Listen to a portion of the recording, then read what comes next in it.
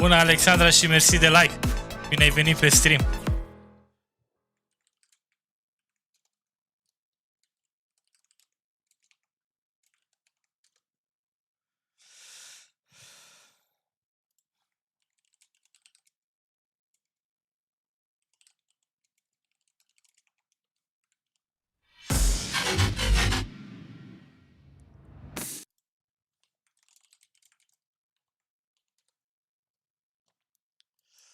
Hei, salut, salut! Ce faceți, dragilor? Cum sunteți? Totul bine? Ia să salutăm și pe platforma YouTube.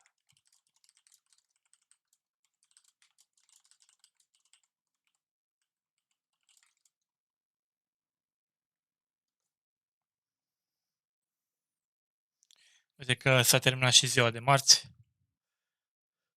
Sunteți în parc. Ia ce frumos! Distracție plăcută vă doresc. Să aveți parte de un apus minunat. Pentru că știu că acolo deja este ora 7 și un sfert. Și sper să nu aveți călduri prea mari ca să vă topiți și să fie nevoie să cumpărați prea multe înghețate ca să vă doară gâtul. Astea fiind spuse, hai să revenim noi la ale noastre, să lăsăm lumea să facă ce vrea, pentru că lumea își poate cumpăra câte înghețate vor ei. Ia, vreau să vă arăt ce am eu aici. Vedeți chestia asta? Fiți atenți aici. Vum! Ia uite ce are băiatul. Evantai. Dar ce fac eu cu evantaiul ăsta? Îl strâng frumos și îl arunc. De ce? Pentru că am să vă arăt. Uite ce are băiatul în colț acolo. Și merge. Și merge, și merge. Și ca să vă arăt că merge, ia uite.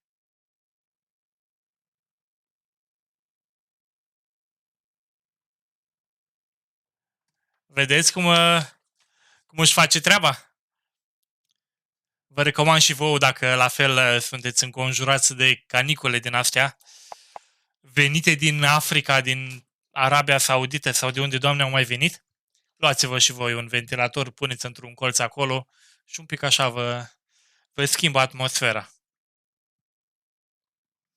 Dar de zici că e răcoare. E bine dacă e răcoare, chiar mă bucur că e răcoare și că nu muriți de cald acolo, să schimbați câte 3 tricouri pe zi. Și aici astăzi a fost foarte cald, dar am răzbit și am reușit să tung gazonul și sunt fericit cu progresul ce l-am făcut azi sub 30 de grade. Cam atât a fost azi la noi, 30 de grade, în România poate a fost mai mult. În momentul de față avem 28 de grade în dormitor, deci cu siguranță afară erau mai mult de 30. La amiază, eu când am tuns dimineața erau vreo 30 de grade. Și pe la ora 2 cred că erau vreo 35.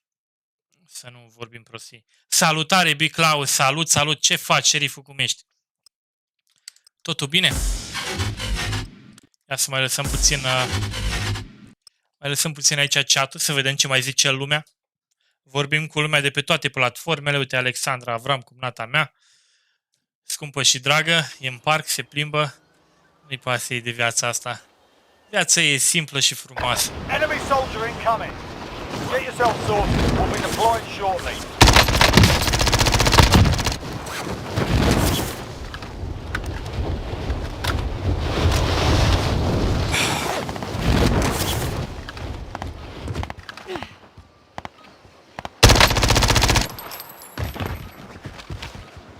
Enemy dropping into the AO. Te chinui și tu la win. Nu te chinui, crede-mă, că nu te chinui, îți iese win-ul. Nu te chinui să faci win și o să câștigi.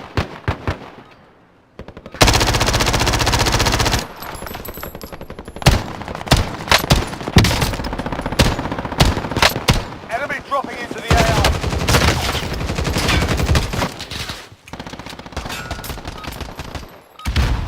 You're done warming up. Stand by for deployment to the war zone. Poți să te stric, Claus, să nu te mai stric pe Claus. Bun, vedem. Așa a rămânit acum. Claus te stric. Claus, câștigătorul Warzone-ului românesc. Tot cu fanul ăla din spate îmi place așa să... Mi-am ales ăsta albastru, că am comandat și mi-au venit 4. Unul albastru, unul roz, unul verde și unul... Habar n-am ce culoare, când m-am mai uitat. Dar mie mi-a plăcut ăsta, e șmecher. Și imaginam așa cum era pe vremea chinezilor acum 2000 de ani. Easy mark. Stand by to deploy. Bădălina Bălinișteanu, mulțumesc frumos pentru like și bine ai venit pe stream. Te salut, te salut, te salut. Sper că ești bine și tu și sora ta geamănă și mama ta. Eliminate all targets in the AO. Enemy soldier incoming.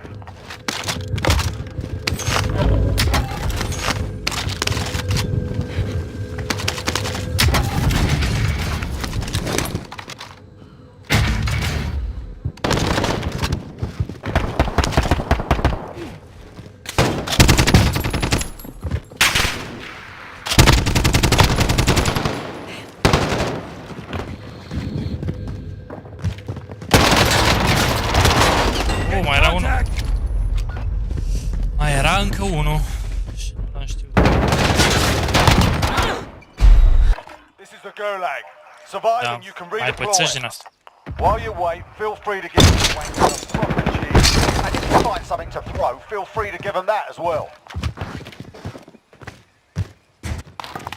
Deci fără Iohannis doar Claus, am înțeles. The fight's on. Chiar așa te numești cu K de la kilogram sau așa ți-ai pus tu că-ți place?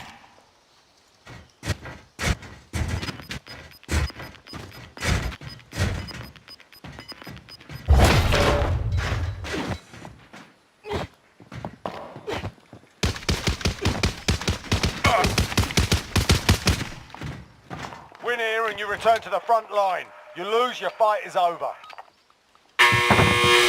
You're up, soldier. Now go sort this fucker out. Looking a little worse for wear. La ce mi-au dat ăsta, mi-a zburat capul. Cred că știu de ce. N-aveam evantaiul la mine. Dacă aveam evantaiul, făceam așa, una cu evantaiul la căpățână și îl dădeam pe spate. Da. Chiar e interesant cine a inventat evantaiul. Să facă chestiile astea așa din bețișoare și cu pânza asta așa lipită. Și să se deschidă așa. Dar cred că în ziua de azi le fac roboții, nu le mai fac oamenii. Mi se pare prea totul... E totul extraordinar de bine gândit. Și prea faie lipite, toate sunt lipite perfect. Eu sigur e un robot. Și modelul, uite, dacă vă arăt modelul pe bețișoarele astea, ia uitați-vă aici. Unde e albastru, ia uitați. Vedeți? Sigur e ceva robot care face chestia asta. N-are cum stea cineva să scurteze în toate bețele la fel.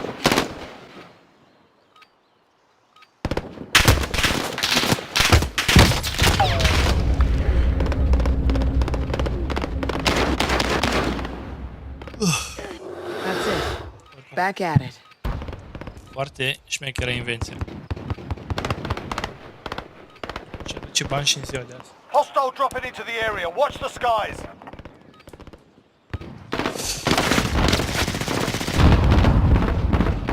Stă la pe acolo.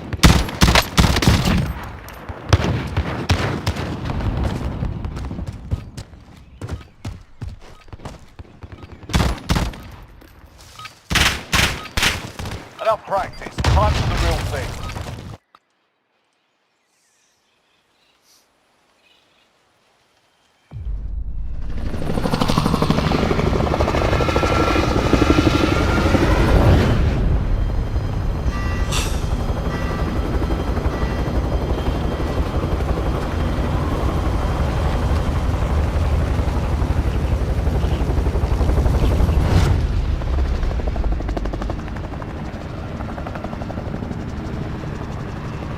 Battle Royale. Set a drop point for your team, soldier. Be advised, gas is closing in. Proceed to the safe zone. Found a helo. Disregard that. Aici o să... Vehicle here. Cancel that. Relocating.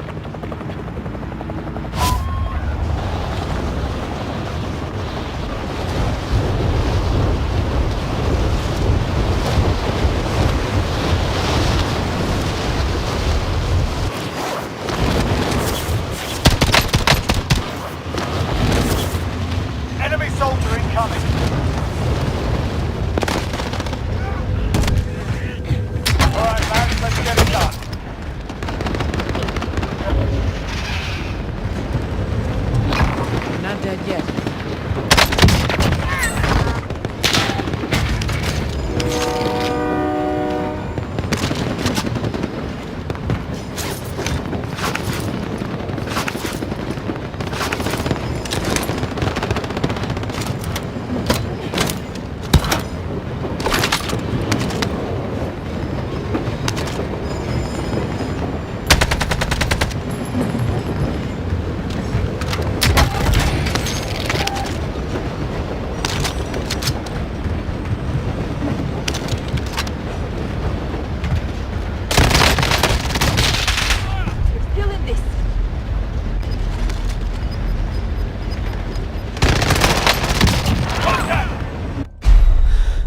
You're in the gulag now. Fight to earn redeployment. Bătaia pe tren e cea mai șmecheră bătaie vreodată posibilă. De ce? Pentru că merg vreo 10 player acolo. Salut, it's me Joker. Salut, Joker. You can It's me, always Joker. uncover these bastards while Joker you're din waiting. Marvel. Give them some choice words or Poți să smash cred. their mugs with a well-placed stone.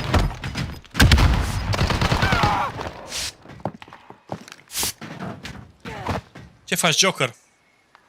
Care-i viața, Joker? Ești același Joker, ha-ha-ha? You're up next, mate. Get De ready. pe Facebook sau alt Joker? Win here and you return to the front line. You lose, your fight is over. You're up, soldier. Now go sort this fucker out. Yeah, you kick their ass. Stand by for redeployment.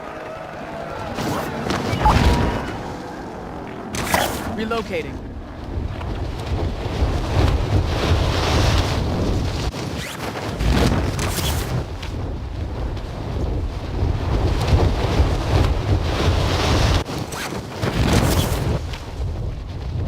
Deci sunteți mai mulți Joker, am înțeles.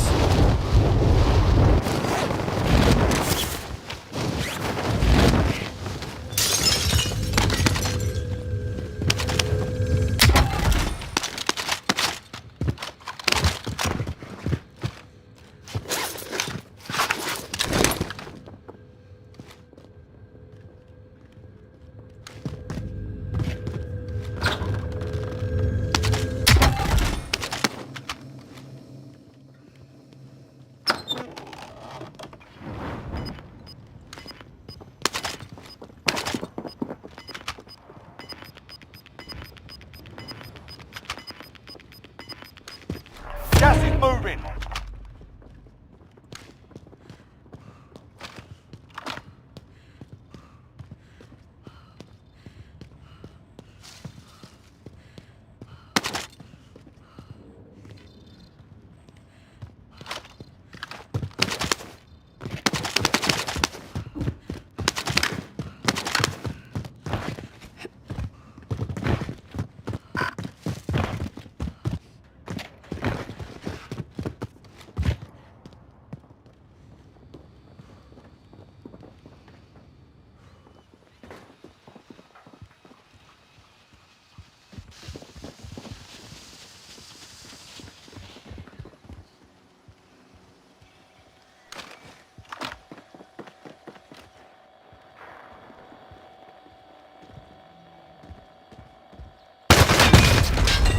Ah, ok. Fort hard Enemy out movement there. there. Return to base for debrief.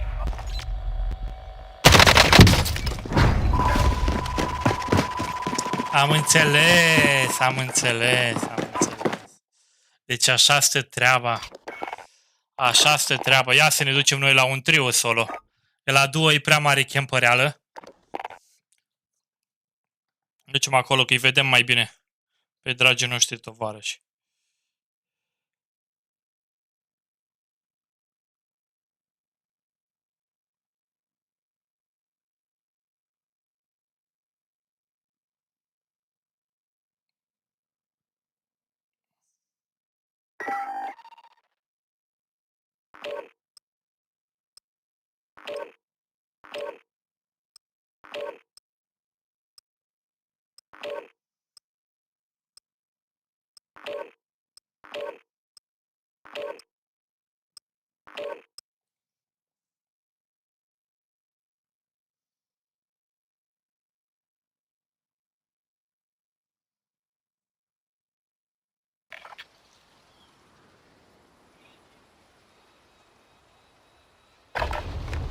Check your gear and weapons. Planes are making ready for deployment.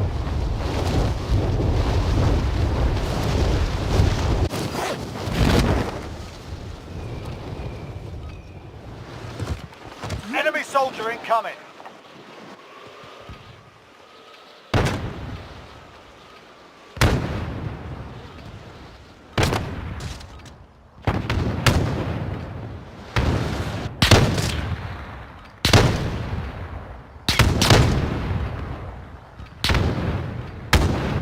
Enemy dropping into the AO.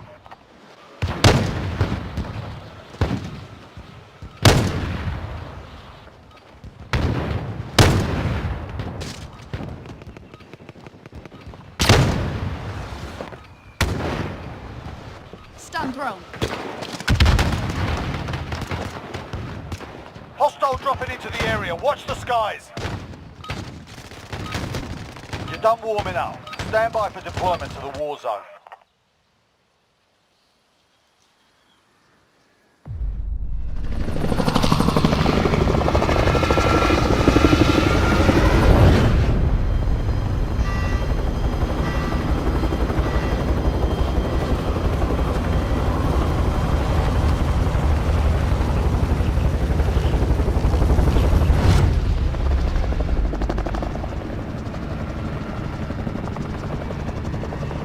Battle Royale. Alright, soldier, mark a drop point for your team. Avoid the gas, get to the safe zone. Oh, salut, Sergiu! Cum ai FPS pe sus? Eu am făcut multe setări și e sub 60. Păi, depinde, șeriful. Depinde de multe chestii. Ce placă video ai, în primul rând, Sergiu?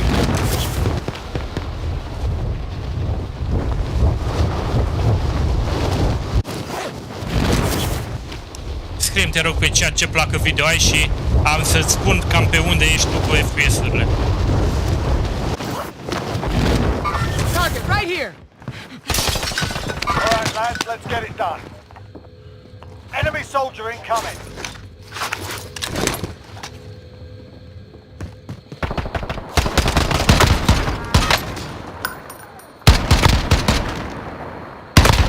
Fuck's sake, Alzheimer.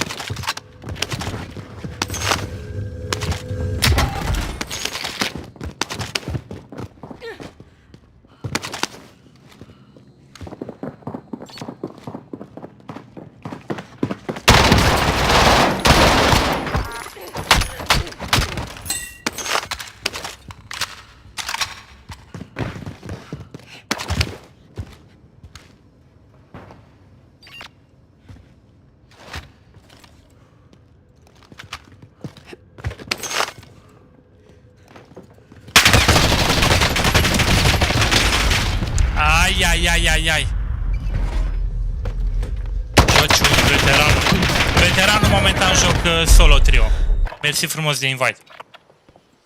You win this fight and you return to the front line. But if you lose, you're done here. Time to earn your freedom, soldier. Get down.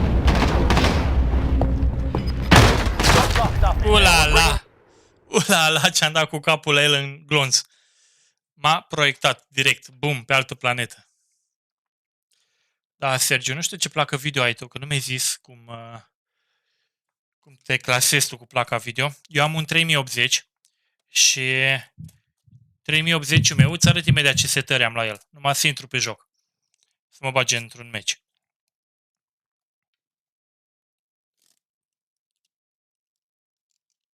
Nu-ți imagina că dacă ai 3080, vai de mine, joci 4K și ai toate la maxim, că nu e așa. Poți să faci chestiile astea, dar după aia ai de suferit la FPS. O să am mai puțin de 60, probabil, dacă le pun toate la maxim. Cred că îți arunc un ochi peste setările mele și te uiți și tu. Îți clătești privirea ca să vezi dacă ai la fel.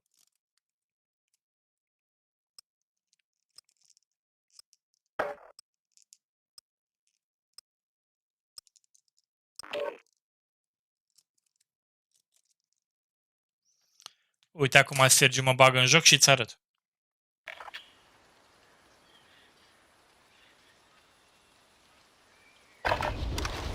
Get yourself the proper warm-up. We'll be deploying soon. Uite, options, mă duc la grafică, da? Și aici îți arată ce placă video ai tu. Și după aia am un monitor de 170 de Hz. Rezoluția mă joc în 1440p, deci rezoluție 2K. Și V-Sync-ul e enable la mine.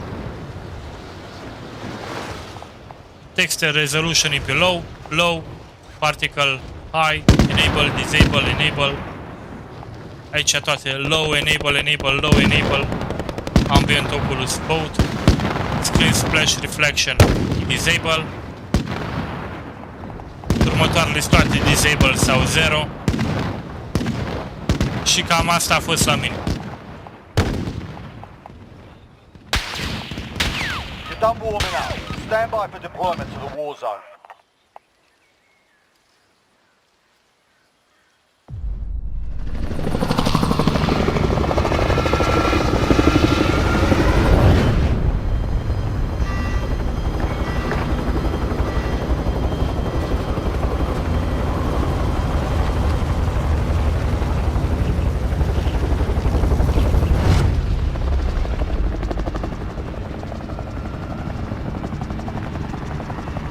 Battle Royale.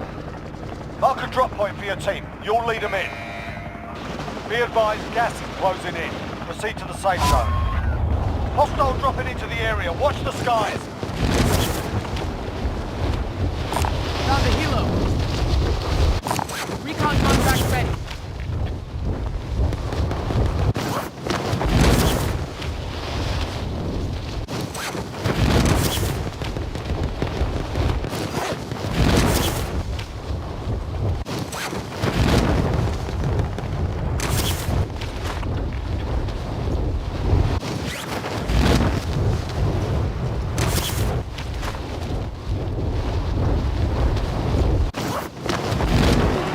I'll take the Eliminate stick. all targets in the AO.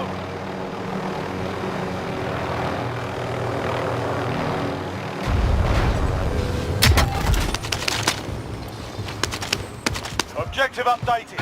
Secure that position.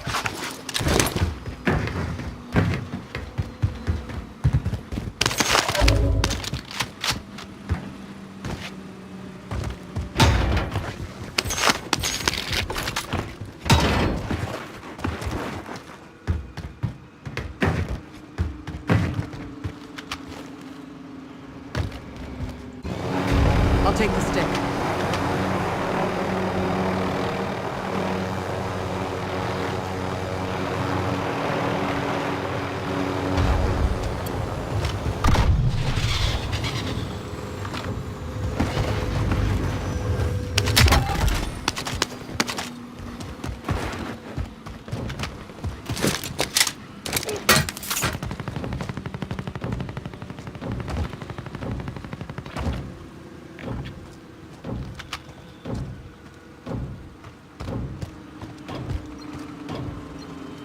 Dar nimeni n-a serii militare.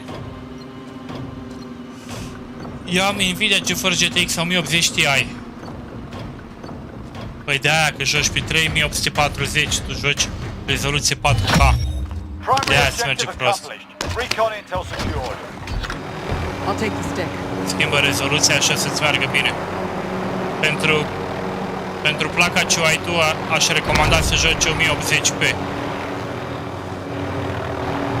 1920 pe 1080.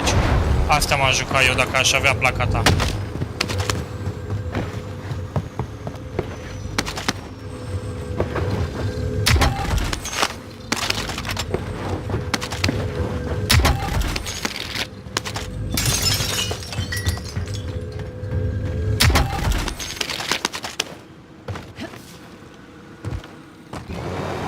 pilot. Recon contract ready.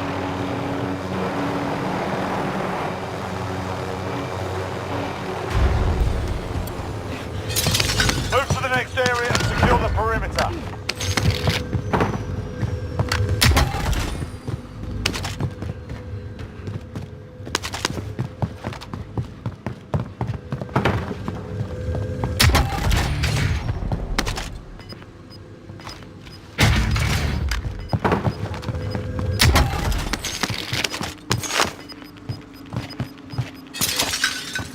We've got gas moving in. All pilot.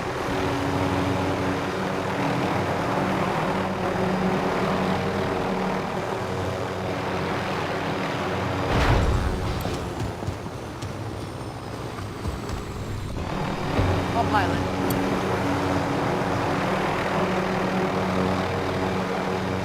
Player acolo.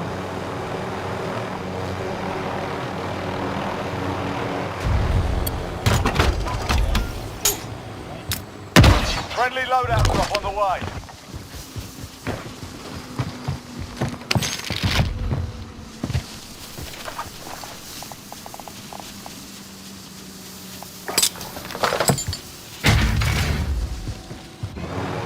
I'll fly it.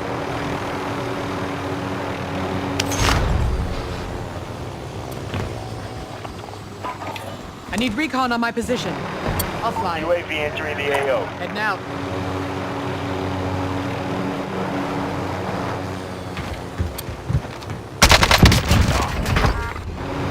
I'll take the stick.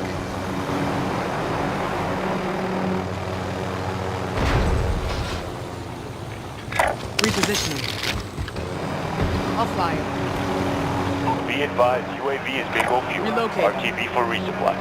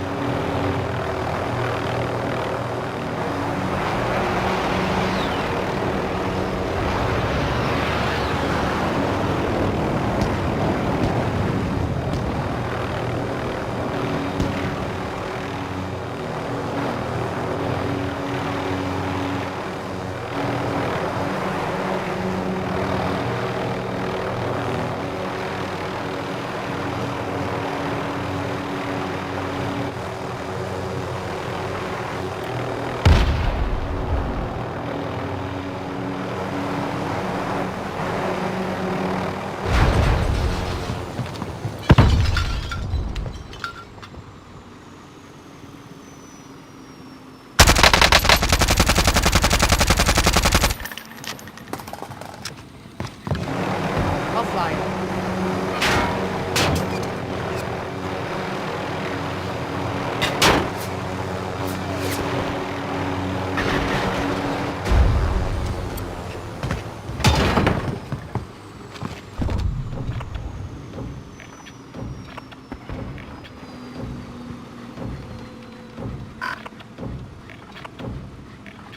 Target right here.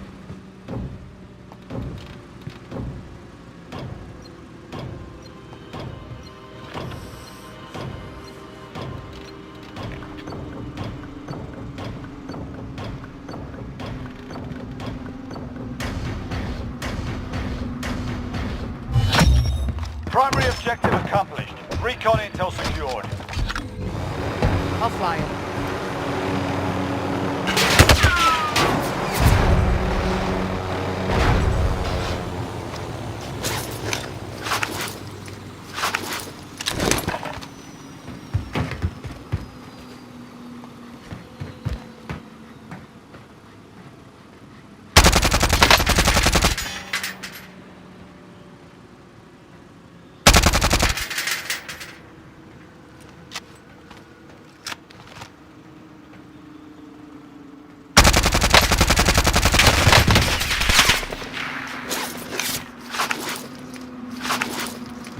You got this.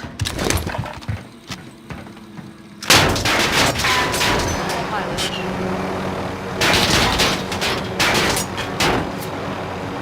Friendly loadout drop on the way.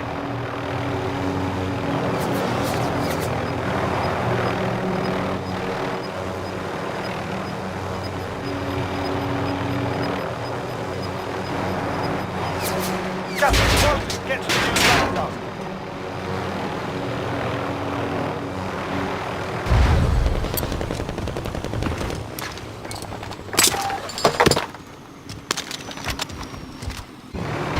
I'll take the stick.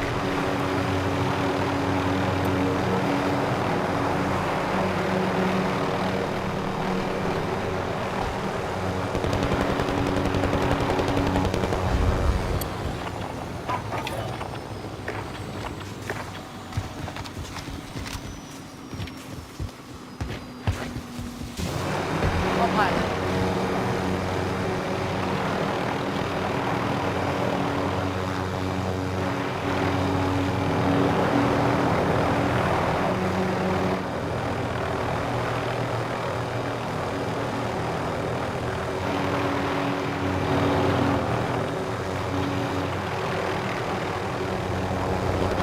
Vehicle marked.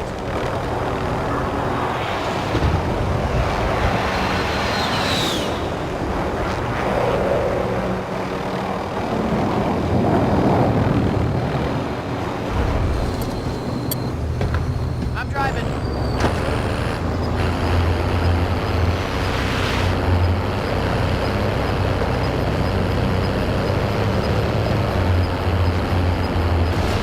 Gas is inbound.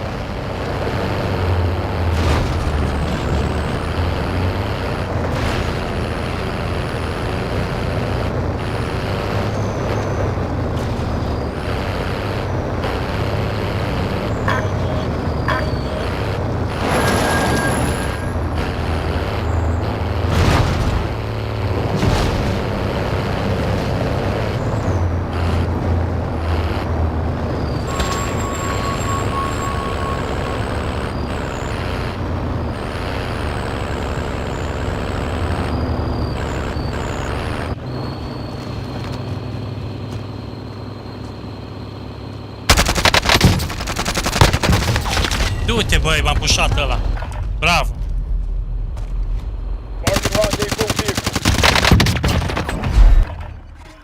M-a pușat ăla, da, ia, Win ia. here and you return to the front line. You lose, your fight is over. You're up, soldier. Nu mă las, îi dau în continuare solo trio până mâine.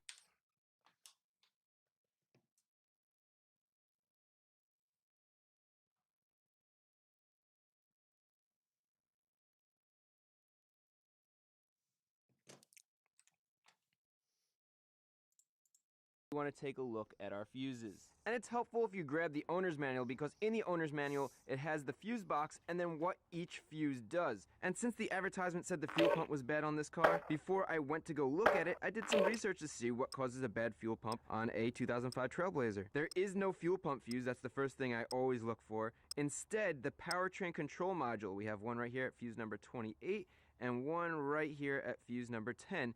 Both of those control the fuel pump. So let's check those fuses. And to check them, we're gonna use a multimeter and we're gonna set it to ohms. Now this is super easy. Get yourself the proper warm-up. We'll be deploying soon.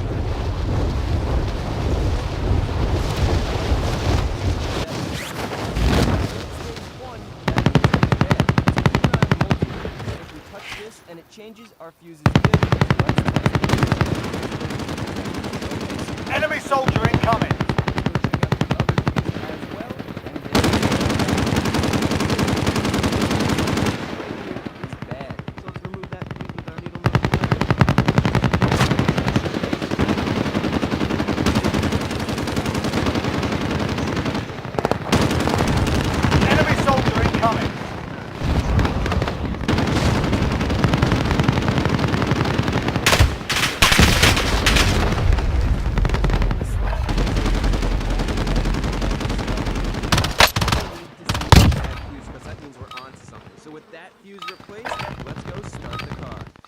So let's put the key in the run position, and we want to hear a fuel pump hum behind us.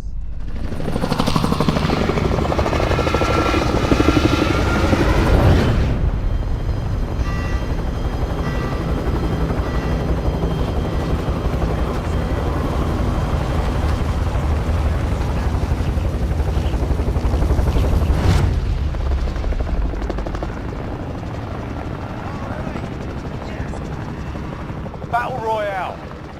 Set a drop point for your team, soldier. Gas is approaching your position. Move to the safe zone.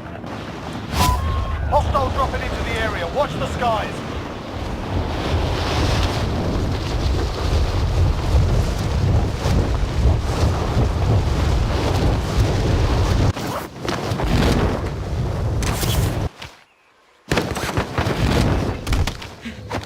Your primary objective is to kill them all.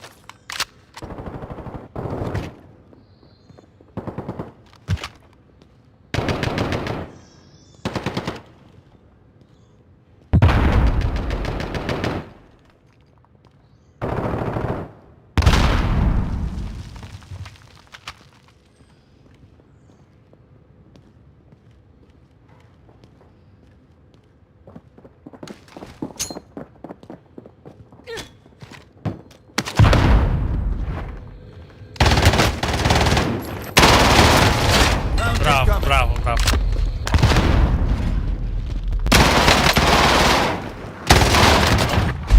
This is the Gulag. Survive and you can redeploy.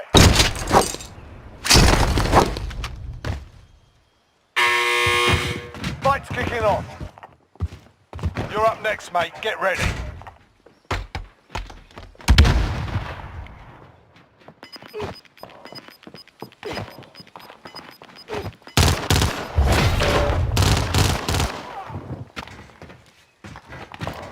You win this fight and you return to the front line. But if you lose, you're done here. Sort them out or capture the objective.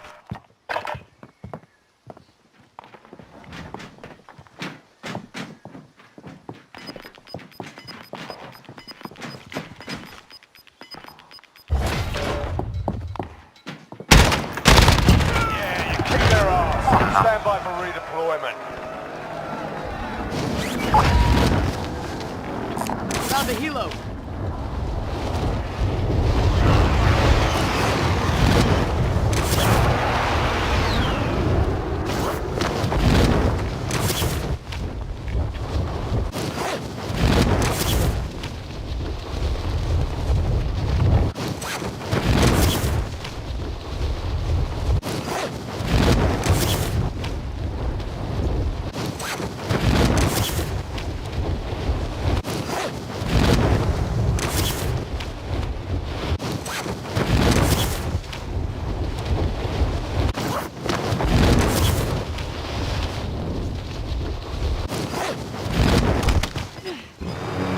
Pilot.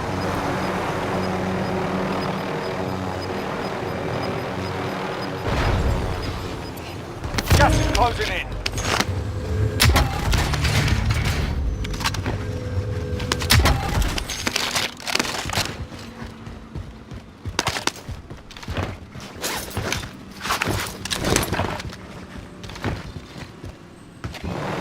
I'll fly it.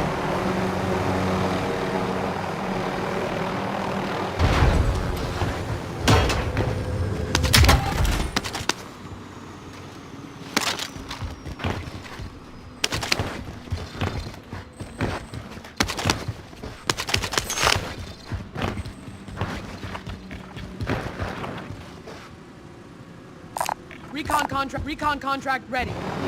I'll fly it.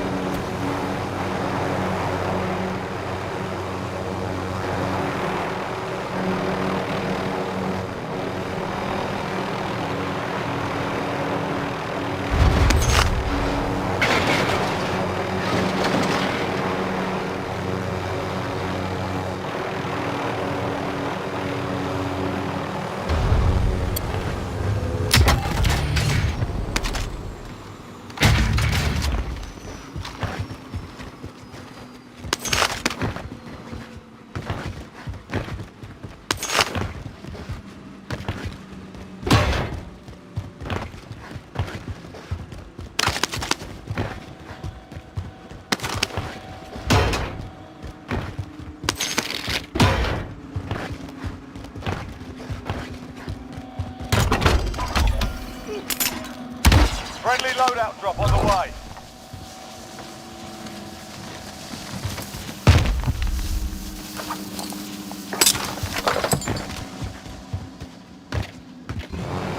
I'll pilot.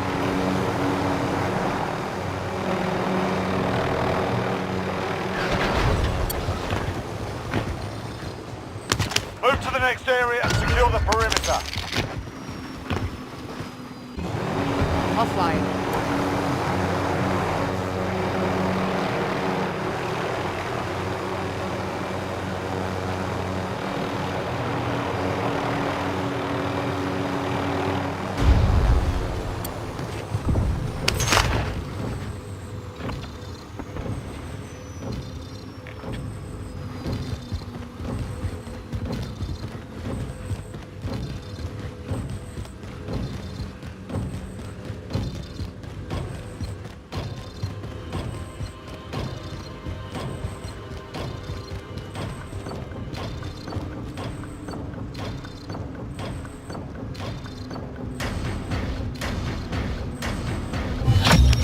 Contract complete. Recon intel I'll secured. fly it.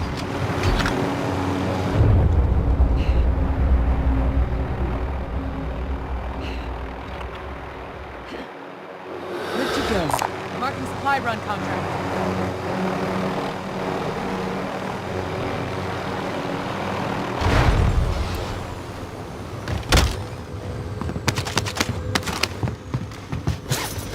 Move to the target area. You don't have long.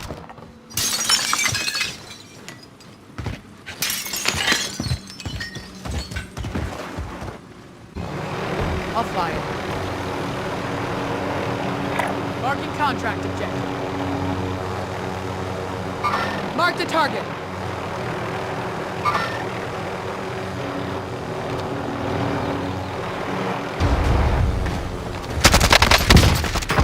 I'm on the fire.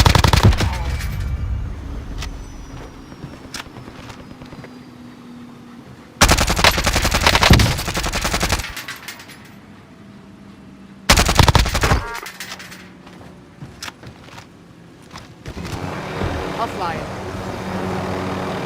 Friendly loadout drop on the way. Du-te, frate, nu Enemy took cred. that one. We'll be Tu back joc to cu finish the vieții. job.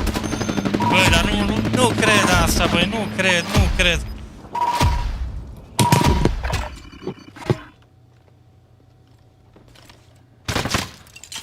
I'm on the fire. Ultra fire.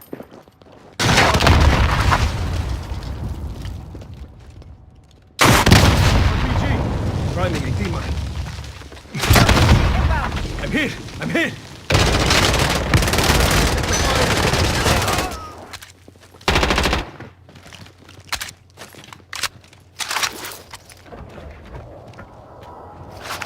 Get off your ass.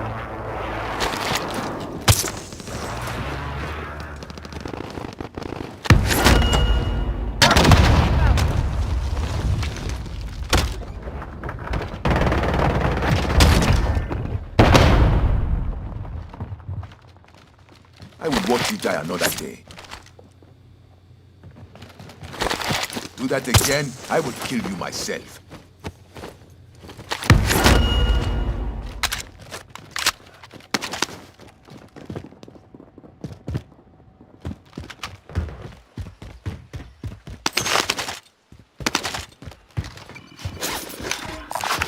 Marking armor.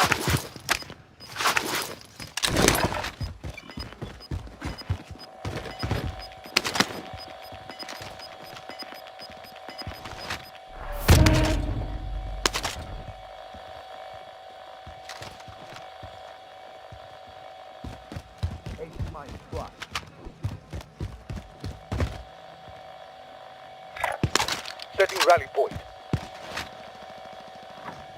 Everyone's in the safe zone.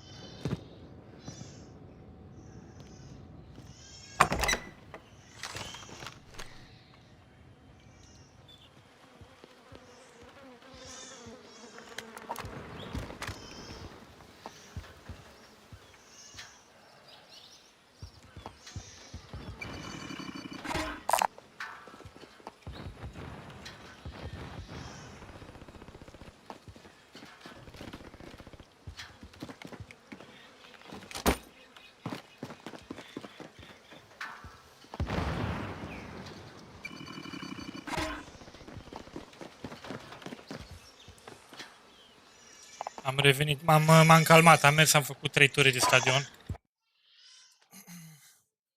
Băi, cum să cadă?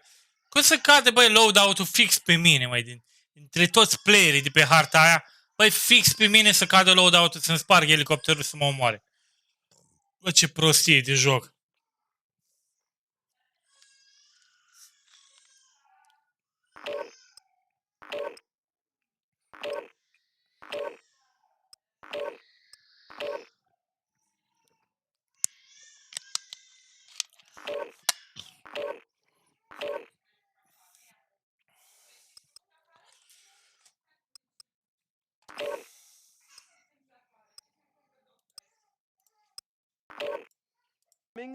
Let's see if she'll start.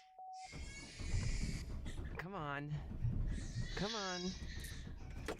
Okay, well, the starter worked, the fuel pump's going. Let's try this one more time and see what happens. Come on. All right. Yes, that is awesome. Okay, we got this. We got the car started. That's so good. Okay, real quick, you always want to make sure there's oil pressure, and you can see we have oil pressure, so that's good. The battery's working. We are low on fuel, so we gotta. I think I'm gonna shut this off pretty quickly. But real quick, let's go outside and woohoo! Oh man, check this out. It is so loud. Oh man, that muffler is shut. Okay, I'm gonna shut this off real quick because I don't want anything to get damaged. Oh baby! Oh, and we have a check engine light too.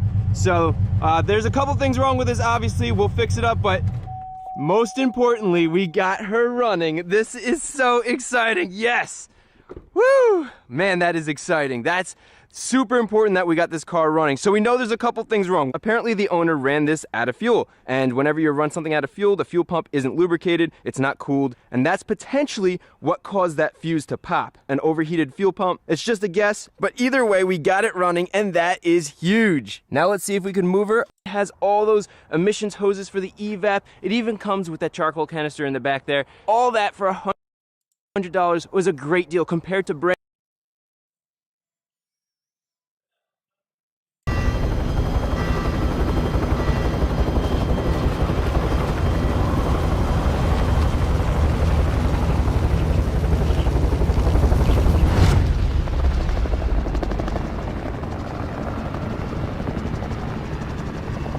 Battle Royale.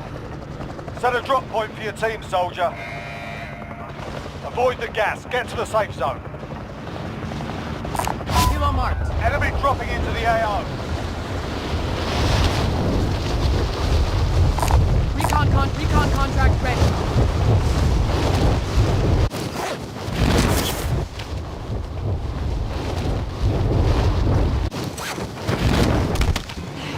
I'll take the Eliminate stick. all targets in the AO.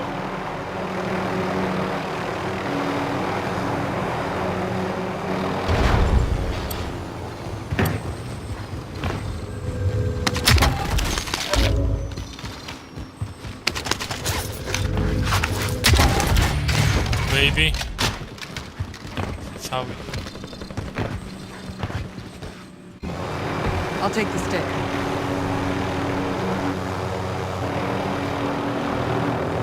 Avem deja 5.000.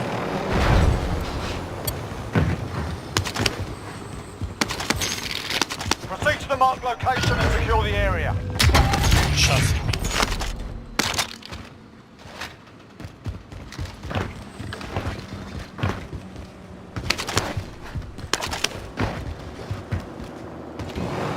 I'll fly it.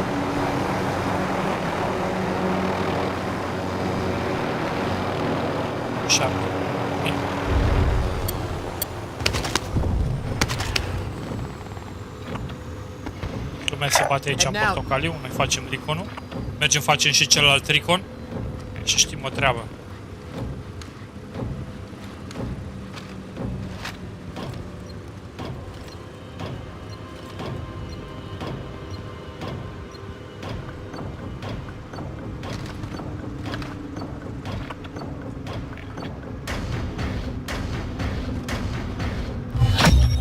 Recon intel secured. Solid work.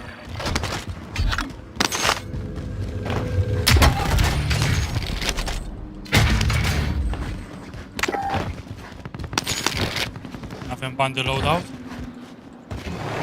mi-apare pe minimap 2 Berta aici? What the heck? Băi, ți-ați mai văzut vreodată 2 Berta? Enemy soldier incoming. Vehicle marked.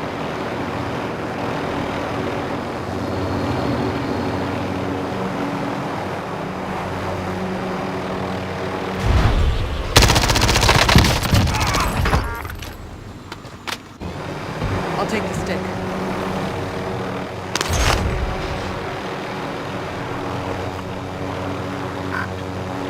Ia uite aici, frate, 2 Berta, una peste alta.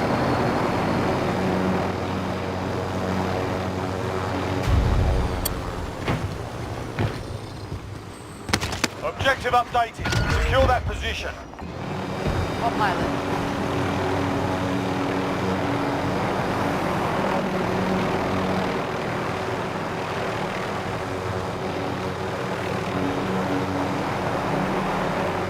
Enemy UAV overhead. Friendly loadout drop on the way.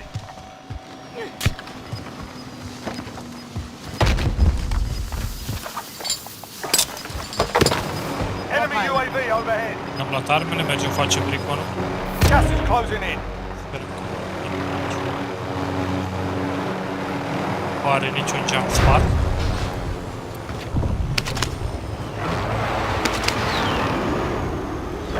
Asta e și unul deschis. Ceea ce ne indică că nu a fost încă nimeni aici.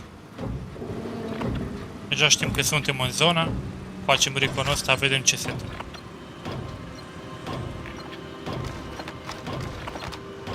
Următorul recon oare unde ar fi? Mi-arată acum.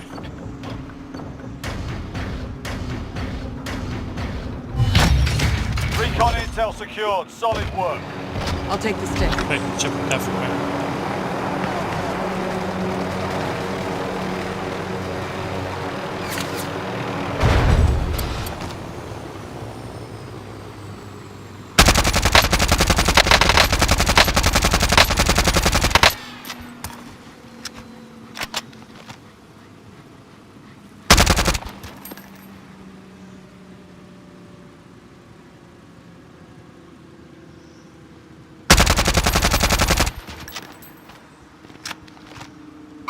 Mark the target.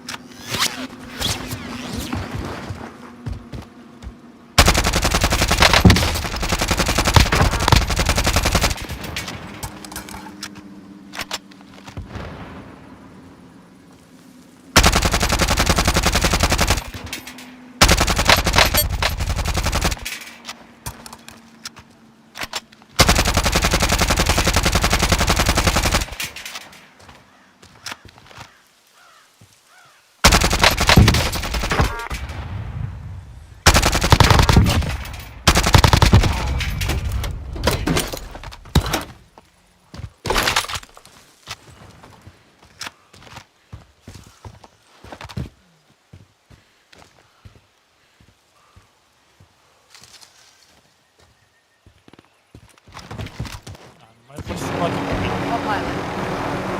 Hostile dropping into the area. Watch the skies.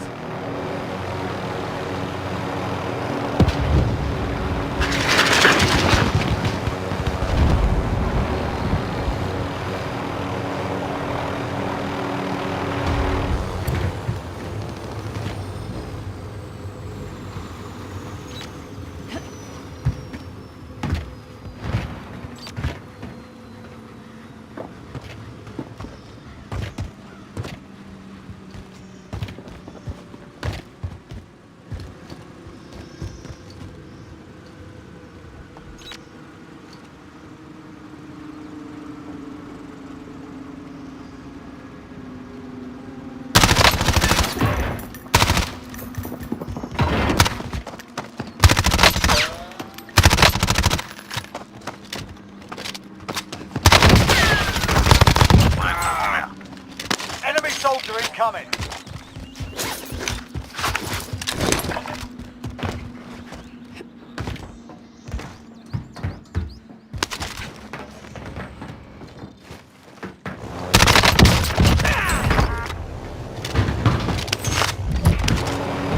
pilot.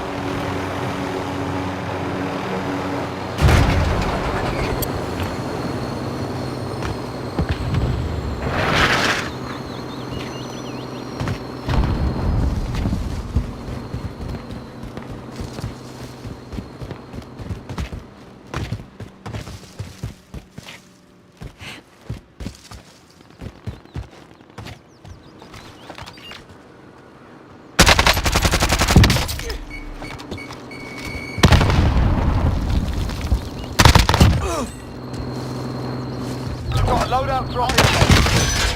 Oh, bravo, bravo.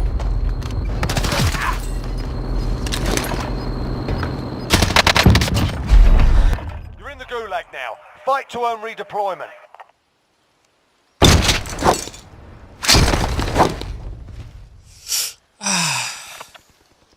Uite, ne-a venit și loadout. Time for a bit of argy-bargy. You can always have a go at these bastards while you're waiting. Give them some choice words or smash their mugs with a well-placed stun.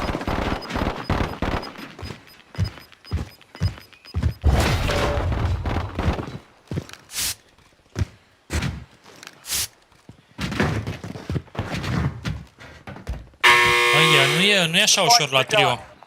De ce? Că sunt mulți. You're up next, mate. Nu zic neapărat că sunt extraordinar de buni toți din ei, dar unii sunt ok, știu ce să facă, își iau load-ul, își iau pila, vede ca elicopter, știe ce load să-și ia ca să dea după tine. Time to earn your freedom, soldier.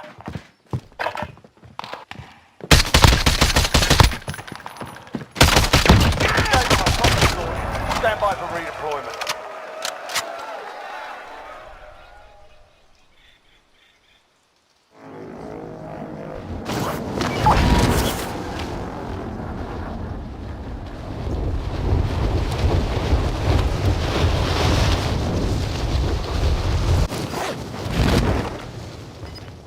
Enemy marked.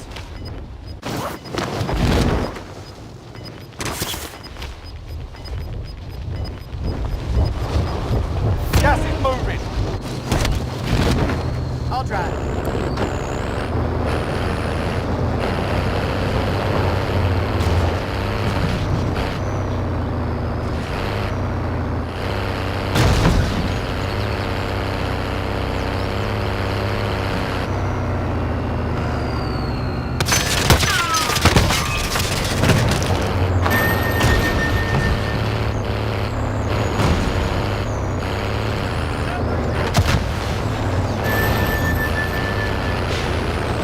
Enemy soldier incoming.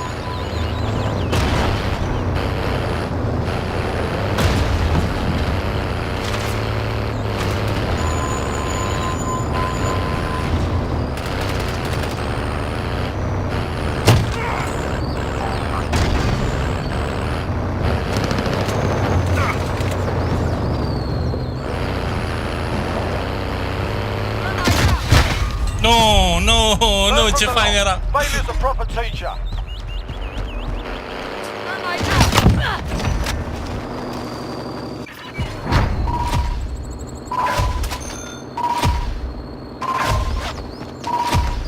O omorâ Cacacido. Pardon. Nu să mă omoare Cacacido. Cacacido killerul. Cacacido. Ce nume e ăsta Cacacido? Nici n-am auzit de Cacacido. Cacacido.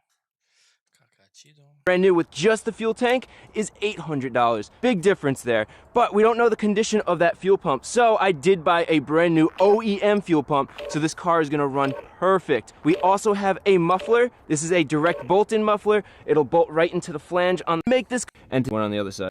This is, as long as it's not does make it bolt threads with the penetrating fluid and let it soak for a minute. If you know you're going to be doing this job, you could even soak these down a few days early to make it even easier to remove the bolts. Now we could grab our ratchet and remove the bolts. And just as I figured, these are stuck on there good from all the rust. So this is where a breaker bar, which is double the length of a ratchet, will give you extra leverage to break these bolts loose. And look at how easy that made it. Now that it's broken loose, we can loosen it the rest of the way with the ratchet. And here the breaker bar too fast and clean cut. So that flange a little more saw on the line. So now with this, these two nuts holding it on. And let's break them free. Well, we broke it free for sure. Good thing the new muffler has the studs on it, so snapping this isn't a big deal. Let's see if the other side's gonna break loose or snap. And this side snapped too. It actually works in our favor. This makes it a lot quicker than trying to remove the nuts. So now we can remove the muffler, and to get the muffler off the exhaust hanger, a little trick is then pry it outwards and as lubricant, and then wedge a flathead screwdriver in there to help open up the hole, then pry it outwards, and it should come right out, just like that. Since the heat shield has some holes in it, I'm going to use a few layers of foil tape to cover up the holes and reflect that heat back down away from the cabin, cutting it into the exhaust hanger like that. And now it's very important that we clean up this rusty flange, so muffler is going to clean up the slipper mates to the one that frost onto his U-bolt exhaust. One that's going to seal all the rubber in is no sweat at all over here, so this looks good. So now let's move to the front, out of here, and install the all here. The squirt cap and projectors are firing, but the fuel pump is crank the engine over a couple of times. You're done warming up. Stand by for deployment to the war And zone. that will dissipate all the fuel pressure because the fuel injectors are firing, but the fuel pump is off, so now we have no fuel pressure. And finally, it's a good idea to disconnect the negative terminal on your battery and mix. And one drop in the fuel tank, so that'll prevent sparks, and fuel and sparks definitely don't mix. And one last safety tip is to always have a Class B that is in front of that is and use the jack by wraps this fuel pump under the pump there and moving these connectors without breaking them. Battle Royale. Alright, soldier, mark a drop point. Gas is approaching your position. Move to the safe zone.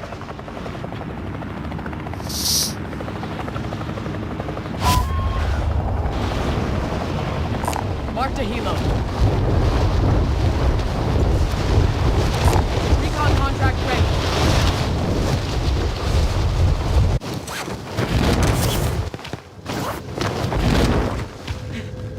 Clear to engage all targets.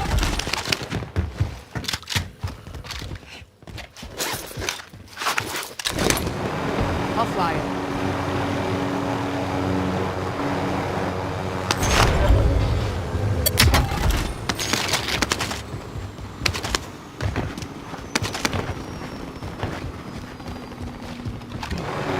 I'll pilot. Move to the next area and secure the perimeter. Hostile dropping into the area. Watch the sky.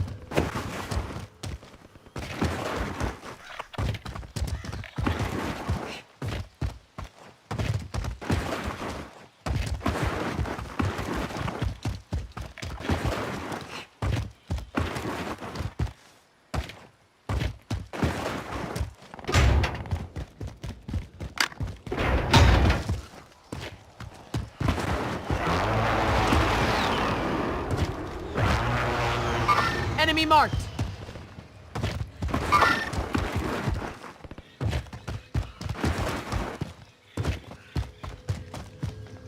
Enemy recon drone in your area.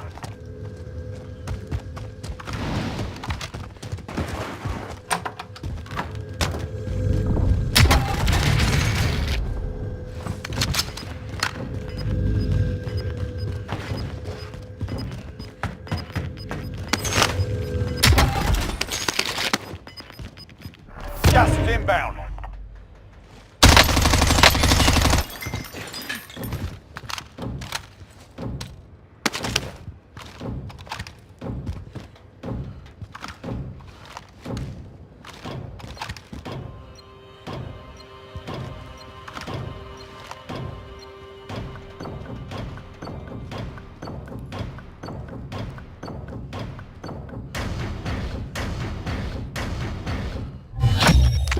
Primary objective accomplished. Recon intel secured.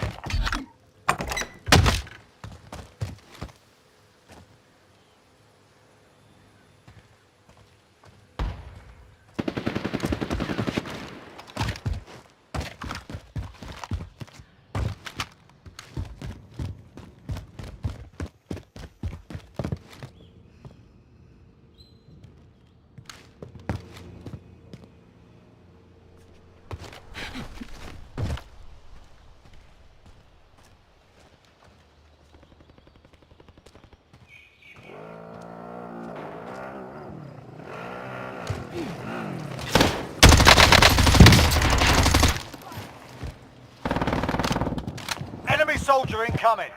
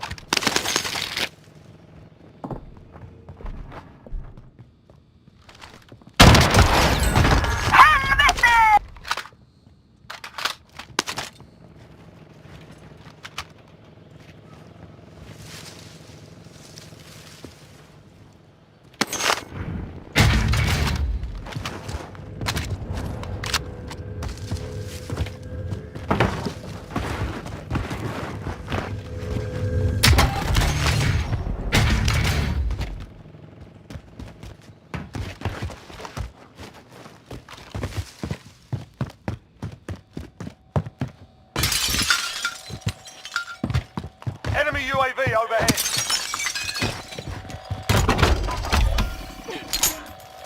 Friendly loadout drop on the way. We got recon online. UAV entering the AO.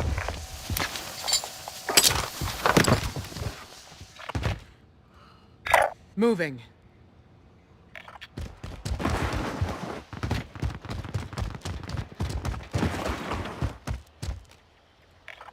Moving.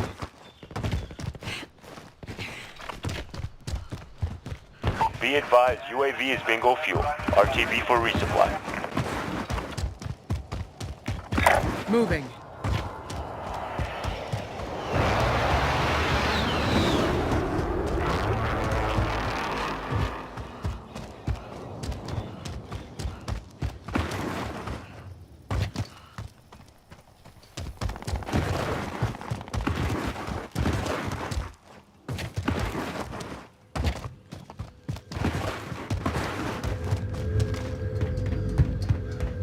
Enemy UAV overhead.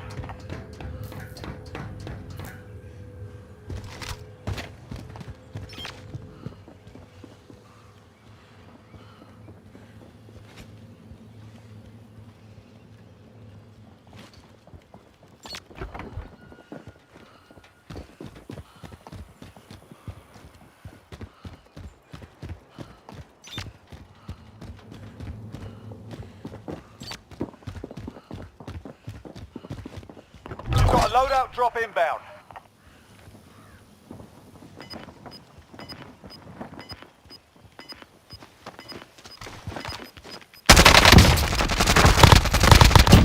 That's it. Gas is moving in. New safe zone located.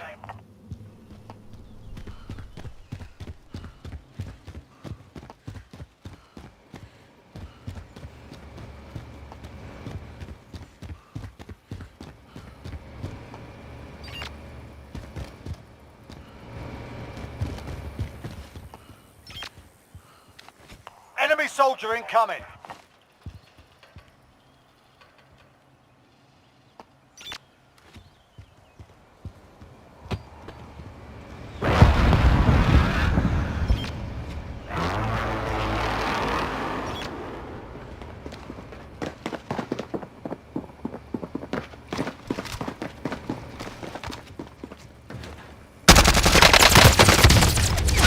Fire.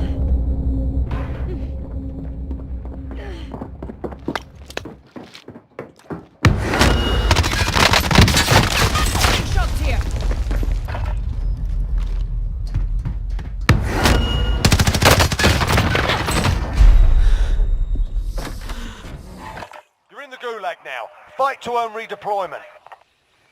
You win this fight and you return to the front line. But if you lose, you're done here. Sort them out and capture the objective. You gave them a proper sorting. Stand by for redeployment. Gas is closing in.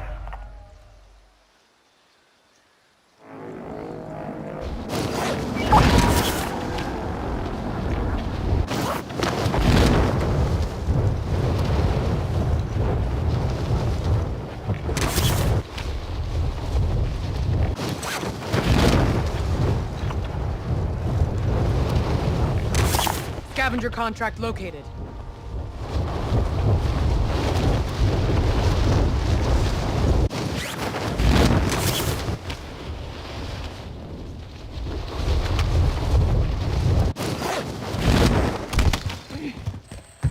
Located a supply box. Secure that position.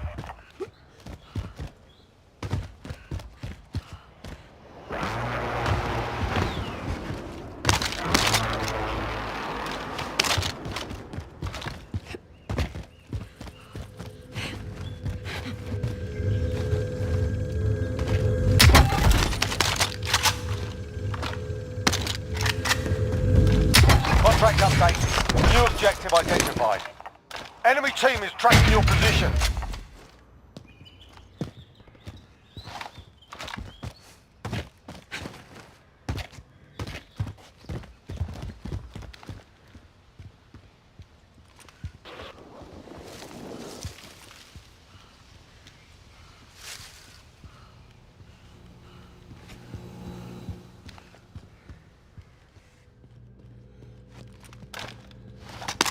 Enemy UAV overhead.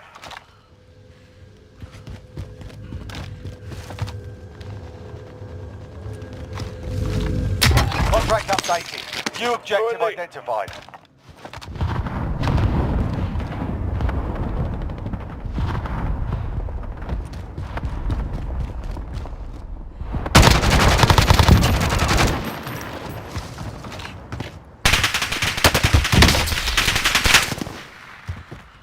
Throwing smoke grenade.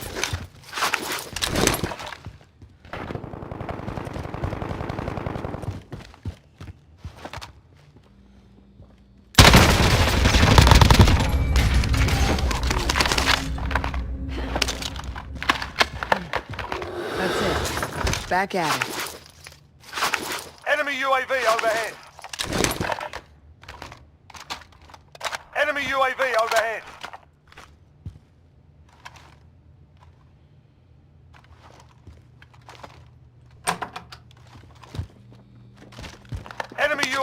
Enemy UAV overhead.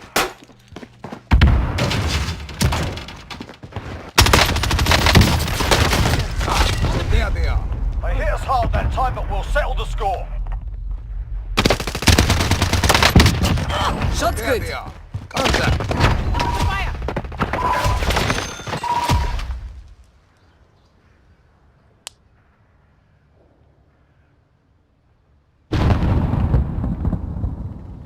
Da, V5 la mine e enable, Sergiu.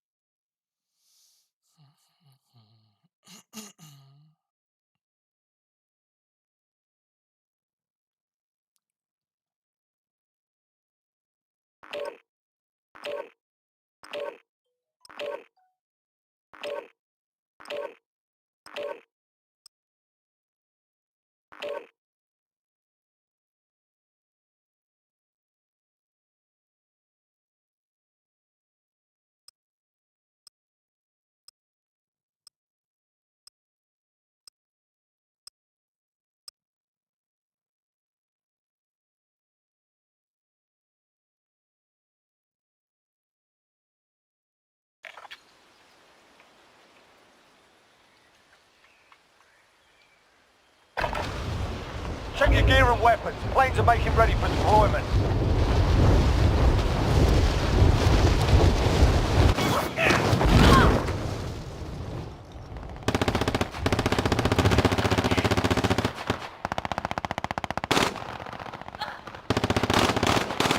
Enemy soldier incoming.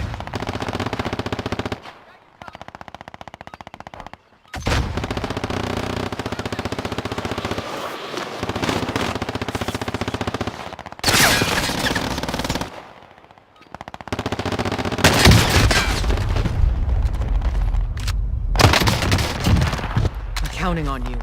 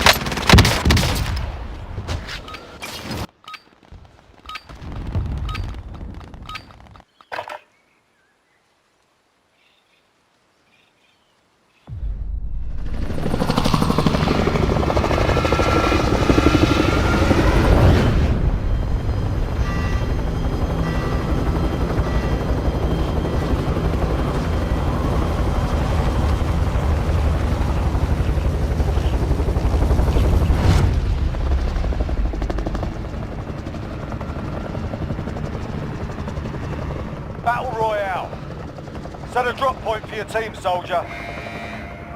Be advised, gas is closing in. Proceed to the safe zone. Mă, ce se întâmplă aici?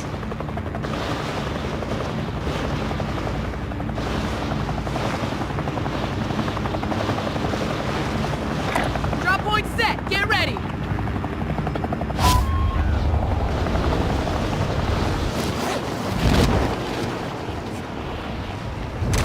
Target right here.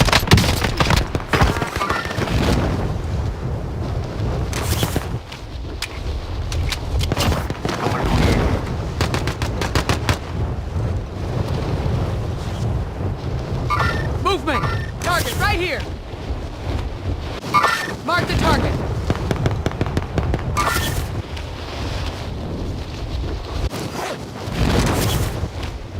Ram, pa, pa, pam. Moving here.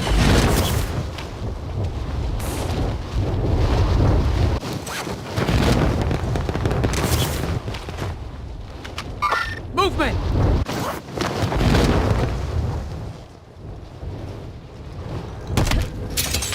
Enemies dropping into the AR. All right, lads, let's get it done.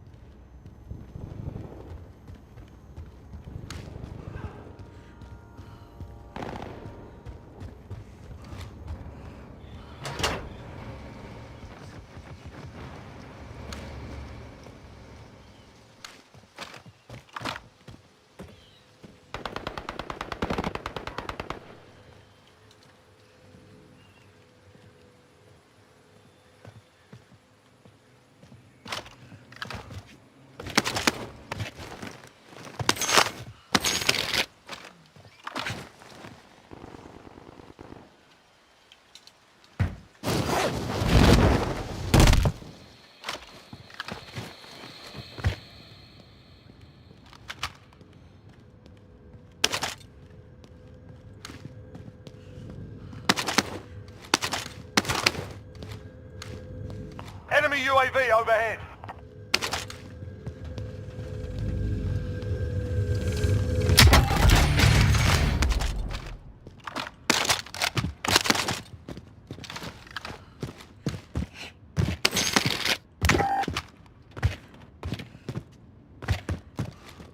Enemy dropping into the AO.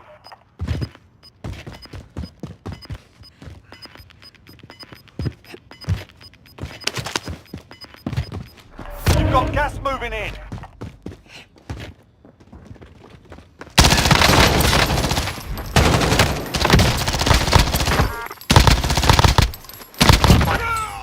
Ja, er steht halt.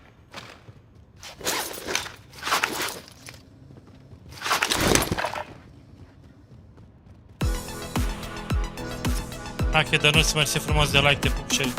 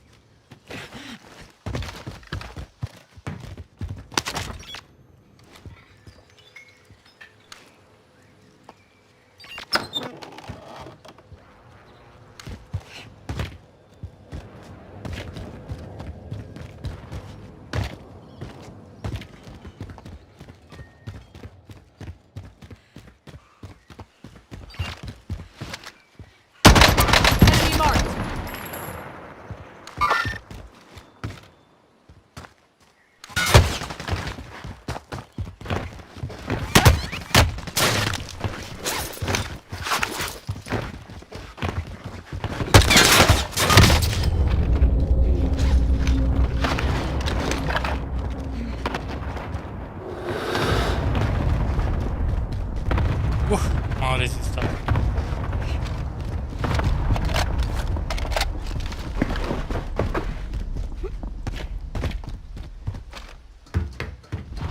Loadout drop headed your way. Enemy UAV overhead. Enemy UAV overhead. Enemy UAV overhead. Gas is closing. Get to the new safe zone.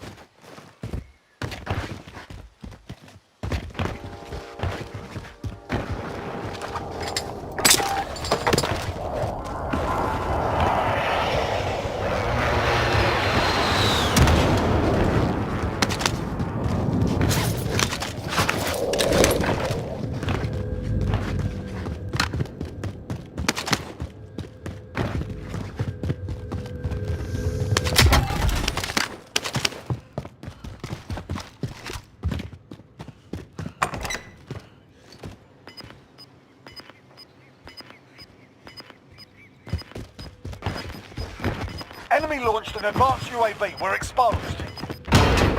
You've got gas moving in.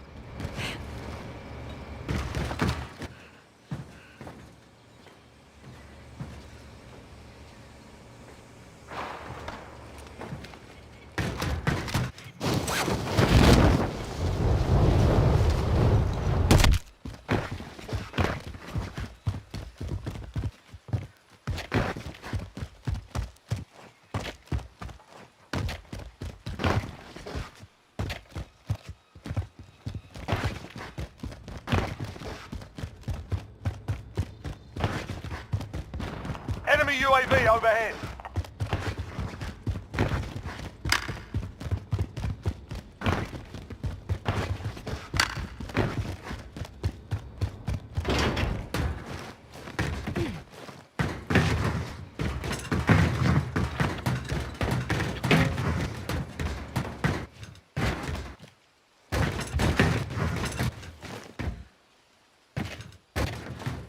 Enemy UAV overhead.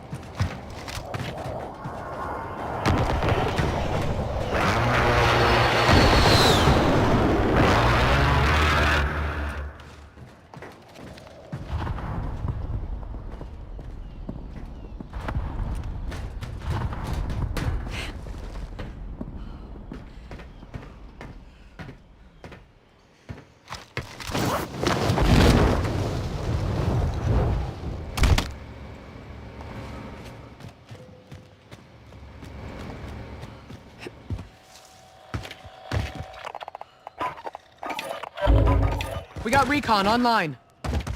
UAV entering the AO. Repositioning.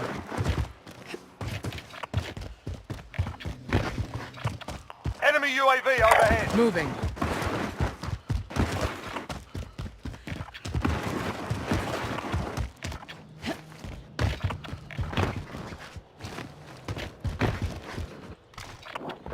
Be advised, UAV is bingo fuel. RTB for resupply.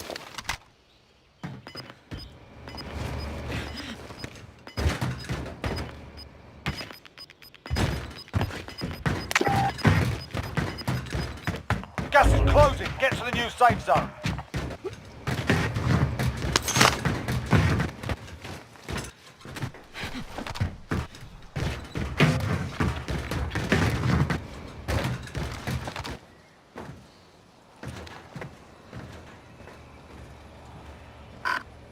Enemy marked.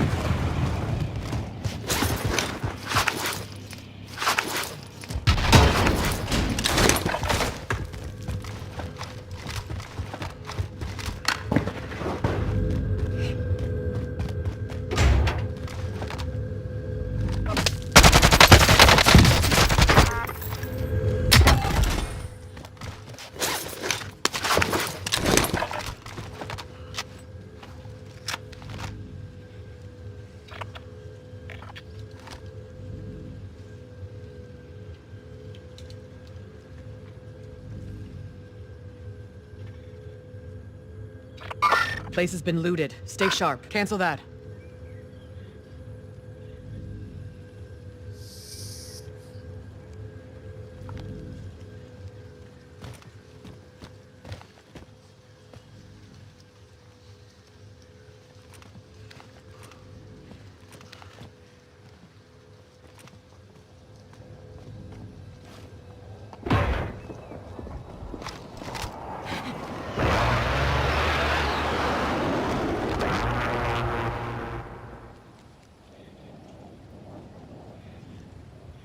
Enemy marked.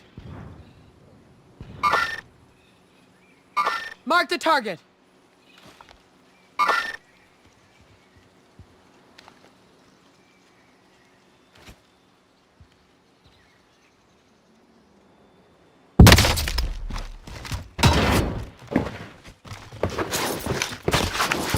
You got this.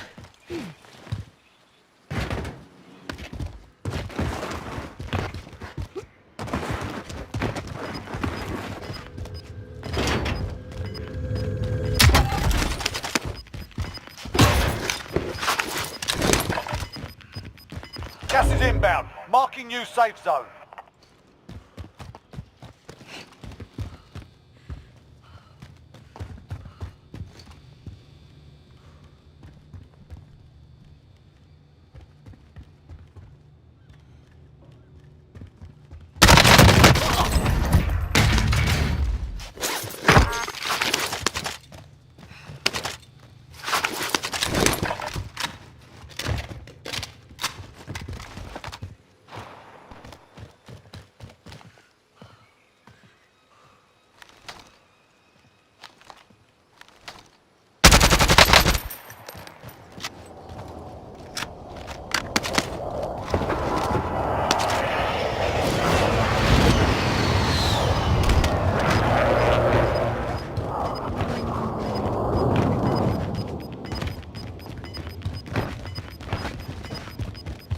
Gas is inbound.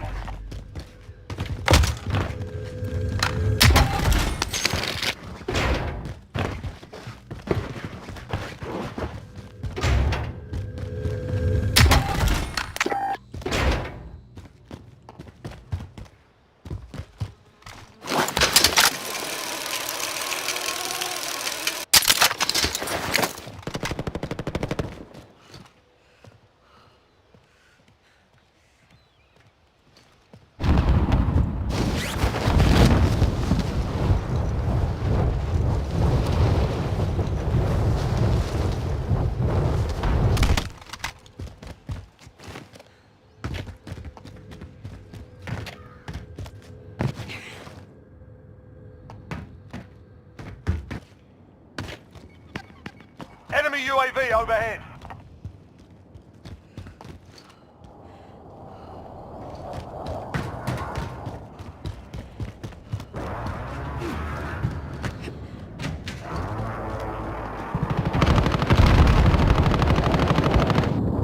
Sustaining fire.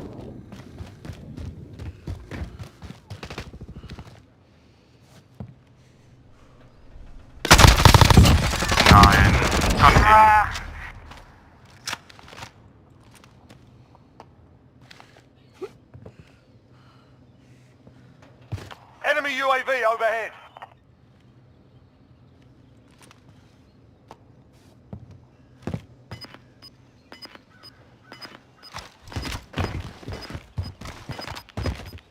Enemy UAV overhead. Enemy UAV overhead. The final deployment is making ready. All windows closing fast. Gas is closing. Get to the new safe zone. Enemy team is tracking your position. Loadout drop headed your way.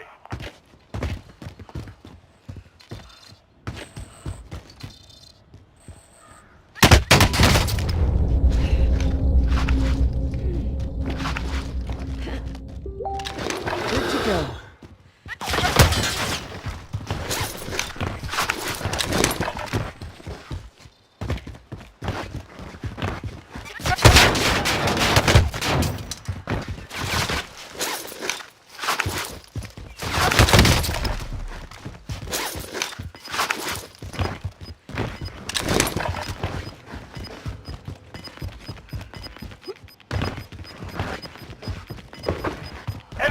UAV overhead. Gas is closing in.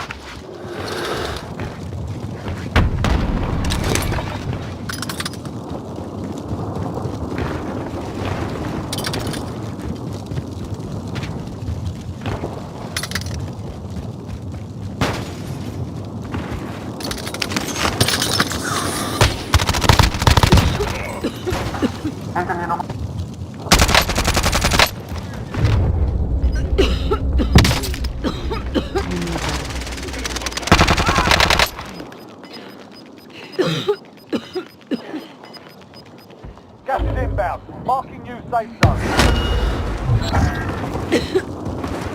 We ain't dying here, just Less find than medic. 10 enemies remain. You are one of 25 remaining. They hit us hard that time, but we'll settle the score.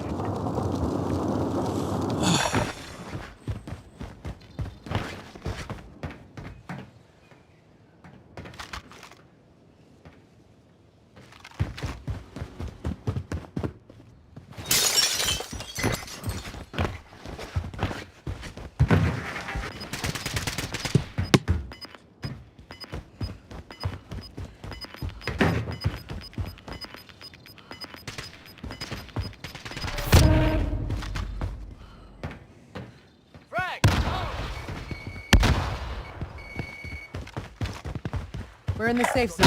I'm moving.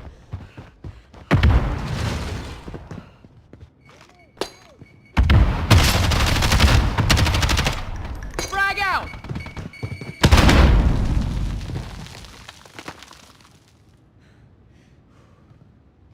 Grenade out! Lights out! They're on the move. Five remain. Stay sharp.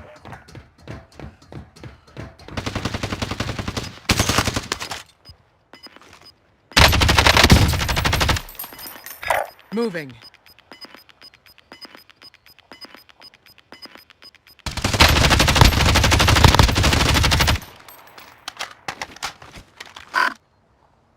Moving.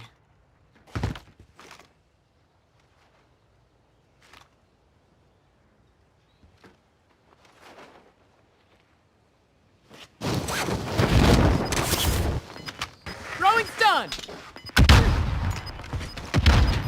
Stun grenade out.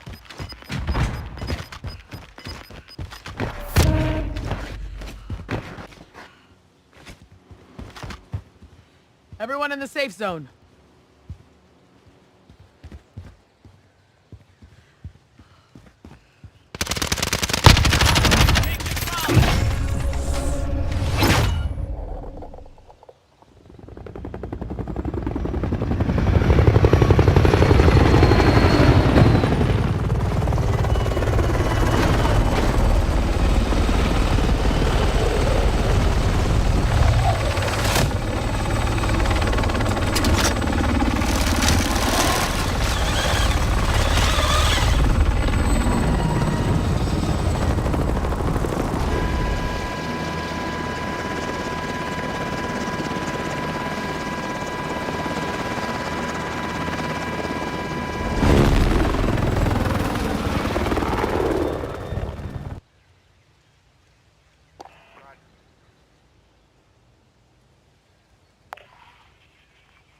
Ja, ich hatte jetzt nochmal den Streamen. Hätte ich in der Runde vorher machen sollen, wie es ausschaut, aber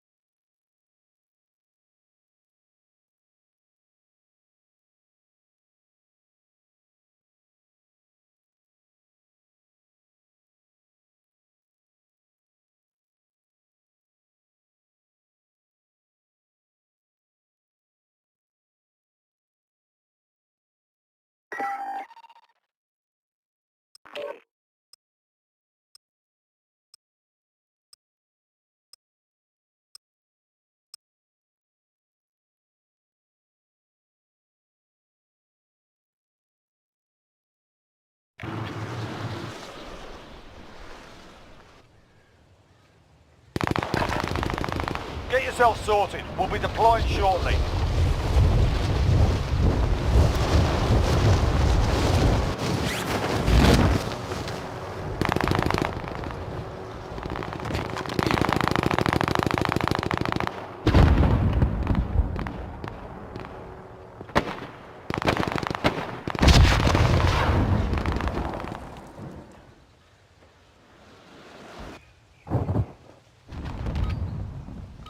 Enemy soldier incoming. Playtime's over, mate. You're going to the war zone.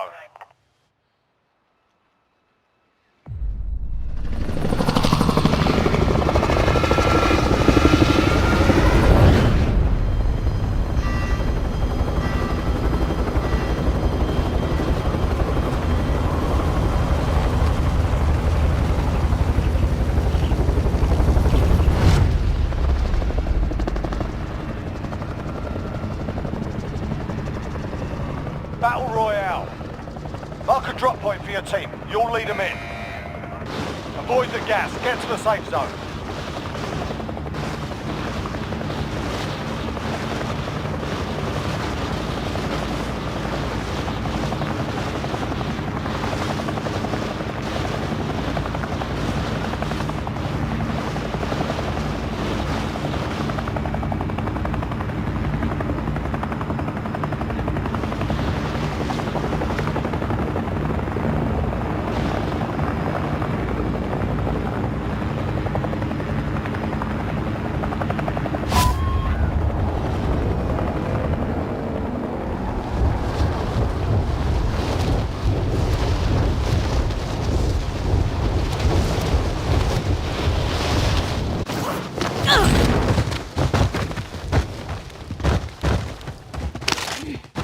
Eliminate all targets in the AO.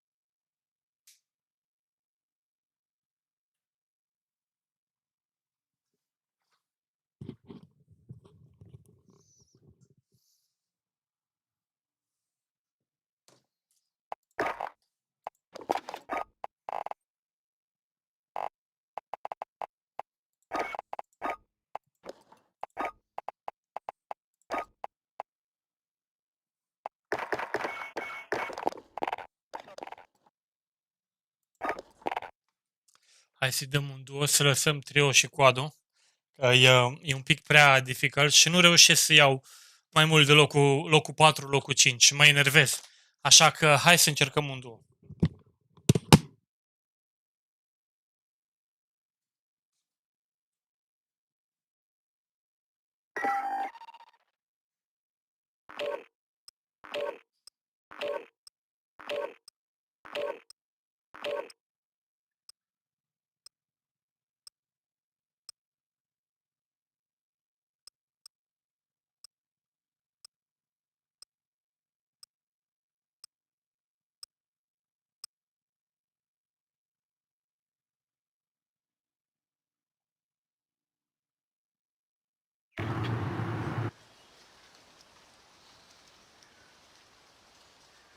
Enemy soldier incoming. Check your gear and weapons. Planes are making ready for deployment.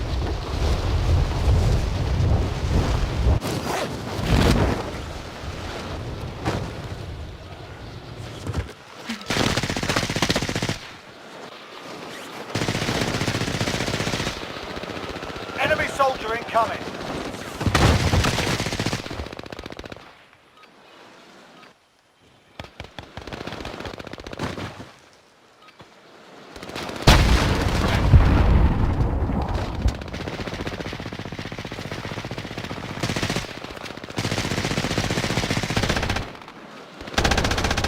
Enemy dropping into the AO.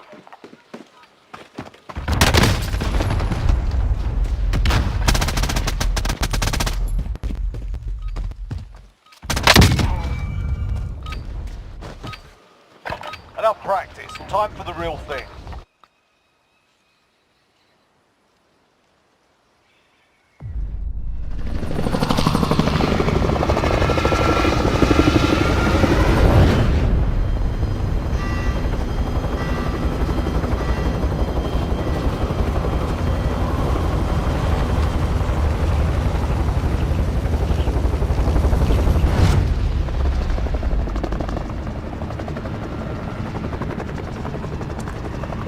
Battle Royale.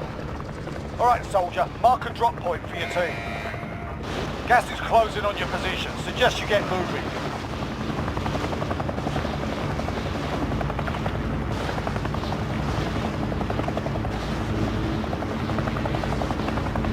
DZ mark, stand by!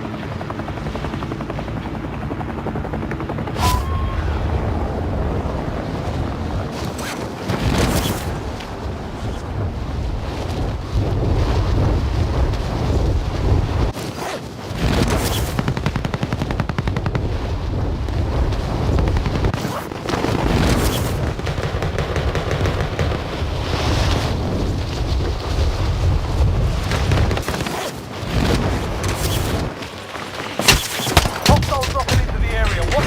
Targets are up. Băi, ce joc! Ce joc nebun! Ce joc nebun!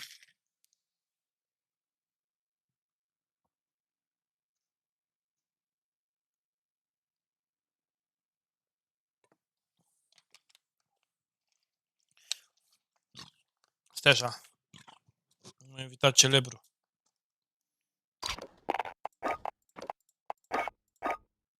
Sunt celebru, scoate-mă de aici.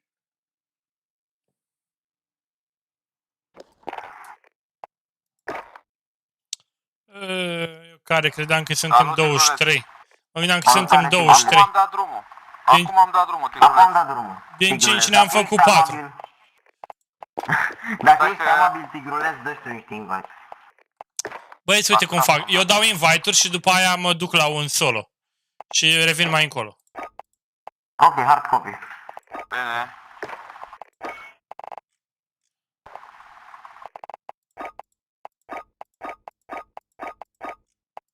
Swap mi-a dat dacă custom, da? E custom. Da, custom, dar să vedem dacă ne strângem. Să dau invite la listele astea aici.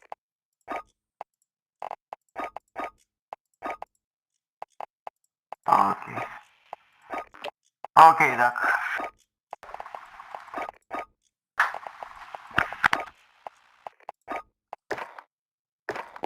Măi, eu am dat acum, Doamne ajută să intre cât mai mulți. Dacă intră mulți, rămân. Ai, uite, deja când ai dat tu, deja, uite, ne mai trebuie câțiva oameni, dar... Doar încă pe atâția și încă o dată pe atâția. Da, dacă am dat toți invite la o persoană, două la fiecare, e ok. Da, exact. Bă, eu nu am echipă. Aia e problema ta, nu când avem cum da start la joc, tu n-ai echipă. Te joci cu mine. Am Cronos. Care echipă? 1, 2, 3.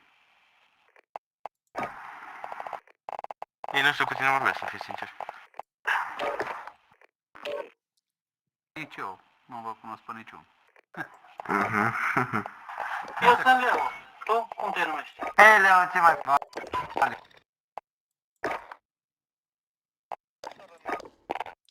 Da, disconnect due to, nu știu ce, transmission error.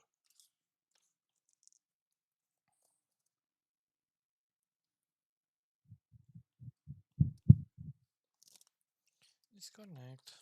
Dacă e disconnect, e disconnect.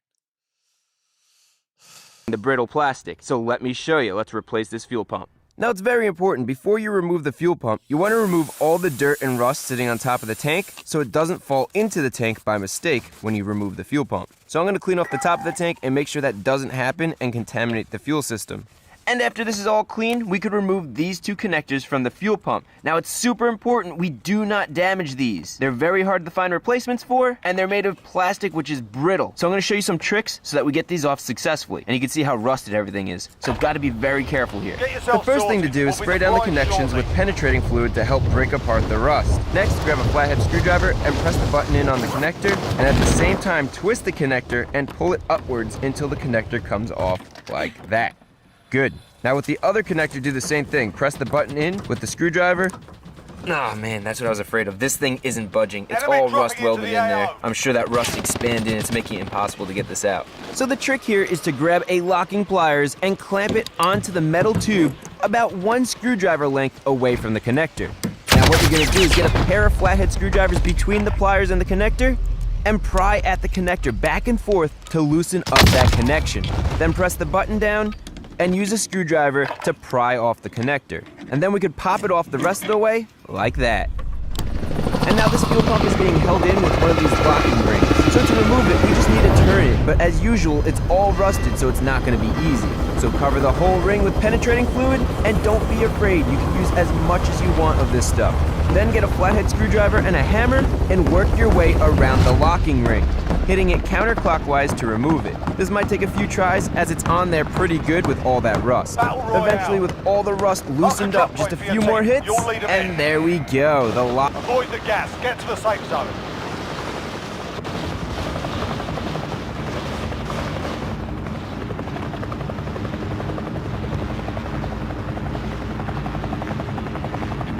Drop point set. Get ready. Mark the hero.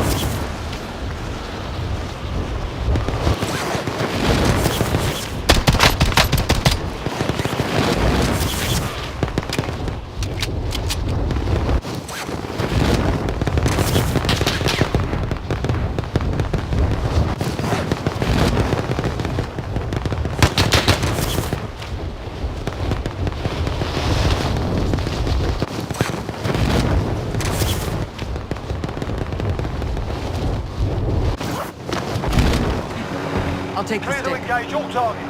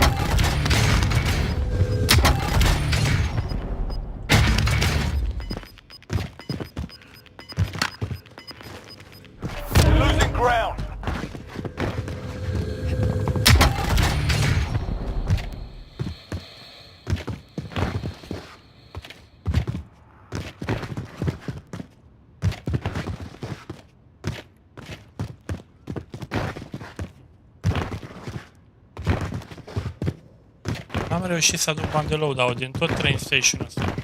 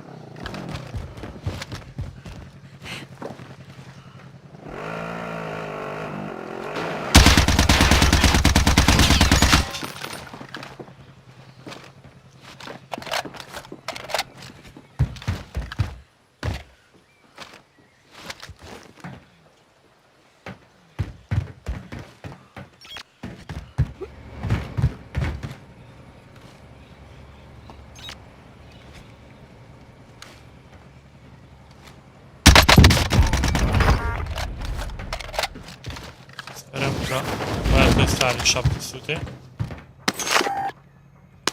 Și da, a avut exact ce ne trebuie nouă ca să cumpărăm low.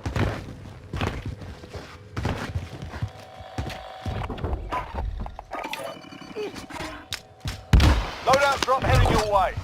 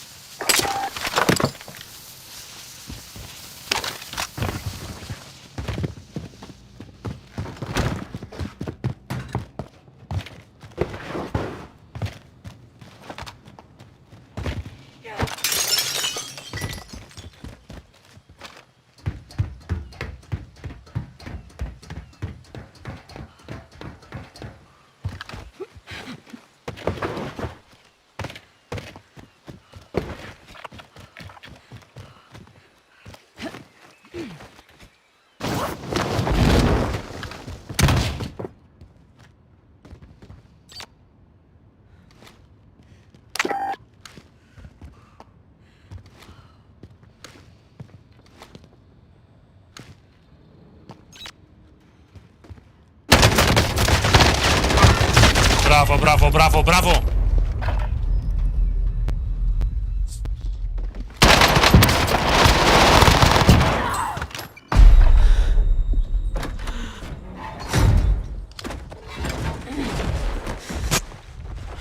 Welcome to the Gulag.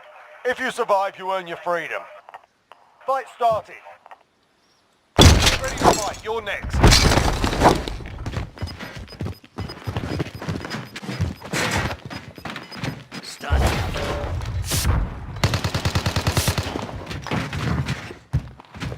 You win this fight and you return to the front line. But if you lose, you're done here.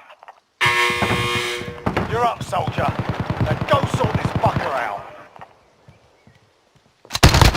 You gave him a proper sorting. Stand by for redeployment. Moving here.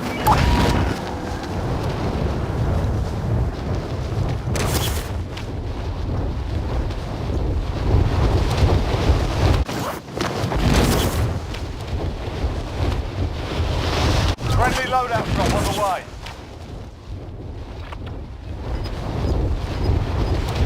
Got a vehicle here.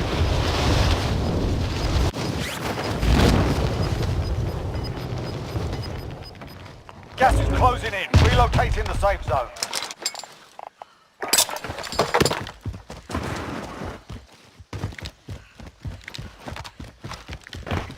Enemy UAV overhead.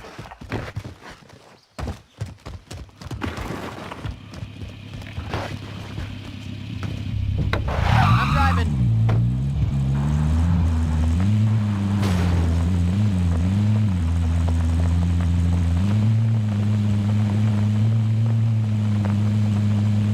Enemy UAV overhead.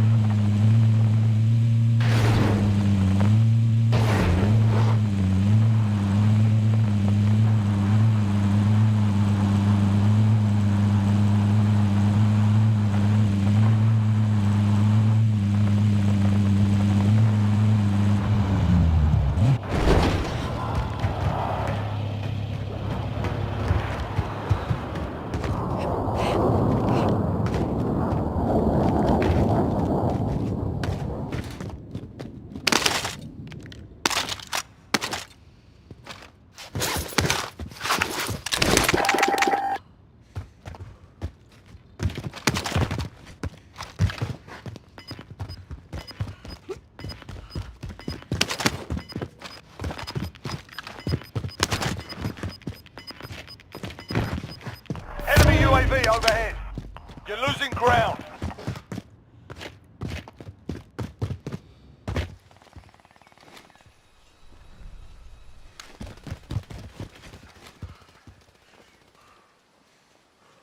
Enemy marked.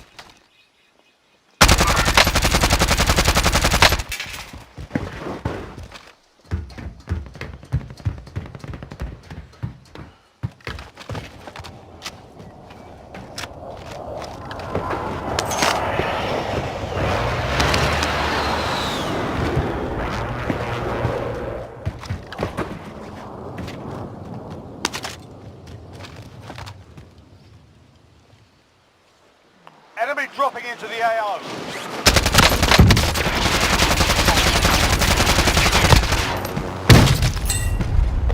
The enemy took that one, but we'll be back.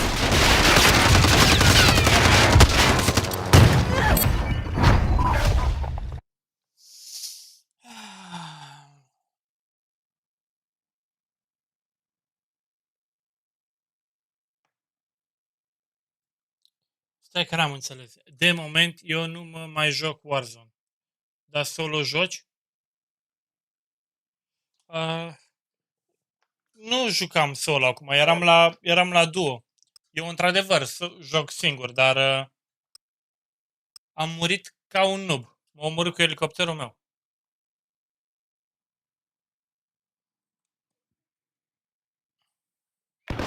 Lock ring can be removed. Now that we made a mess, let's clean up the rust so it doesn't fall in the tank. And finally, we can pull the fuel pump up and out of the fuel tank. Now, odds are you got some rust in the tank, so grab a paper towel and make sure you remove all of it. Any rust or dirt could cause the new fuel pump to clog up and fail. So inspect the tank and make sure it's spotless like this. Beautiful. Now, I always like to match up both of my parts, the old part and the new part, to make sure they're identical, and these are. So let's install the new one. We'll start by installing the O-ring, which goes right in this little channel here. Then we can get the new fuel pump in place, being careful not to damage the float, and then the rest of the pump goes straight in, making sure nothing gets hung up, just like that. Then make sure it's facing the correct direction, and now we can get the new lock ring over the fuel pump and push it down into place. With this, we want to hammer it clockwise until the ring turns all the way to lock down the new fuel pump. Battle Royale. Mark a drop point for your team. You'll avoid the gas. Get to the safe zone.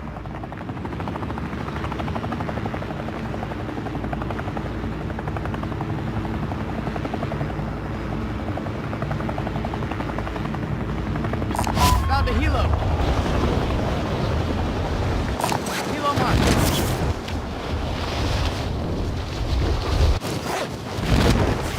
Enemy marked. Enemy marked.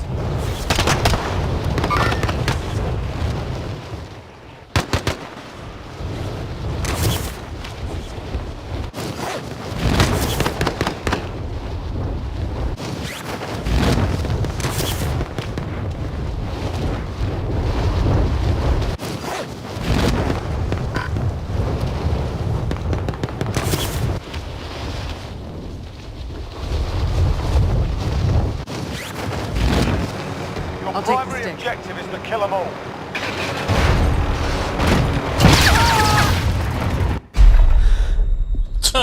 You're in the Ce-a gulag fost now. aia, frate? Fight to Ce-a earn fost aia? redeployment. Sebi, nu mai dai invite dacă vezi că lumea joacă, nu dai invite. Dă doar la aia care nu joacă. Eventual lasă un mesaj.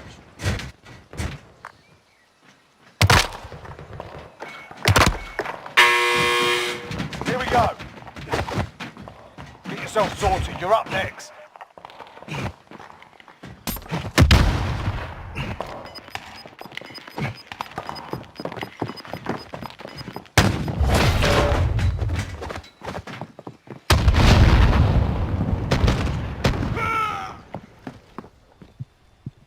You win this fight and you return to the front line. But if you lose, you're done here.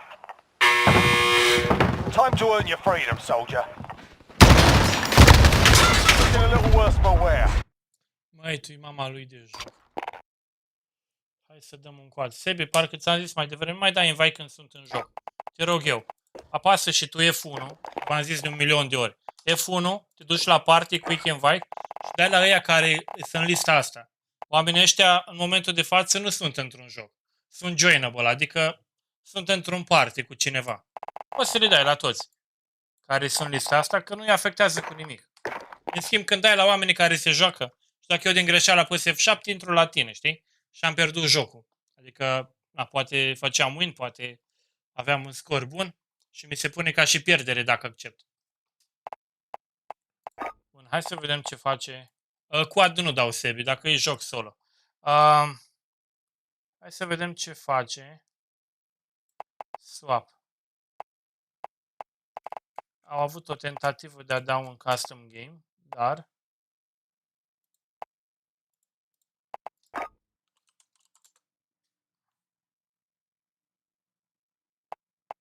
văd oamenii de 2 ori, ceva bug.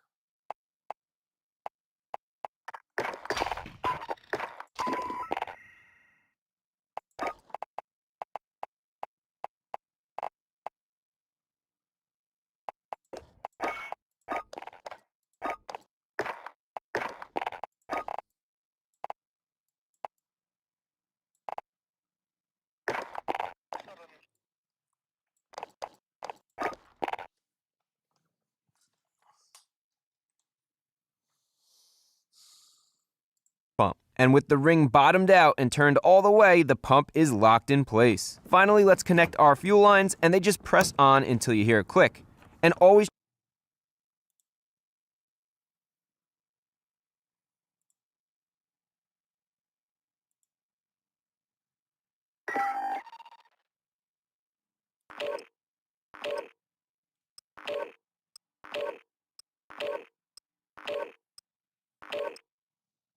try to pull the connector off to make sure it's secure. All right, now check out this tank. This looks brand new, all cleaned up. We got the new fuel pump in there, and we are ready to install it in the Trailblazer, and let's see if this thing actually runs and drives. So let's jack the tank up about halfway. That way we could connect our wiring harness to the fuel pump. Good, and that click means it's in. And do the same for the pressure sensor. Good. And now we could carefully jack it up the rest of the way so that we could strap it in. Now I like to use a little bit of medium strength thread locker on these bolts so they don't back out due to vibration. Then get it in there with the strap and hand tighten it. And I'm going to be using a digital torque wrench to torque these to spec. So they're supposed to be torqued down to 24 foot-pounds, so set the wrench to that. Good. And as we tighten this down, a rapid beep means we're close, and a solid beep means we met the specified torque. Perfect. Same thing for the rear strap. Hand tighten the bolt in place and torque it down to spec.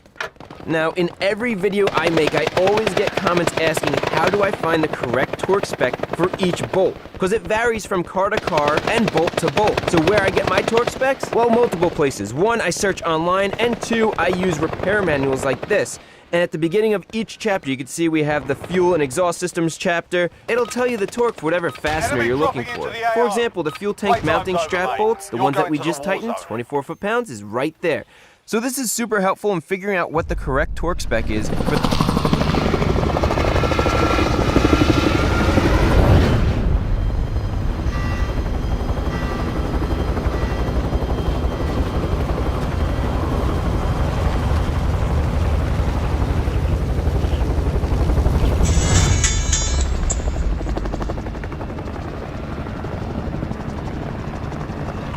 Battle Royale.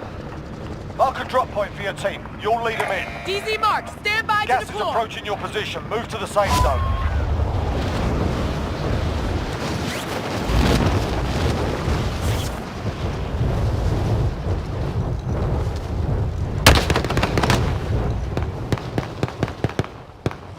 Repositioning. Cancel that.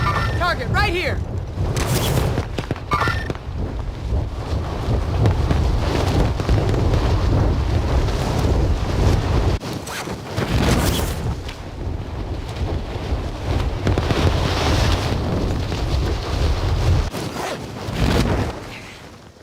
Eliminate all targets in the AO.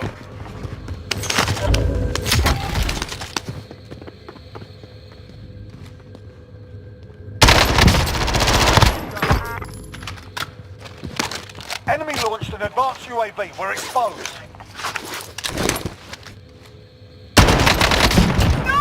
Nu, căcat, că ai...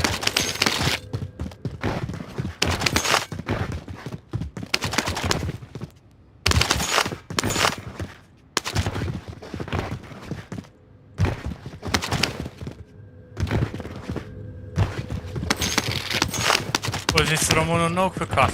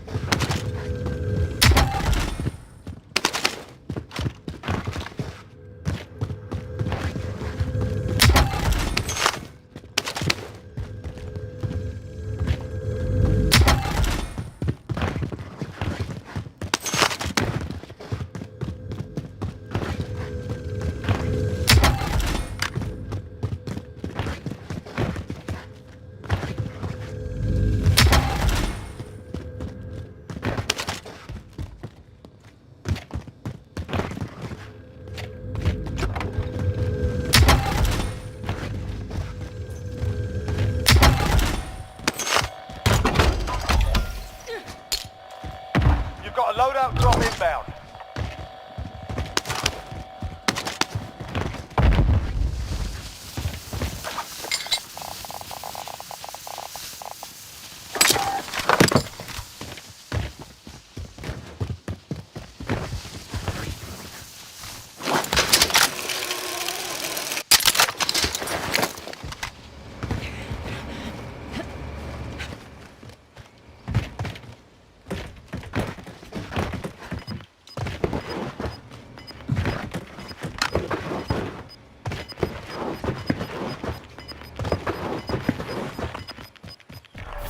Target right here!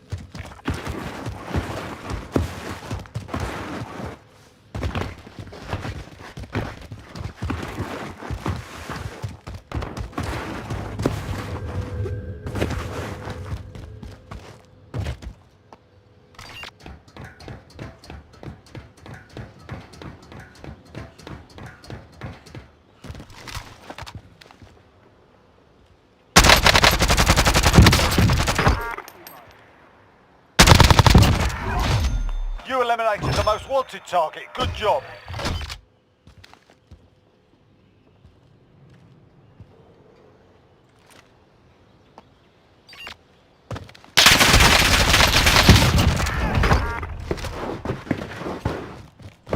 Not even a scratch.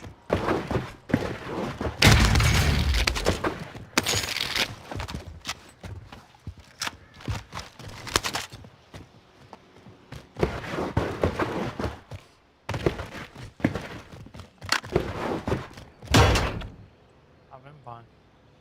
Dar de unde putem cumpăra?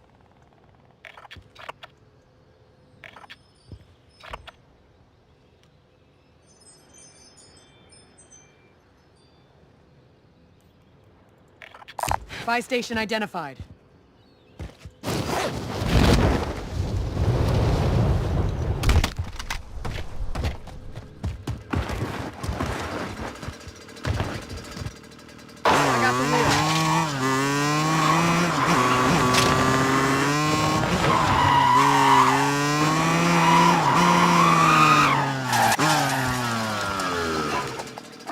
need recon on my position.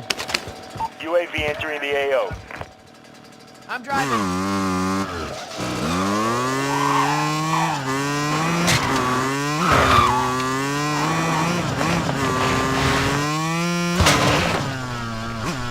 Relocating. Enemy UAV overhead. Be advised, UAV is bingo fuel. RTB for resupply.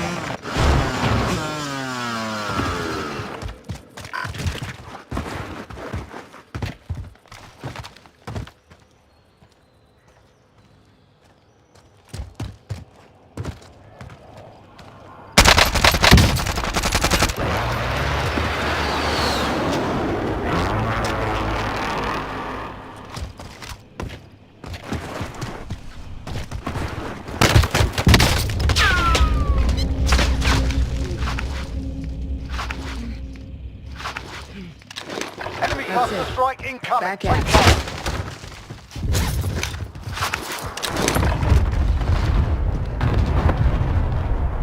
Enemy UAV overhead.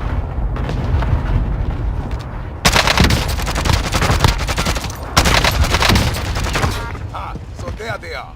Contact. You've got a loadout drop inbound.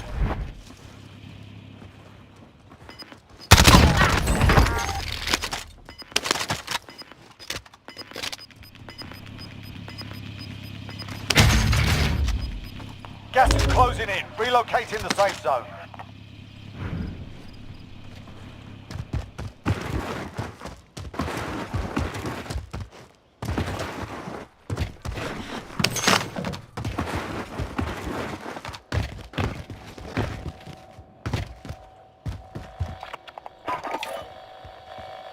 I need recon on my position. UAV entering the AO. Moving.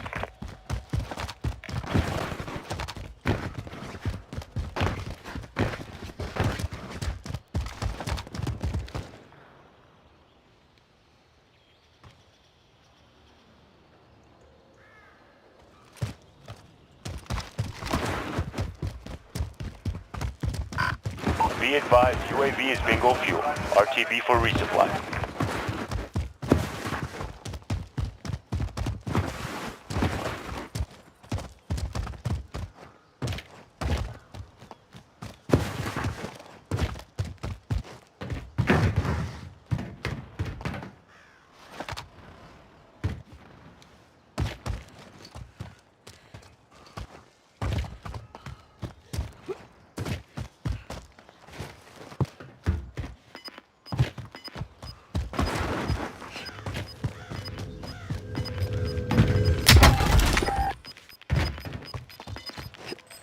Gas is moving.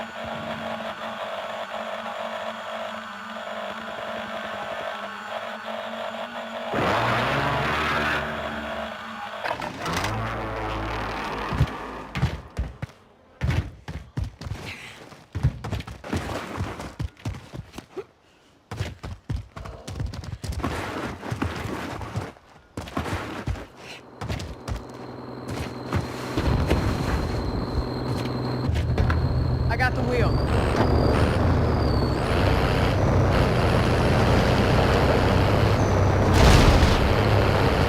Eu nu știu, mă rog, de aia două de zi.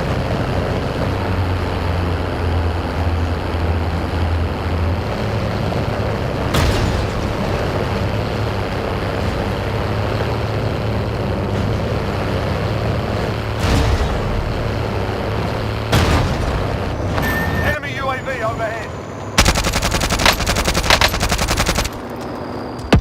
blackmail is active. Buy station costs are adjusted. I'll drive.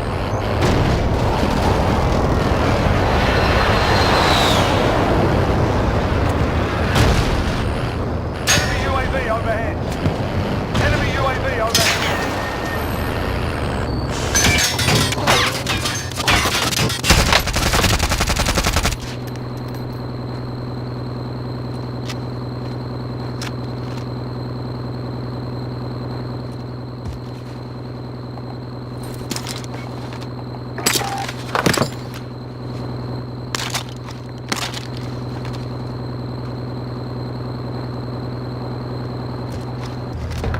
I'm driving.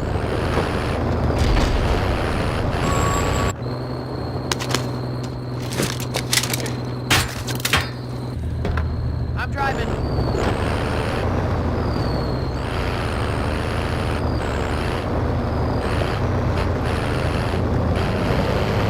Enemy UAV overhead.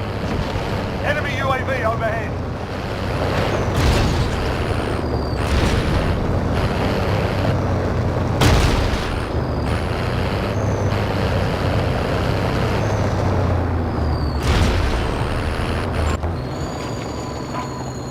Requesting recon. UAV entering the AO. Fire sales done. I'll drive. Prices are back to I need recon on my position. UAV entering the I'll AO. drive. UAV entering Moving. the AO.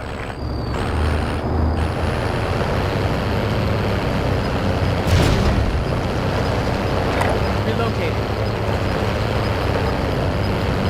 Target right here. Be advised, UAV is bingo fuel.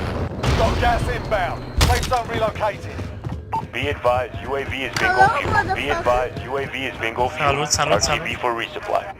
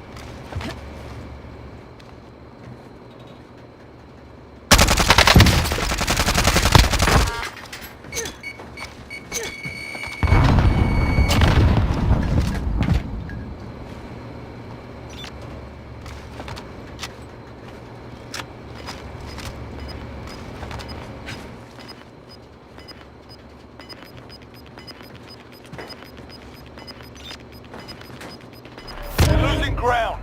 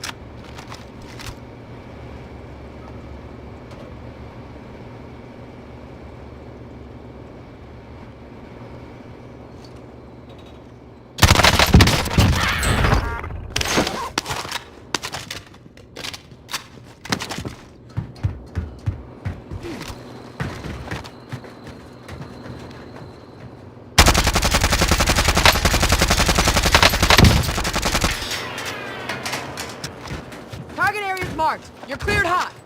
This is loader 2-0. Good copy. Cluster strike away.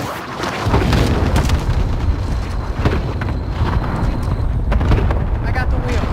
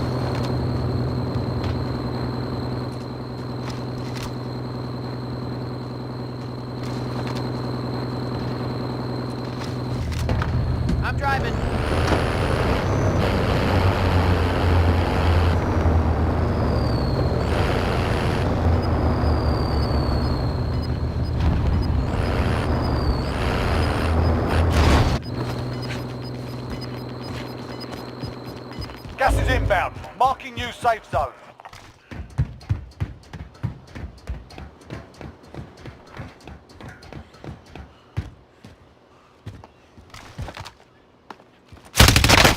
Taking shot.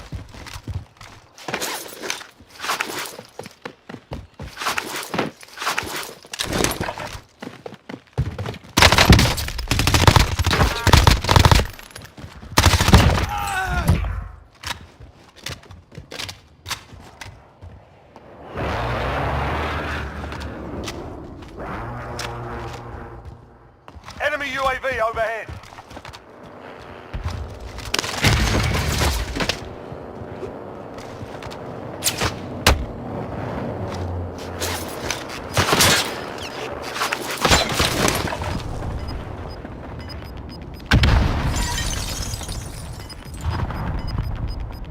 Gas is inbound.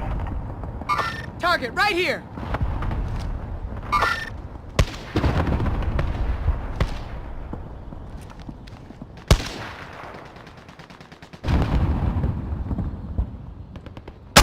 Target right here.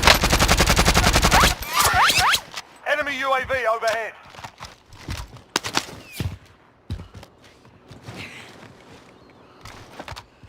Enemy UAV overhead.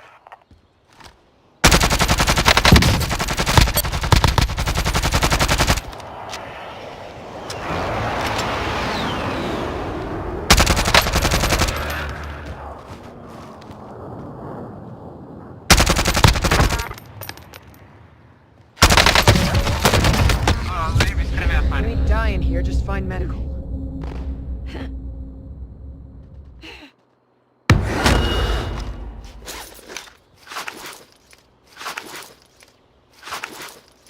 We're not dead yet.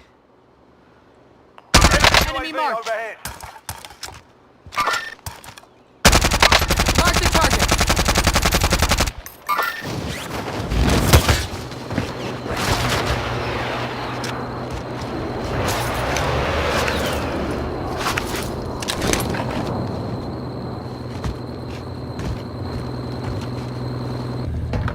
I got the wheel. Enemy UAV overhead.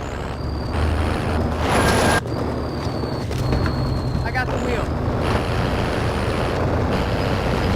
Enemy UAV overhead. Hit! Hit!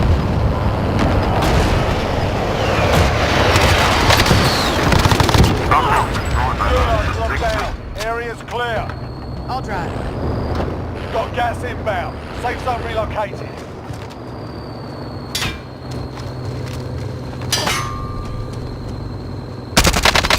Hit! Hit! Friendly loadout drop on the way. I'll drive.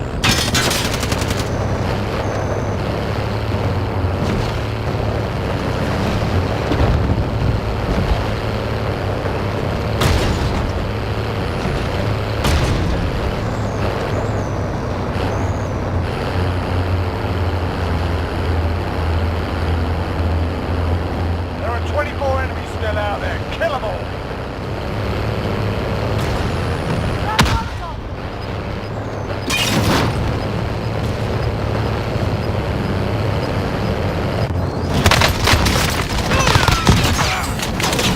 Gas is inbound.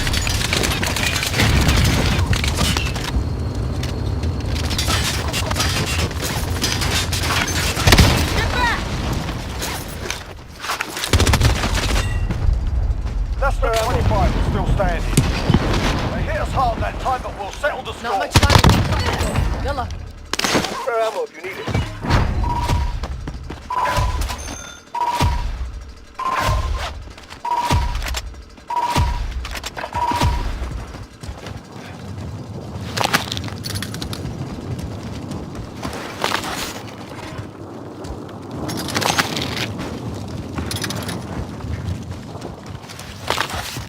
Salut, sunt Alfa. Da, în general doar ăsta mă joc. Tu ce te joci? Ce mai joci, Alfa?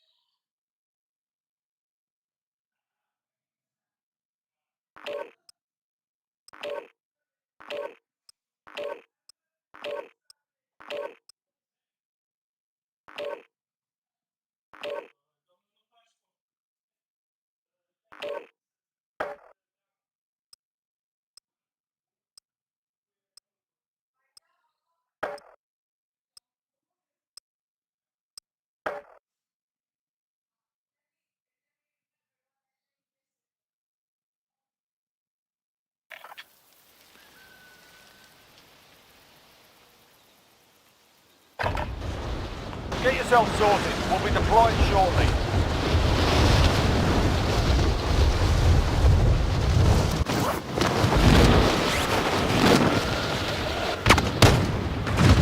Enemy dropping into the AO.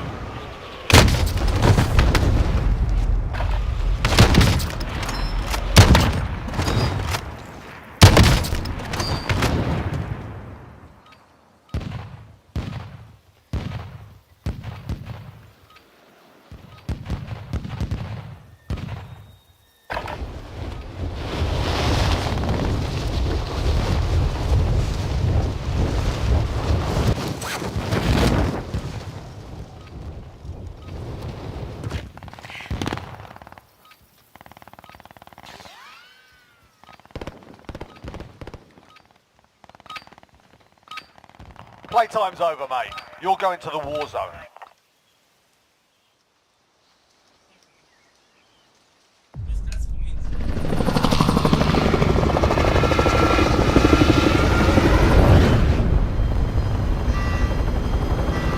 Întrebarea e cât te-ai jucat dacă ți-ar duce PC-ul. Păi, îți trebuie placă video, procesor și RAM, atât. Mai de Doamne ajută ca să poți să te joci liniștit. Battle Royale. Mark a drop point for your team. You'll lead them in. Gas is approaching your position. Move to the safe zone. Helo marked.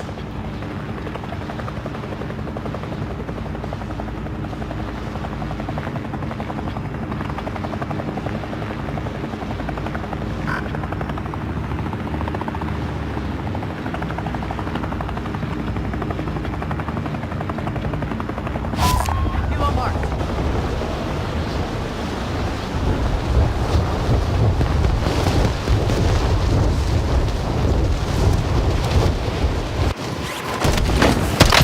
Targets are up. Get to work. Enemy dropping into the AO. I'll take the stick. Hijo de puta, me va a...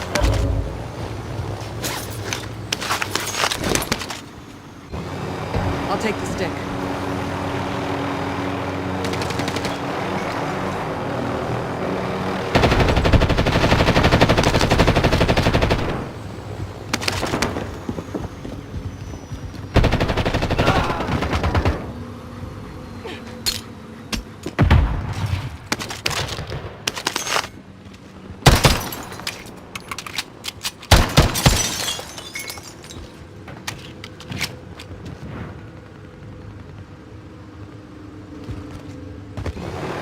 I'll fly it.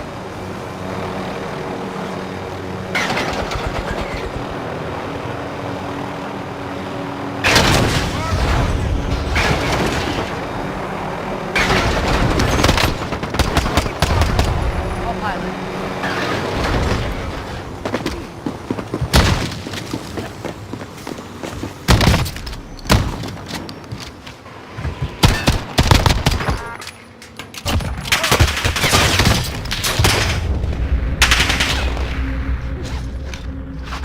Not today, baby, not today. Because today it's my day.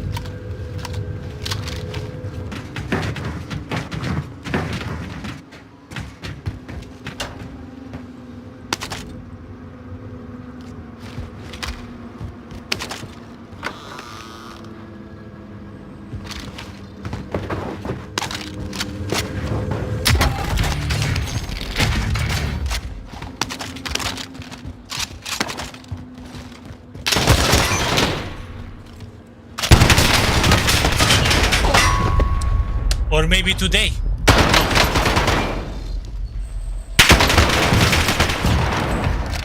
Îți trebuie doar bani, am înțeles. Păi, șerif, știu o alternativă. Un job, bro, un job, îți trebuie un job. Te-ai luat un job, pac, ai muncit 2-3 luni, ți-ai făcut cel mai șmecher calculator. Crede-mă. Nici nu știu dacă trebuie să muncești 3 luni.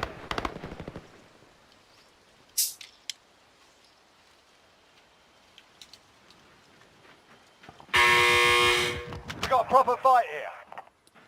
Get yourself sorted. You're up next.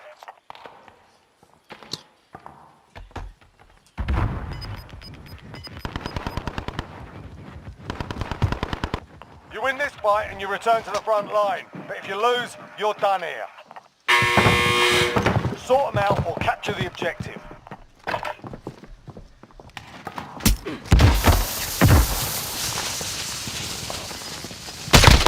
Go back to the front line. You've earned it.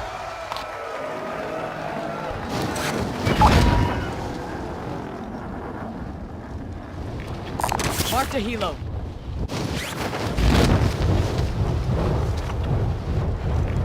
Mă, crezi că m-aș duce? M-aș duce Samet ca să-l bat pe ăla? Mă crezi, nu? Știi ce fac? Helo marked. Mă duc Samet să-l bat pe ăla.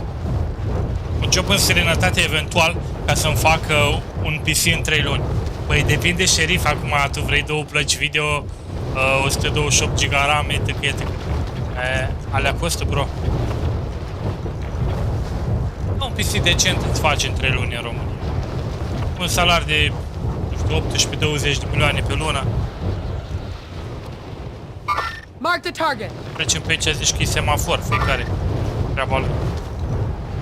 Bro, într-o lună ți iei procesorul și cu... Hai zicem procesorul, da? Și mai pui deoparte pentru placa video. Următoarea lună ți iei RAM și pui deoparte pentru placa video. În a 3-a lună, banii strânși și cu banii de pe luna respectivă ți iei placa video. Și uite, așa ți-ai făcut calculator. Cu o placă de bază nu tare scumpă, le pui frumos pe o bucată de carton și merge.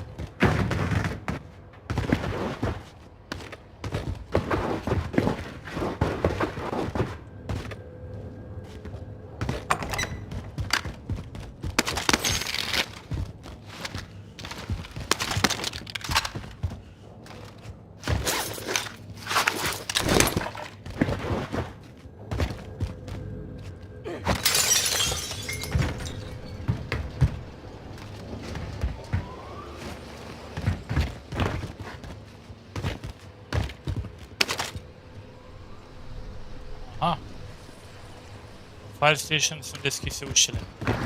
Ce înseamnă asta? Exact. Dușman la orizont.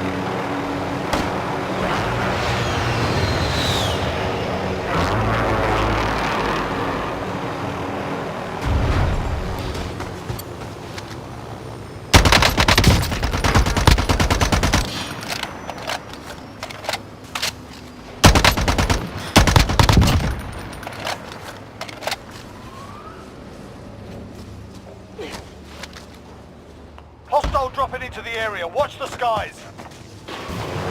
I'll fly it. Salut, salut.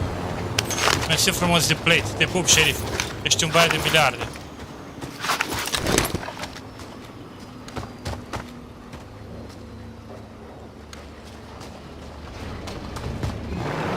I'll fly it.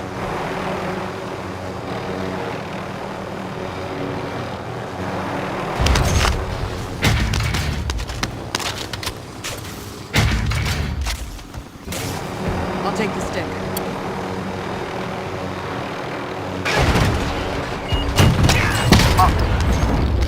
Salut, salut, mersi frumos de toate astea. Where's the gun? headed your way.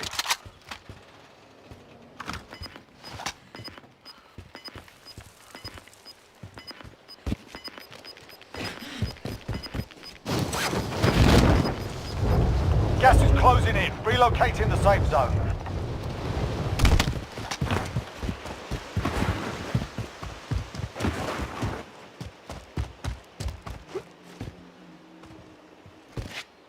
Și dacă ăsta era ăla.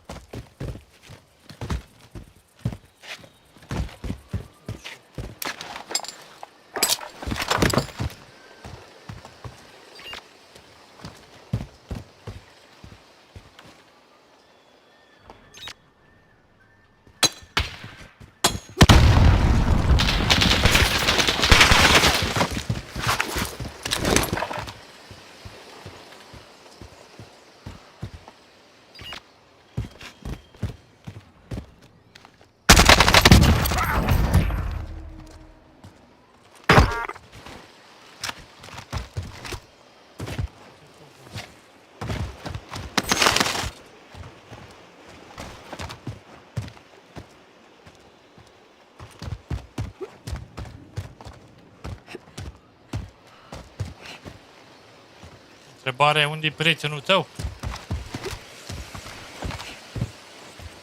Pisiul ăsta ce mi l-am făcut eu? Bro. Am tot schimbat la el. Și am tot investit cu timpul. Gas is inbound.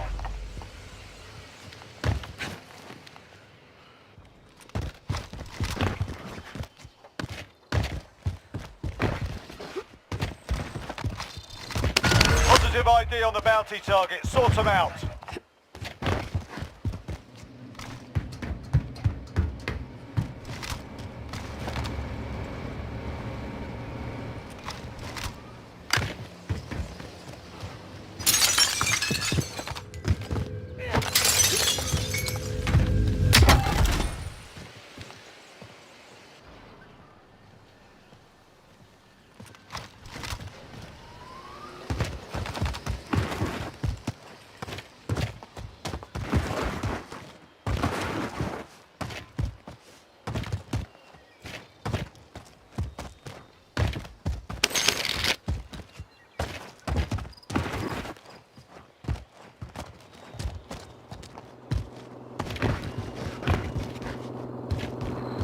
Cel mai greu e să-ți schimbi placa video. Aia e cea mai scumpă și procesorul, bineînțeles. Dar în general placa video e mai scumpă ca orice altă componentă. De-aia când îți iei o placă video, îți recomand cu căldură să nu investești în una slabă, pentru că tot timpul o să apară seria, nu știu, seria 1, seria 2, seria 3, uite cum a fost 1080, după aia 2080, acum 3080 cu 3090, o să apară seria 4. Eventual, la un moment dat. Îți recomand să nu investești bani în cea mai slabă placă video din acea serie. Probabil o să zici că, băi, nu mai am eu 4 milioane să-mi iau una mult mai bună. Ei bine, aia o să se simte în următorul an sau 2 ani la jocuri. Pentru că alți prieteni de-a tăi o să-și ia o placă video din următoarea generație, care poate o să fie mai ieftină de față decât ai dat tu pe ea, dar o să le meargă jocul de 2 ori mai bine.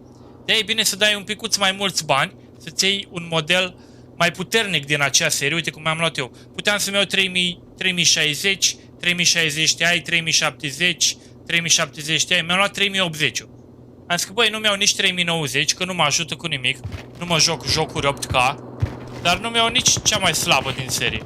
Așa că mi-am luat 3080. O să zici, da, dar ai avut 160 de milioane. Nu, am dat 660 de dolari sau 649. Parcă atât am dat, 649 dolari. Dolari, da? Dolari. Ceea ce e foarte puțin. Nu m-am grăbit. Într-adevăr, o durat aproape un an până mi-am luat și o placa video. Dar acum mă bucur de joc. O spune că mă bucur și eu de joc și sunt fericit. Și următorii ani o să mă bucur în continuare, că numai ce mi-am cumpărat-o. Investiția asta e pe viitor.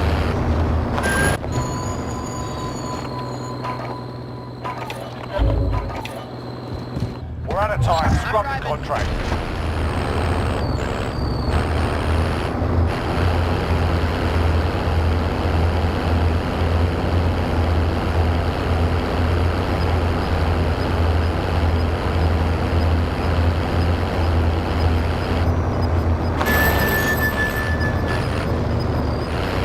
Gas is moving in. New safe zone located. I'm driving.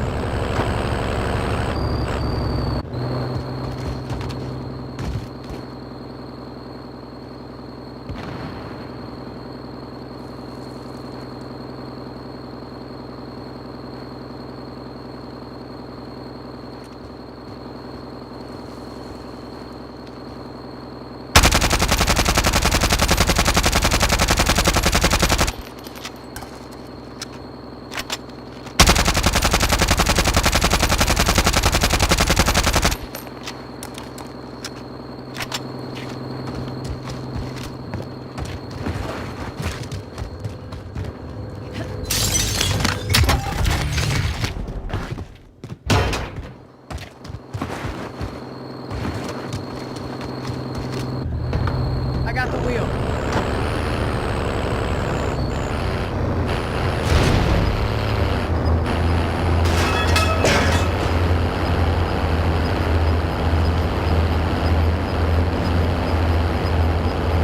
Gas is closing in.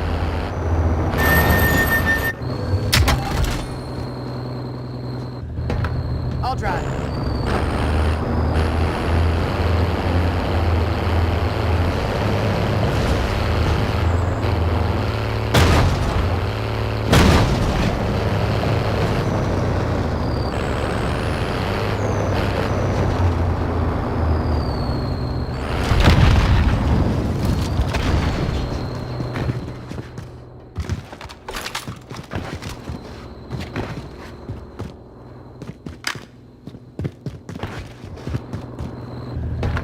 I got the wheel. Vehicle marked.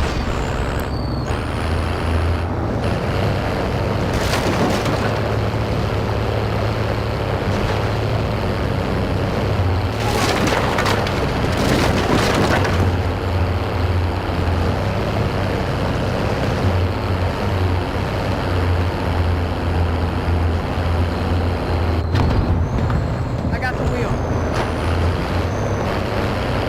In their sight.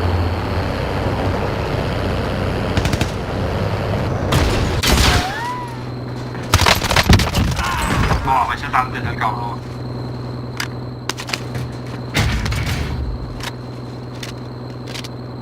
We got recon online. UAV entering the AO.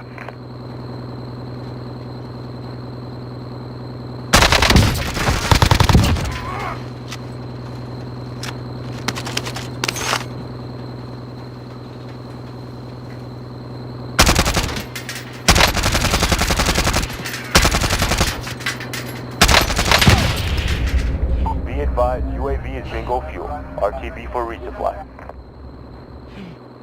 Enemy UAV overhead.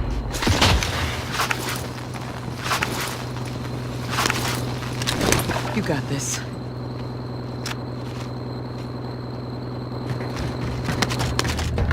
I'm driving.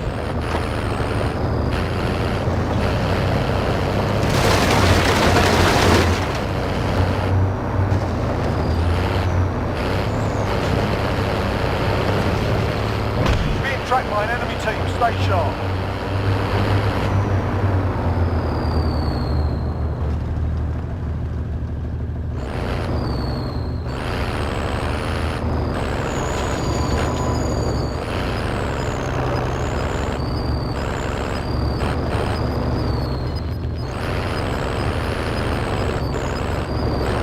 Gas is closing. Get to the new safe zone.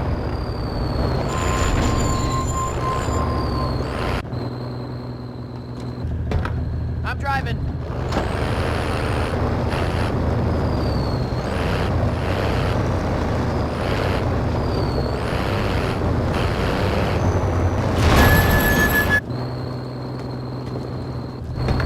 I got the wheel.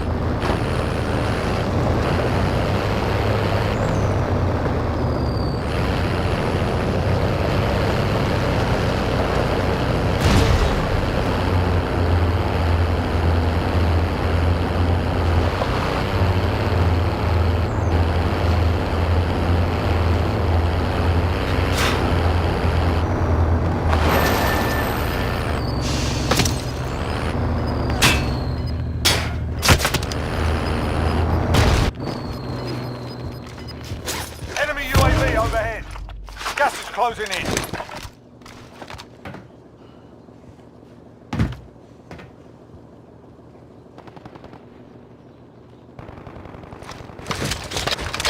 Sentry's up.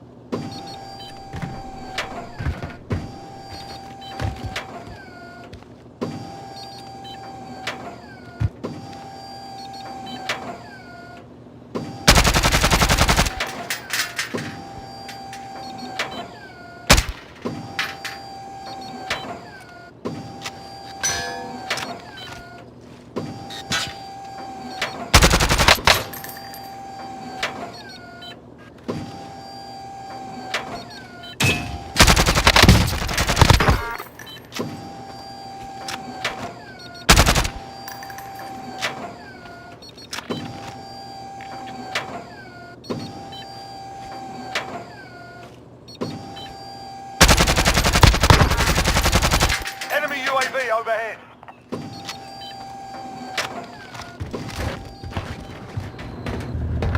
I got the wheel.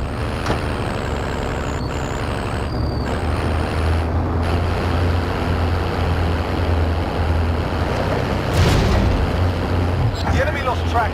You're safe. Sentry gun down.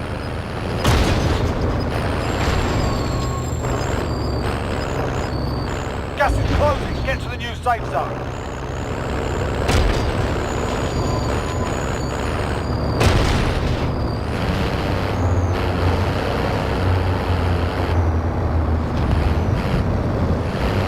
Friendly loadout drop on the way.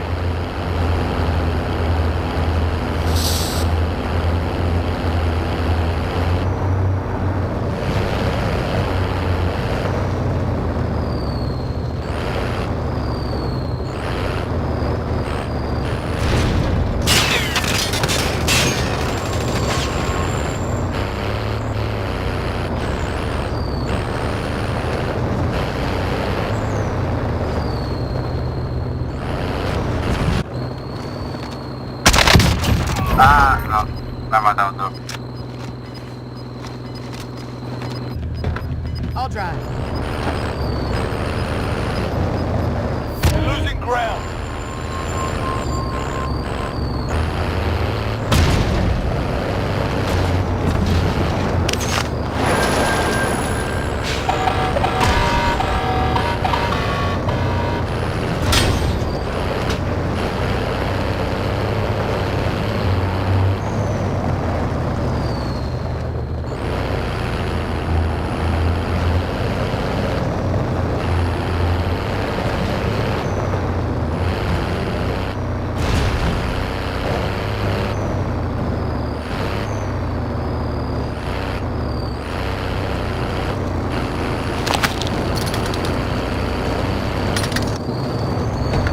I'm driving.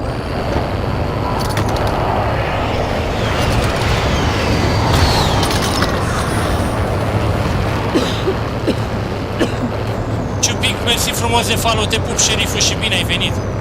Ești the best of the best. Ciupic, ce zici, o să-l batem noi pe ăștia doi? Nu zic că o să-l bat pe ăsta, dar doi. Gas is closing. Get to the new safe zone.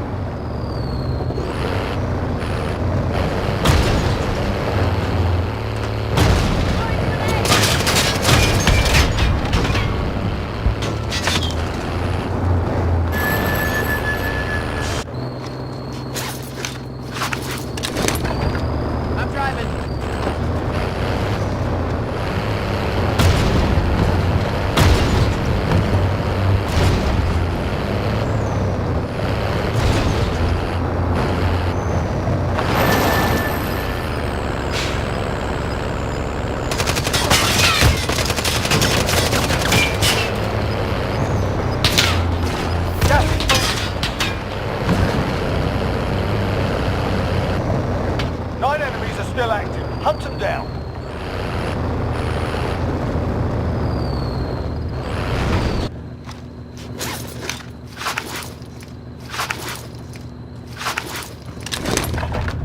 I'll drive.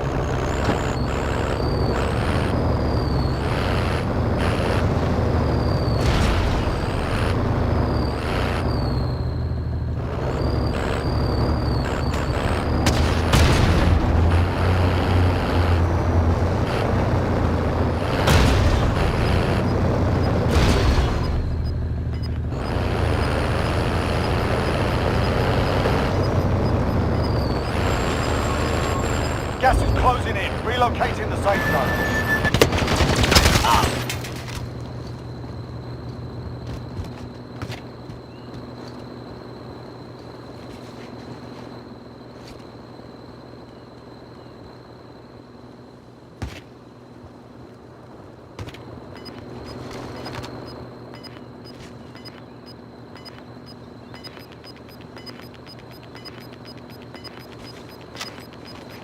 Gas is inbound.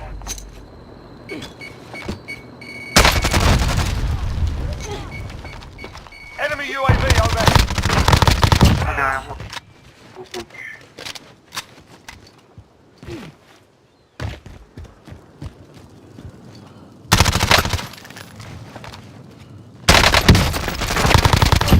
Băi, băi, eu sunt down, bă. 5 remain. Stay sharp.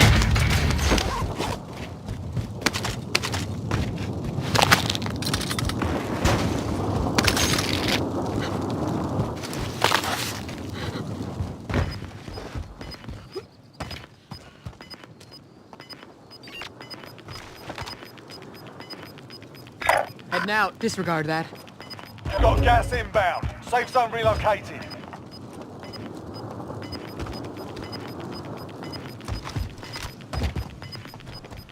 Gas is inbound.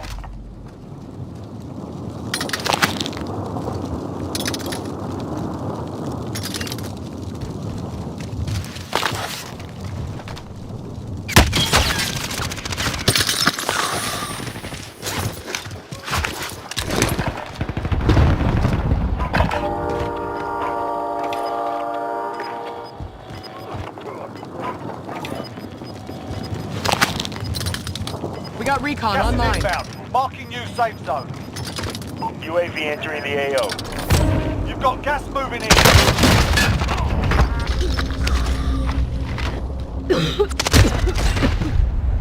Only 5 remain. We'll secure the win next time.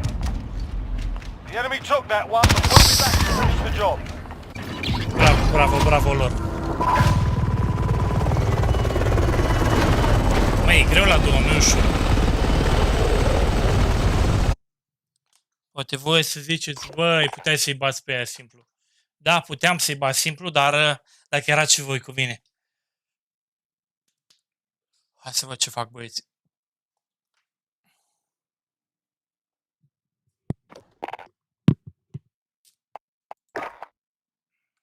What is this?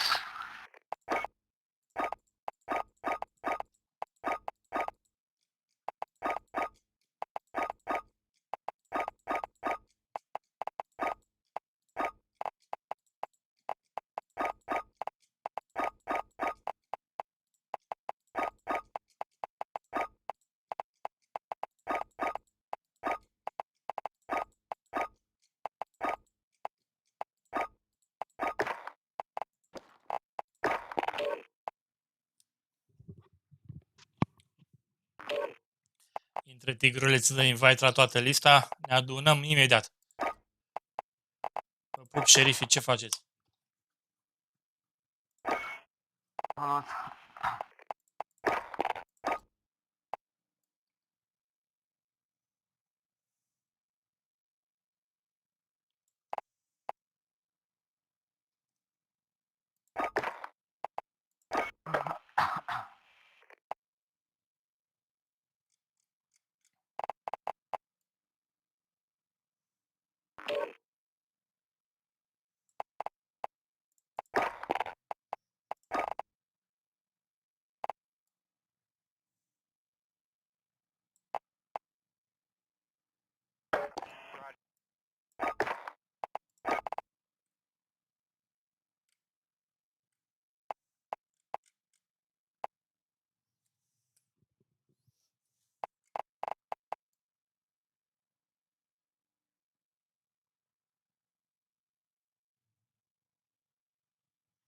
Salut, Claus, salut. Habar n-am până la ce oră. Mai stau oricum vreo 2 ore, 2-3 ore, cam așa. Dacă se joacă custom game-uri, stau și mai mult. Stau până când pleacă băieții fiecare pe rând la somn, ca și de la băut.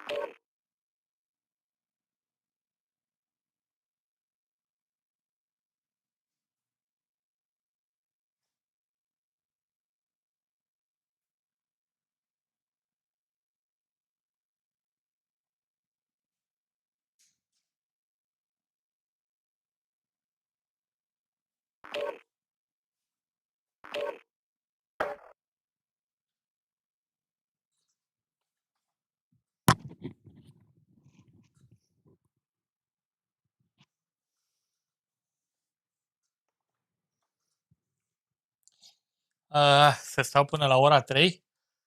Până la 3 noaptea? Nu pot să stau șerif. Pot să-mi facă raid și cu, nu cu 15 oameni, cu 1000, cu 15 milioane de oameni. Boss, viața are prioritate. Asta scrie pe toate gardurile și mai ales vederea. Când stai tu acolo, te chinui ca să fii treaz, dar ochișorii ăia nu-i mai cumperi tu cu toate operațiile de ochi din lume. Așa că băieți, nu forțați ochii, nu stați zeci de ore ca să faceți streaming. Pe cine interesează? Crezi că pe ea de la Twitch interesează că voi vă omorâți ca să faceți reclamă la platforma lor? Pe nimeni nu interesează. Mai ales spatele, ochii. Stai pe scaun atâta timp. O să vedeți voi durere de spate. Pe la o vârstă, uite, eu am 32 de ani și deja mă doare spatele. Mă gândesc că la 40 de ani încolo e și mai grav. Și mi-a luat un scaun șmecher, deci vreau să zic că am dat pe el 449 de lire, adică undeva la 28 de milioane. Și tot din piele de la Noble Chair, așa se numește. Și uite, am aici și pernuța. Căutați dacă nu credeți, sunt scaune englezești, îi brand englezesc, sunt foarte, foarte bune, doar că scumpe. Și credeți-mă, chiar dacă ai scaun bun, tot te doare spatele.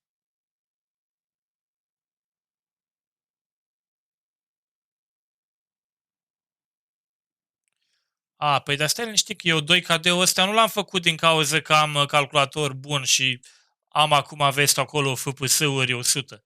Eu când am făcut 2KD aveam, ca și tine, 60 FPS-uri, mă duceam downtown, aveam 40, mai veneau câteva elicoptere, niște efecte pe acolo, scădeau la 30 și ceva. Am jucat și eu, am avut zile bune, zile mai proaste, când mă jucam cu 60 FPS-uri. După aia mi-am luat placa video. Deci eu m-am jucat un an și ceva, un an jumate m-am jucat cu placa video veche. Un GTX 1070. Și stați că vă ușoară. Salut! Salut, Igruleț. Salut, șerif. Fabian. Vorbești pe Twitter? Ești pe Twitter la tine acolo? Uite, asta e vechea mea placă.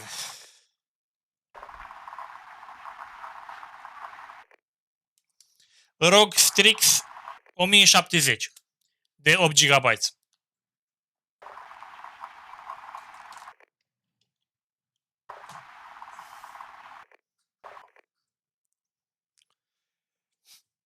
Și numai ce am schimbat-o, nu de mult, dar are vreo 2-3 săptămâni. Deci nu da vina pe FPS, că FPS-ul nu are nicio treabă.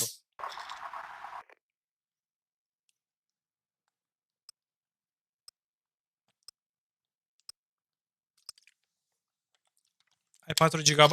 E ok. Pui totul la minim.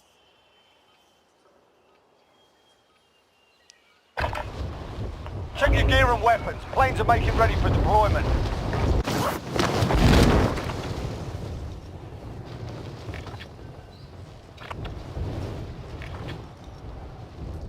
Salut, celebru, salut. Ce faci, șerif? Salut, salut. Uite, puțin la joacă, un singur meci, că după aia trebuie să plec la servici. Am înțeles. Ore de noapte. Nu chiar. Nu chiar, doar câteva ore. Tu? Ce faci? Cum ești? Merge treaba pe... Hai. Tot timpul e loc de mai bine. Tot timpul. Warm-up's done. Time to kick this off. În ce zonă a Londrei stai?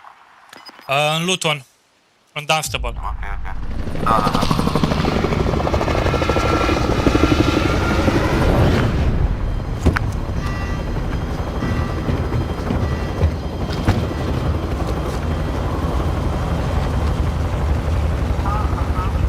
Și unde vrei să sărim, acolo sărim. Șerif, planul e simplu. Repositioning. Battle Royale.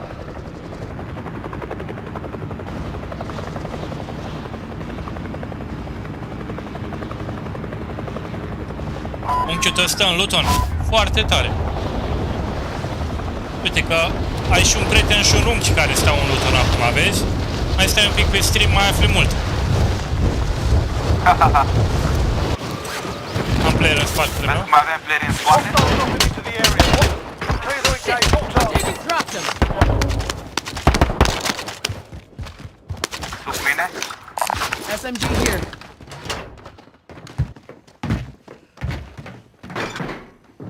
Deasupra mea. Movement. Nu am nicio armă, nimic. Doar că să lovesc în spatele nostru, în fața mea. Moare. Oh, dar era mai mult. Și am intrat. Că noi de aici.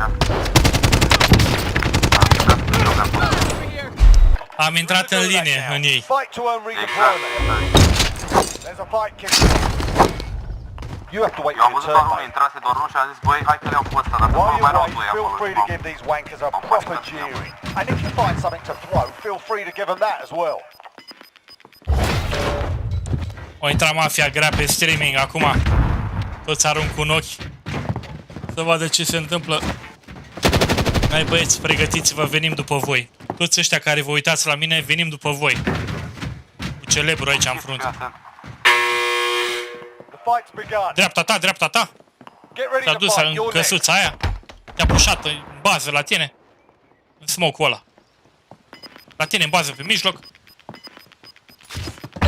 Bravo, bro, bravo. Avem load-ul? Avem? Cum n-avem? Avem load-ul, da. Avem de tot. Te aștept și pe tine să văd cum facem. Da, păi eu nu fac nimica. Nu mă pricep la jocul ăsta absolut deloc, mai ales la gulag. You win this fight and you return to the front line. But if you lose, Mai ales la you're done shotgun. here. You're up, soldier. Now go sort this fucker out.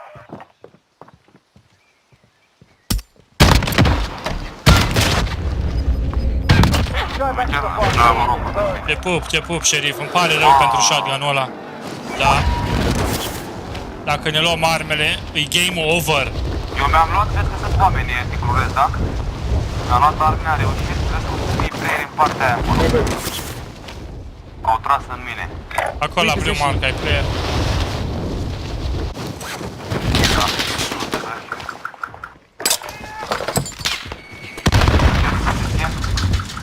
Enemy UAV overhead. They're on me.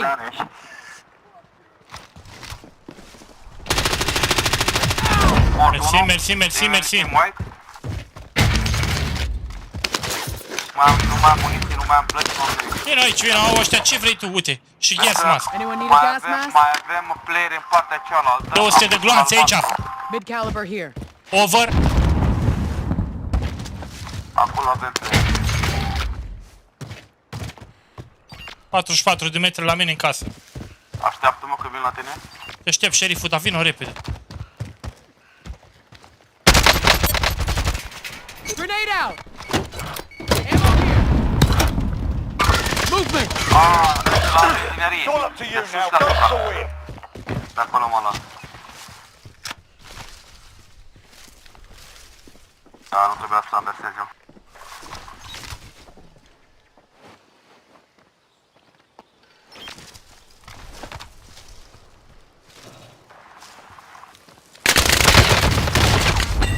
A, mai era un. Bravo, That's bravo. 25 was still standing. Fought hard out there. One good. Got you covered! Stop. One good. Bravo, bravo, bine jucat, bine gândit. Păi sunt cam cei mai buni din lobby-ul ăsta. Cine? Does anyone need Cei trei care Nici mai. one good cu Dumnezeu. Ăștia sunt buni. Dintre cei mai buni, adică mai slab decât noi.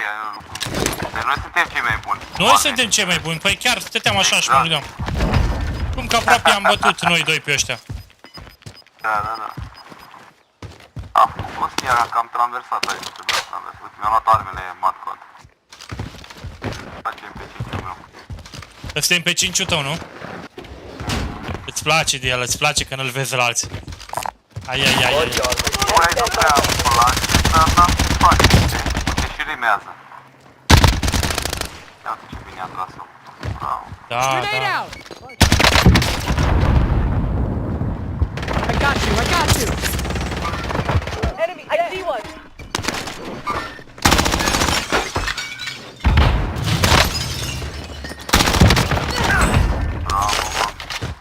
Măi, găini, măi. I got you, I got you! Chiar îmi pare rău, uite, băieții ăia puteau cumva să-i bată. Puteau, dar s-au panicat. Ai, lumea se panichează. Când vede că e unul sau doi playeri în jurul lui, nu mai știe ce să facă. Exact. Acolo intervin eu, le arăt ce trebuie făcut. Da, da. Numai că eram mort, că dacă eram eu în locul futgăini. Uite, vezi, la Medgat, dacă te uiți pe el, o să vezi că mai pățește să meargă așa în cur. Aceeași chestie o pățesc și eu, când joc de pe calculator, dau slide și mai dau slide, slide, slide. La un moment dat se blochează și merge în cur. Și e super enervant, pentru că pe PlayStation nu pățește așa ceva. Niciodată n-am pățit chestia asta.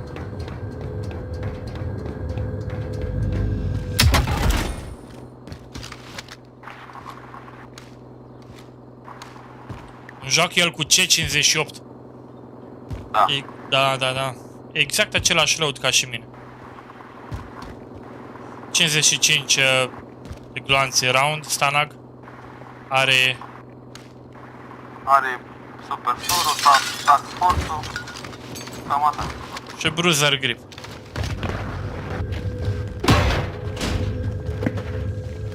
Nu, ăla e field agent care l-are. Nu, se joacă cu bruiser grip. Nu, contrazic. Este field agent care l-are. Uite, îl vezi? Da, da, da. Mark the Înseamnă target. că joacă. Field agent. This way, moving. Dă-i mount, dă-i mount. Target, right here! Ia fără mount. Mai jos. Dacă îi dădea mount, altfel mergea. Da, Îi- da, da. îi dădea și Limit, finish, nu mai știi? ai- Așa, e după căsuța acolo. Copy your mark. Cineva are o idee de a lua Berta.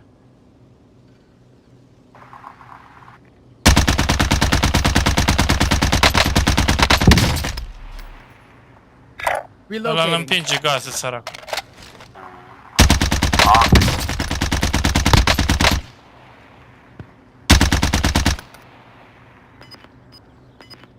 Da, da. Mamă, ce tună. Mamă, ce tună afară. La tine în zona plouă, nu? Da, da, da.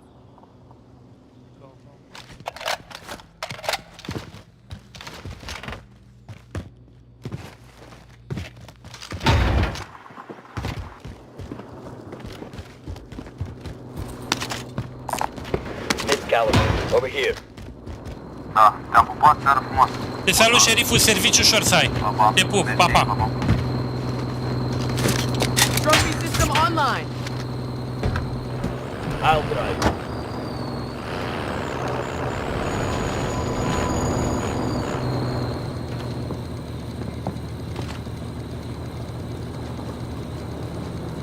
Relocating.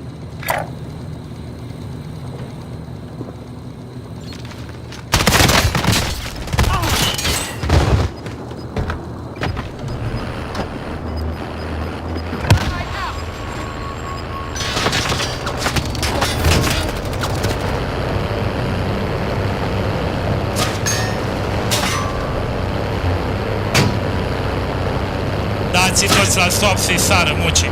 Dați-i toți, dați-i în el. Îi ceapa lui cum m-a bătut el pe mine.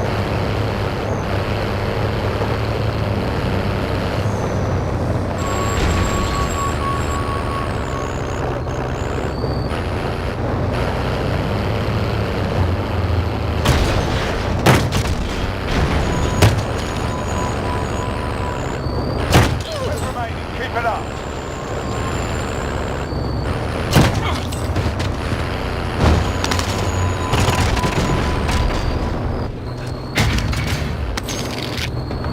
I will drive.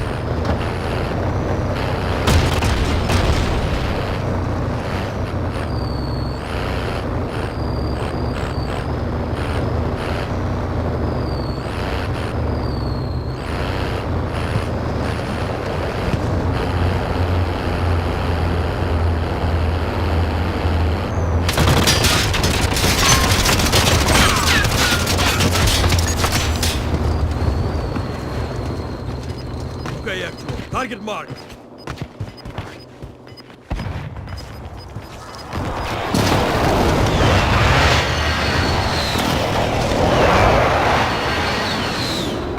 I see one.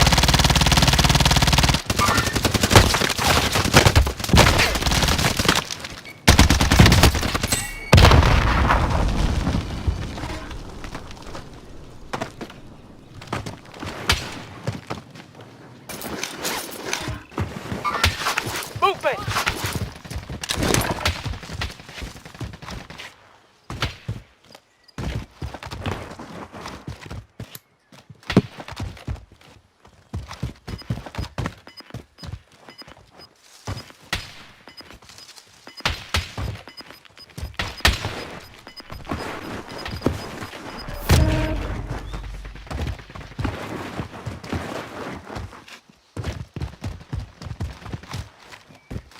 Get to the safe zone.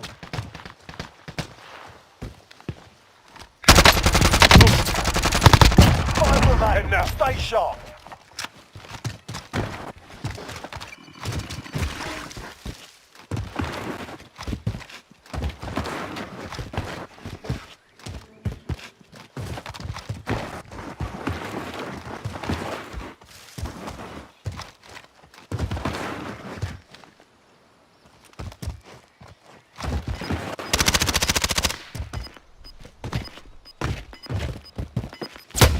I've been hit! Heading there. Throwing stuff! Throwing stuff! They're shooting at us! Target right here!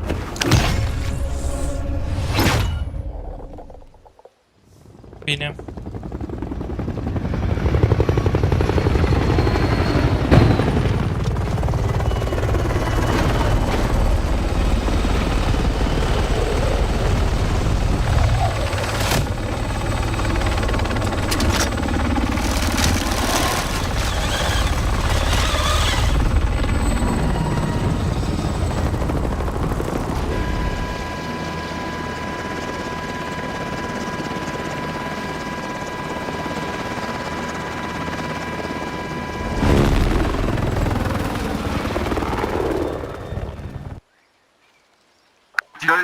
Tomeș, bravo. Bravo, bravo. Dacă n-ați făcut-o încă, dați un follow la My Virtual Hero pe Twitch și vă așteptăm la Next. Da, vă pupă Crazy David. Vă pupă tigruleț de pe Twitch. TYGRULETZ, vă pup.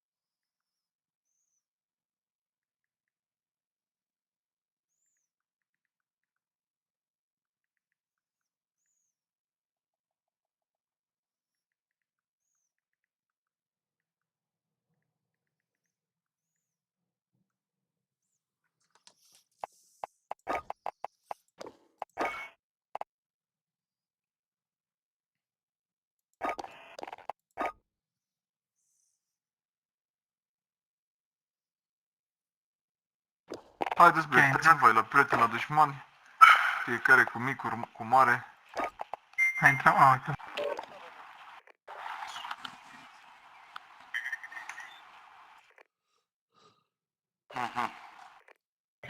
Ce tâmpenie. Loviți un follow și la My Virtual Hero pe Twitch. Plezniți butonul ăla de follow acolo. Guys, haideți și noi pe 8. Hai și noi pe 8.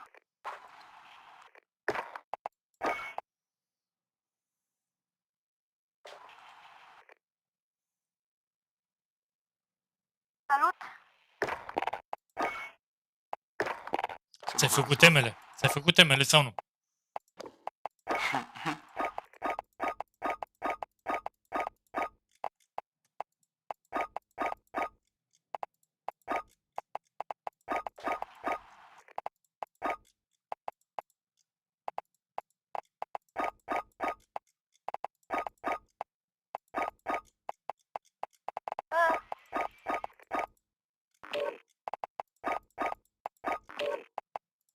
Mă, ce e aici, mă?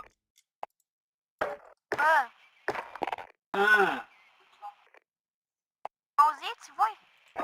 Nu te auzit. Tu ne auzi? Da, eu te aud. Eu nu te aud.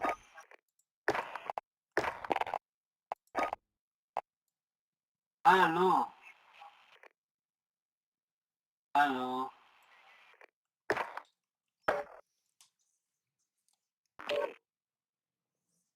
For the fasteners on your vehicle. All right, so now let's lower and remove the jack from under the tank, and let's go to the front of the tank and attach those fuel lines. The only trick to this is you want to push the connector until you hear a click. That click lets you know it's secured, so do the same with the other fuel line. Good, and now they're both securely connected. Next, at the back of the tank, let's install the hose onto the fuel tank. So wiggle it onto the tank until it can't go any further down, and then tighten the hose clamp so it's snug and the hose won't come off. And with that done, let's bolt up the new charcoal canister. So out with the old melted one, and in with the new junkyard one. Next, we could torque down the 3 bolts that hold it in. And now let's connect the 3 evap hoses to the charcoal canister. And it's nice because each one's a different size, so you can't mix them up. Then on top of the fuel tank, connect the wiring that goes to the purge solenoid, and connect the vent tube to the tank. And finally, we need to connect all 3 evap hoses to the tank, like so. Alright, and with everything connected, our fuel tank is completely installed. Now there's one more thing we need to do, and that is install this cross member. So let's finish this job up. So align the cross member, hand tighten the bolt in, and then torque it down. And the same for the other side. Hand tighten the bolt, and then torque it down. And finally, put the fuel pump relay back in, reconnect the negative terminal onto the battery, and then cover the fuse box. And that leaves us with one last thing we need to do, and that is fill up the gas tank so we could try to start her up. So let's do that now. We want to fill this to at least 1/4 of a tank so there's enough fuel for the fuel pump to prime properly. And as we add fuel, it's a good idea to look for leaks.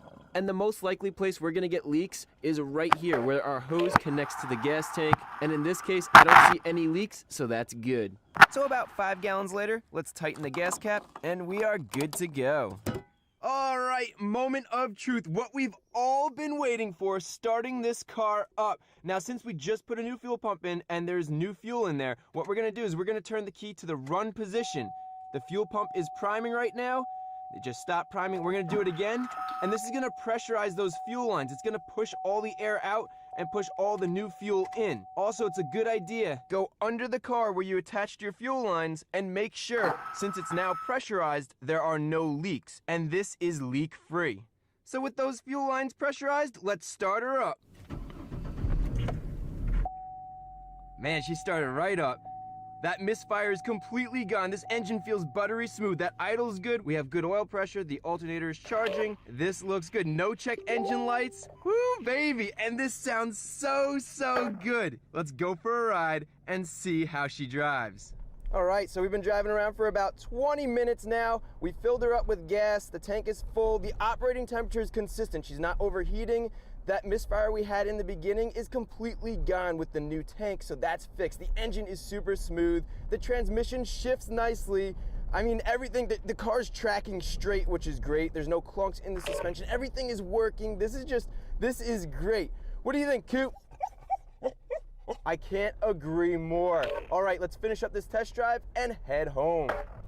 Okay, so we did it. We fixed this $500 car for less than $1,000 total, including the purchase price of this car. How awesome is that? We spent $70 to replace this old muffler and install a brand new one. We spent $100 to replace this old melted fuel tank with a junkyard version that works perfect. And for reliability, we spent $230 replacing this old fuel pump with a brand new OEM one. So together, we spent $400 plus $500 for the car, so $900 in total, and this car right now, as it sits, is worth about $3,000. So a $2,100 profit. And the best part is, my favorite part, we brought a car back from the dead. This car was destined for the scrapper, and we fixed it at home ourselves using common hand tools, a 150-piece socket set, a saw, a hammer, screwdrivers, pliers. That is all it takes to fix something like this. You could do this at home.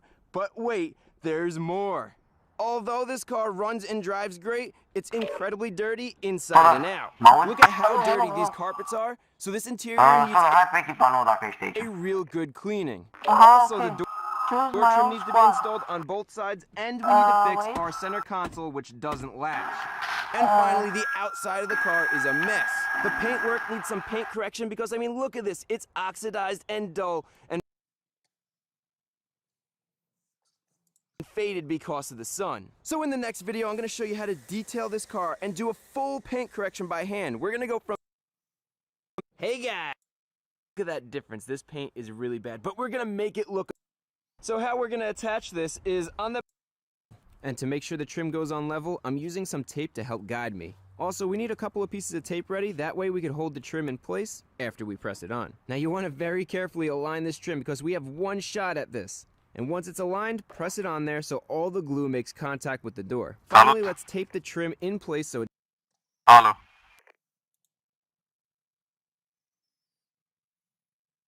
Salut, Igorleț, ești singur? Salut.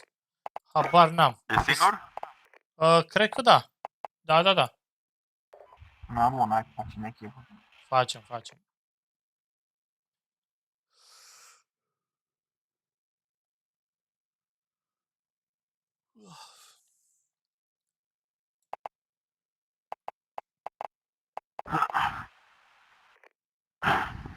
Cine-i de drumul 25? Cred că deja a apăsat pe start, că a apărut lacătul. Acum să sperăm că nu se blochează. It doesn't fall off, and this needs to sit for 30 minutes to cure. And while we wait, we might as well glue the emblem on, which is way easier because it's small and you can't put this on crooked. Just make sure you press it in all the way so the glue makes contact. Alright, 30 minutes later and this is dry, we can remove the tape. Now speaking of tape, you can see the ends here I taped off even more because the ends were starting to peel back a little bit and I wanted to make sure they were flush. But now we can remove the tape. And carefully do this. Don't just start ripping it off. We are done. Look at this car shine. What a difference. And let me remind you, this was a neglected, non-running $500 car. And now, not only does she run, but she looks amazing. And the best part is, you guys could do this at home yourself. I didn't use any fancy tools or expensive products, and I did the entire job by hand. That way you guys know that you could get the same exact results. And speaking of results, check this out. Check out this paint correction. This is incredible. So from restoring the faded plastic to touching up the paintwork here on top of the door to this entire paint correction, remember to give it a thumb just like this. And as always, the tools and products I used in this video are linked in the description so you can easily find it and get the same results. Along with that Auto Tempest website I used to find this $500 car so you guys could find your very own $500 car.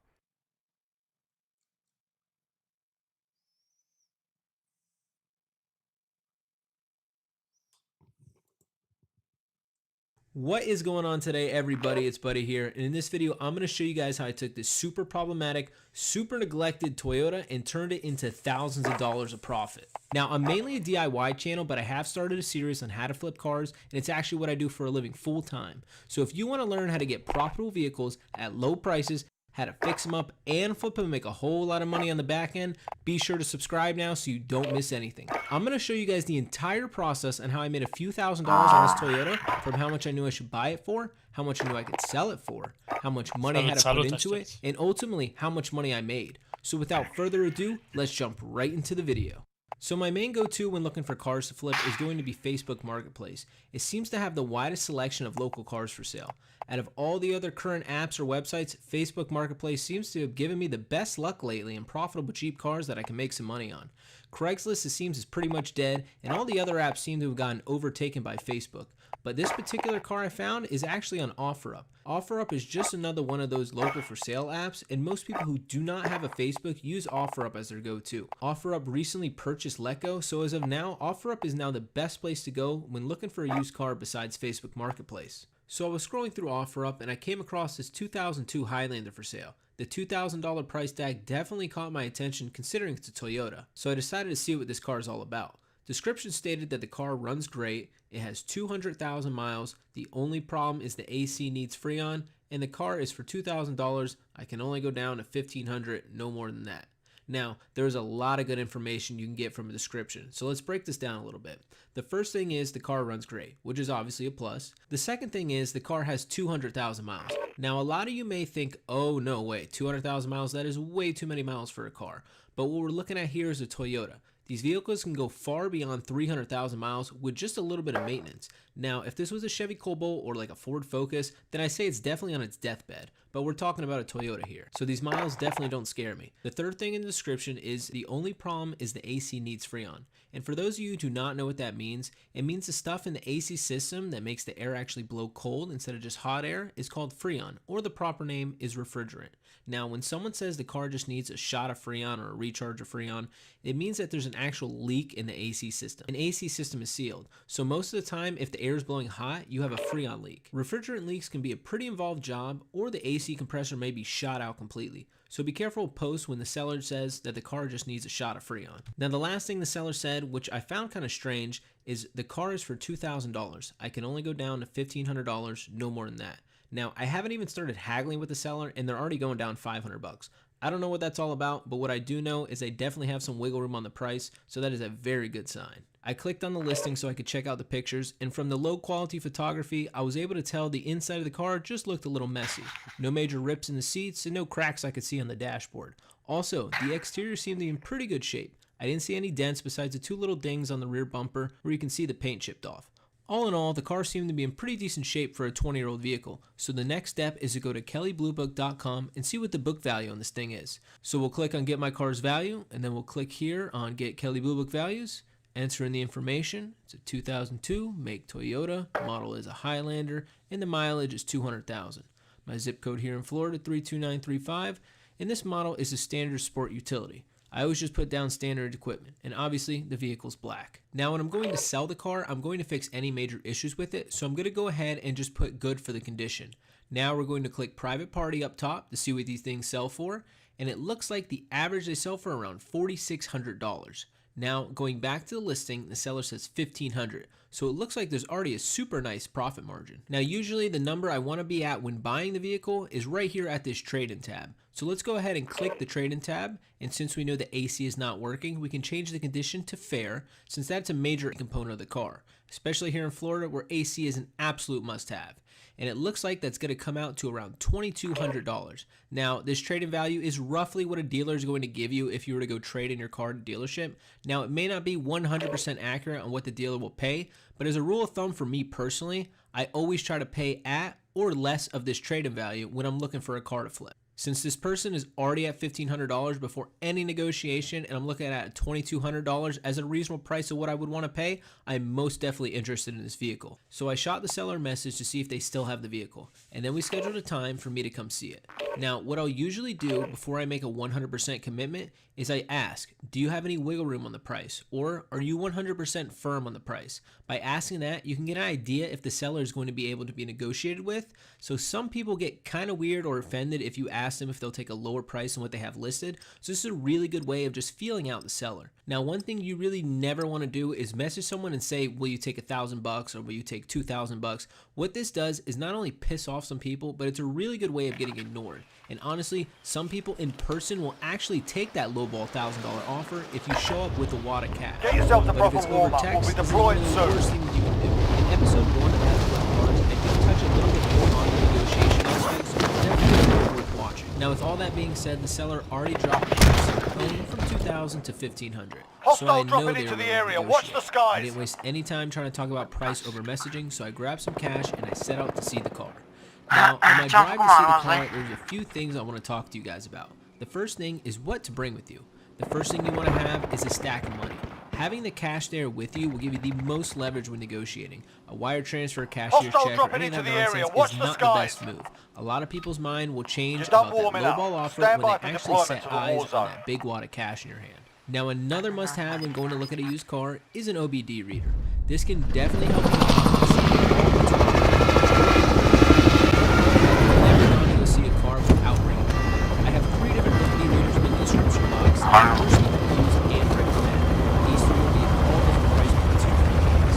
Now, probably the most important thing is how to properly inspect the used car before you buy it. Like the car was a out of love, the engine needed some love. Battle Royale. All right, soldier, mark a drop point for your team.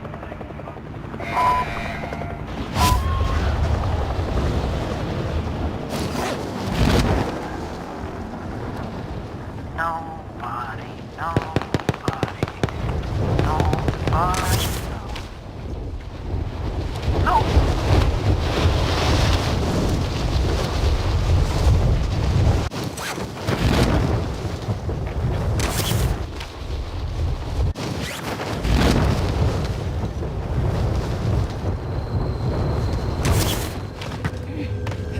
Clear to engage all targets.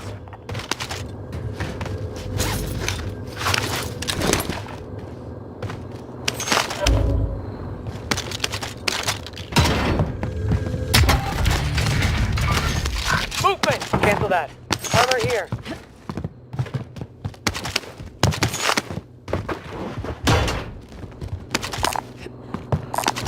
Armor here.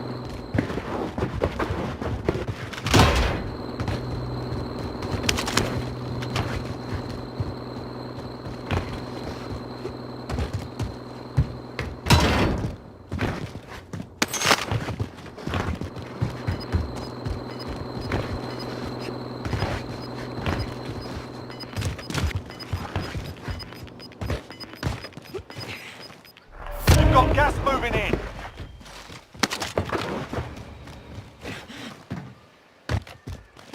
Loadout drop headed your way.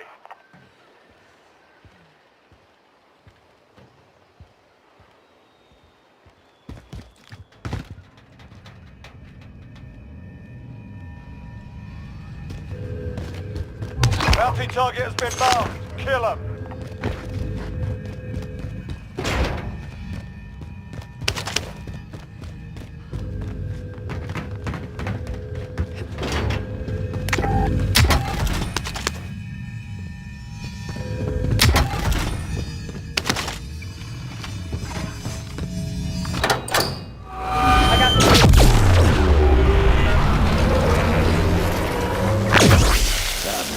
Save you.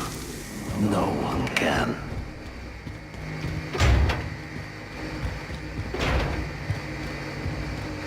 I will ride along.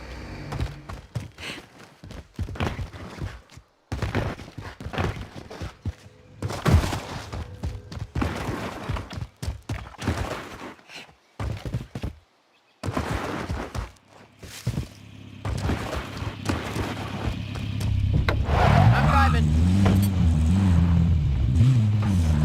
I will be driver.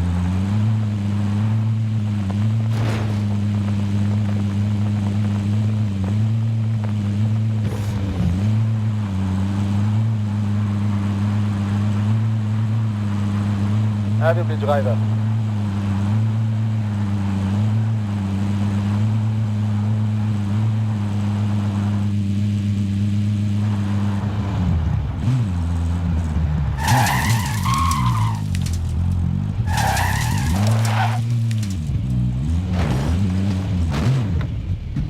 Ride and support. Buy station identified. Never mind.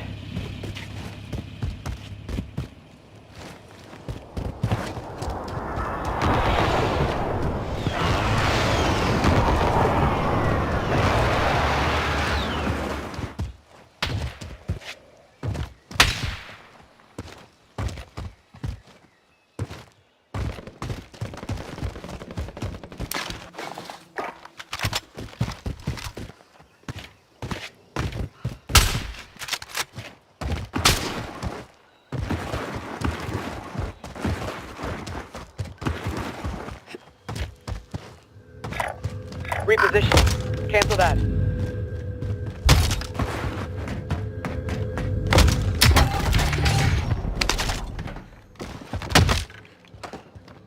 The bounty target is down. Well done. SMG here.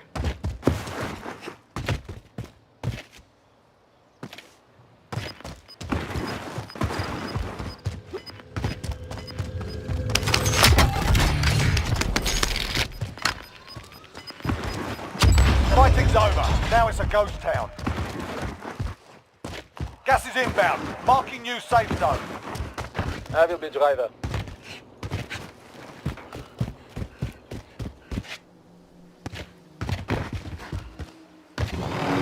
I'll take the stick.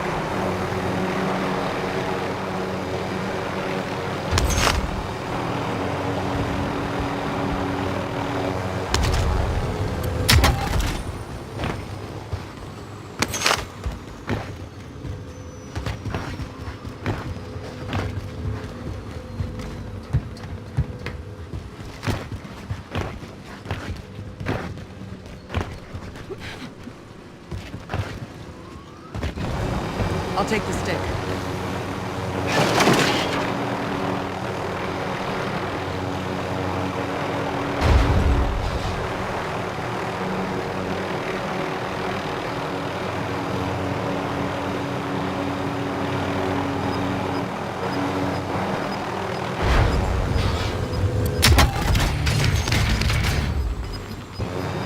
I'll fly it. Gas is closing in. Buy station identified.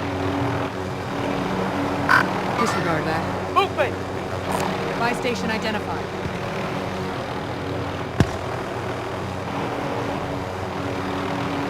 Let's head for the safe zone.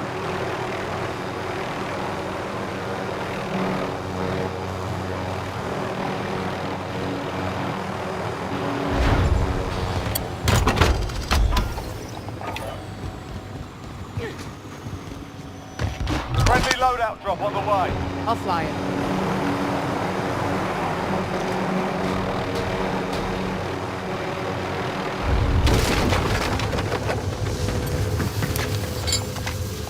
I'll drive. I'll take the stick.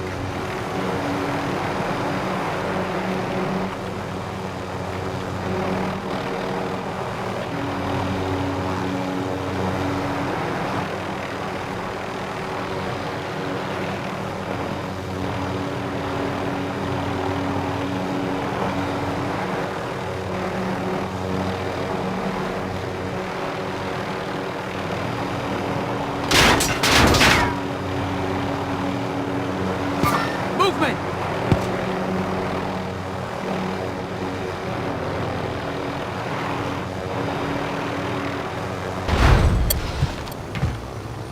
Movement!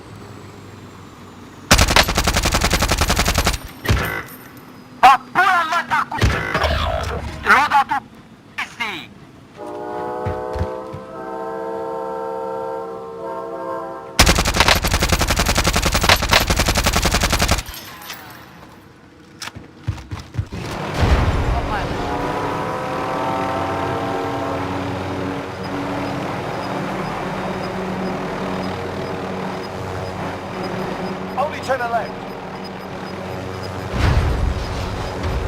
Gas is inbound. Marking new safe zone. I'll take the stick.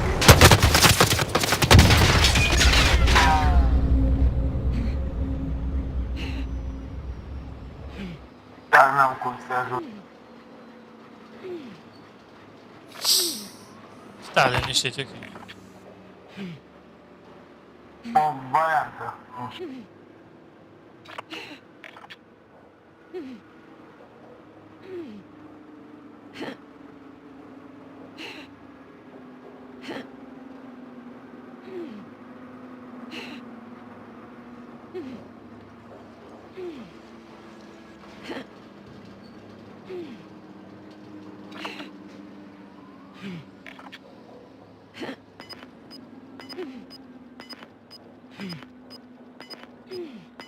You're messed up. Find medical. Gas is inbound.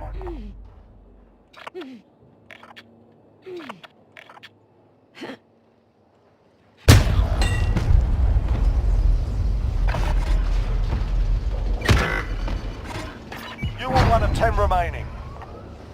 Fought hard out there. Return to base for debrief.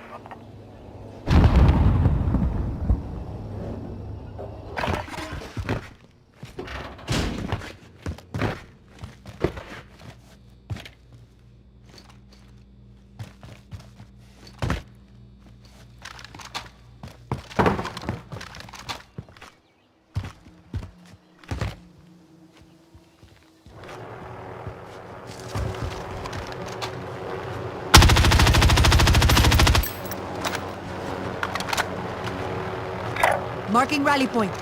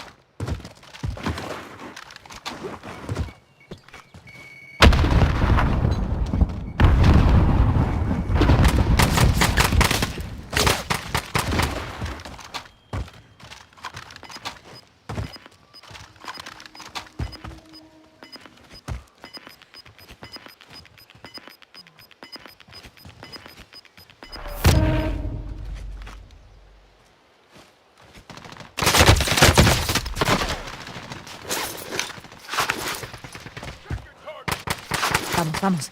Let's get back in it.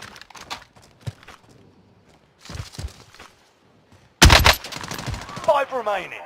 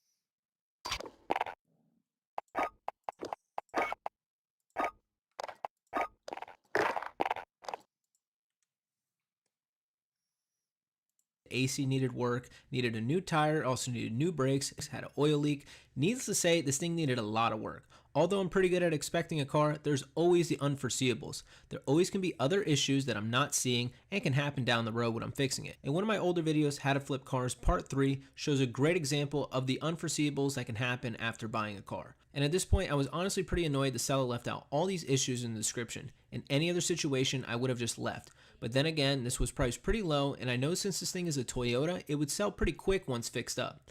Now, what I usually call the fun part comes up, the negotiation. I really wasn't excited at this point to buy this thing considering the amount of issues with this Highlander.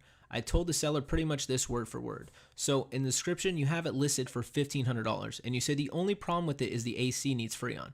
So the AC is not working properly due to probably an electrical issue since the AC control module doesn't work. This thing sounds terrible when you drive it. It definitely needs new brakes. The blinkers don't work. It leaks oil. A window doesn't work. The headlight's busted. There's moisture in it. Has a check engine light on. The ABS light on. Idle's high. Probably 3 other things I'm forgetting. If all that was wrong was the AC like you stated, I'd give you $1,500 right now, but that's not all that's wrong. I got $1,000 in my pocket right now, and that's all I'm willing to pay for this thing. So the seller thought for a second and said, let me ask the boss, which I imagine was his wife. He went inside, and a minute later he walked out and said $1,200 and it's yours. I remember that big profit margin, and for what these things sell at, I knew this was still a pretty good deal considering I had all these issues. So I said, you got yourself a deal. On the drive home, I went ahead and I threw $10 of gas in it. It's never a bad idea to put some fresh gas in a car, especially if it was sitting for a while before you bought it. There was no other issues on the drive home besides that annoying brake noise and not having any AC. So now we got the car back at the house, it's time to start fixing it up. The first thing I wanted to address was that oil leak since I didn't want to get oil all over my driveway. We got a pretty big to-do list here, so let's not waste any time. The first thing to do is to find out where the oil leaks from. I took a quick peek under the engine and saw it was most definitely the valve cover gasket that was causing the oil leak. So I started to remove the valve covers. The front valve cover came off no problem, but when I got to the back, I realized there was a big issue. Someone snapped the back 2 bolts that hold the valve cover down. That's why the thing was leaking. You can also see their terrible attempt at fixing it by putting this gray gasket maker there. The original blue gasket looked fine, so at least I didn't have to buy another. The only way to get these out is to drill them out, and since it was such a tight spot, I had to use this extension with this 90-degree drill attachment. This was literally the only way I could do this without actually pulling the engine out. It was in such a tight space, there was really no other way to attack it. And with a little help from my brother, I was able to get these snap bolts drilled out and reattach the valve cover with some new bolts. Not gonna lie to you guys, this was probably the hardest valve cover job I've ever done. It took about 2 hours when it should have taken only about 30 minutes. So now that the oil leak is fixed, let's move on to the tire. This was pretty easy, someone with almost no skill could do this part. I took the wheel off, popped the wheel in my trunk, and got a good condition used tire from a little tire shop up the road. It was a little bit dirty, but nothing that couldn't be cleaned. This only took about 30 minutes of my time, it cost $40. So let's go ahead and cross the tire off the list, and the next thing I want to work on is that AC issue. I was hoping to get lucky and that it was just a fuse that caused the AC control module not to work. So I checked the fuse box, and when I found the blown fuse that goes to the AC control module, I got really excited and thought this was going to be a super quick and easy fix.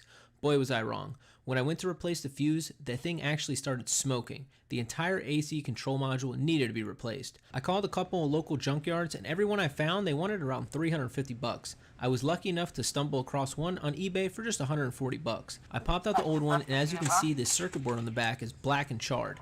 The circuit board was definitely shot. So I popped the new one back in with the new fuse, and the AC control module worked perfectly. The AC blew nice and cold, so everything else was working great. Between diagnosing what went wrong with the AC and putting in the new AC control module, it only took about 30 minutes of work, so not too bad. So next, let's work on that busted window. I took the door panel off to get a closer look at everything.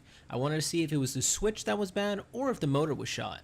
I tested the switch with the test light and saw that it worked good, so I knew the issue was the motor and not the switch. A window motor on eBay cost me around $45, and it took about an hour to diagnose and replace. So let's go ahead and cross that off the list too. So the next thing I wanted to attack was the brakes. I called my friends up at buybrakes.com and had them send me out 4 EBC brake rotors. I also called my friends up at nrsbrakes.com to send me out some pads. I highly recommend both of these companies when looking for brake parts, since buybrakes.com will price match anybody's price and give you great customer service too.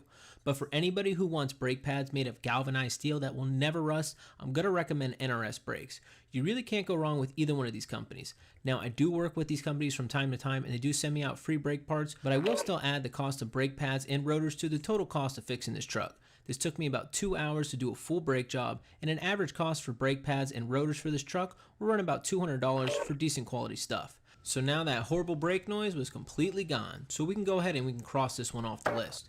So I want to keep track of how much money we've spent so far, so let's make a list. We got the car for $1,200, we put $10 of gas in it, we spent $5 on bolts to replace the snap ones on the valve cover gasket, $40 for the used tire, $140 for the AC control module, $45 for the window motor, and about $200 worth of brake parts. So far, we got $1,640 invested, so let's keep going.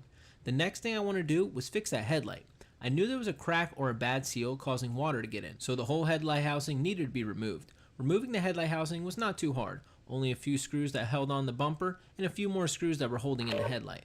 Once the headlight was out, I saw a bunch of water in it, and on the back of the headlight, it somehow got cracked. So the right way to fix this thing is to open it up.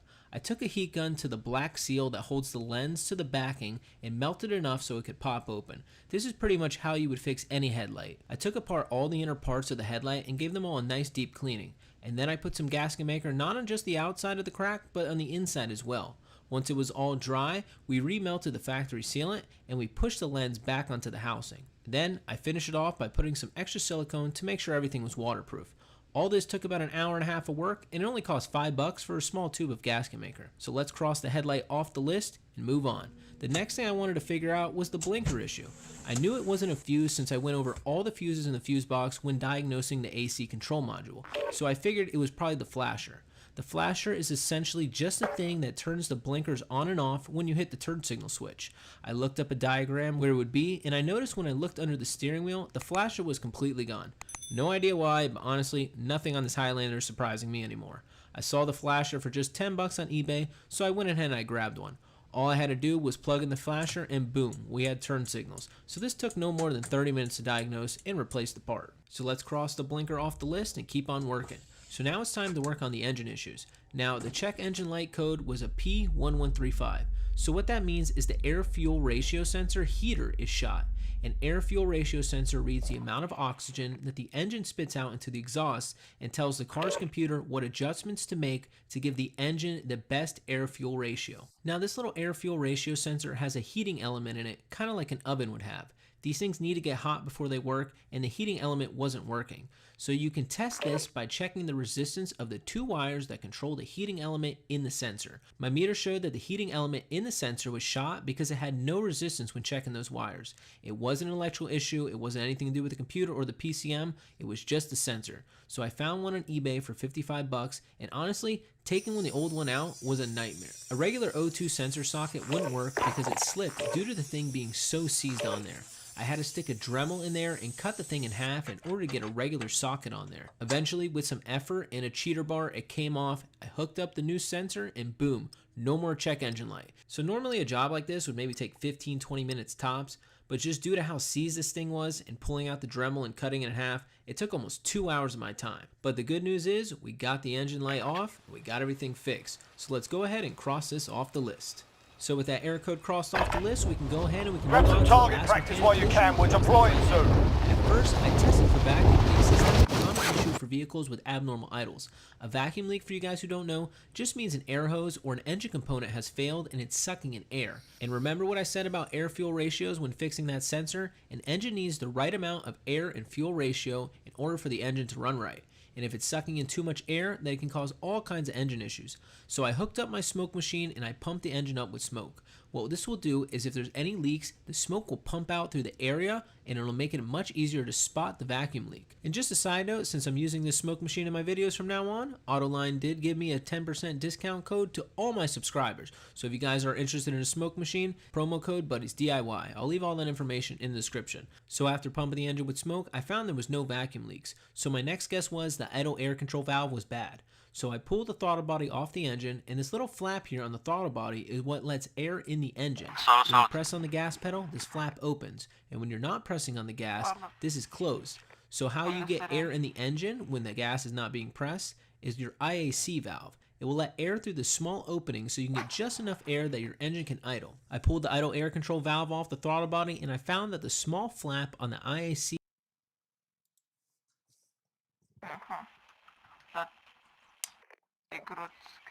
I a frecat iguleț sau? Cred. Gata, acum cred că nu mai cad. Iar nimeni pe tren atât de speriat să dă.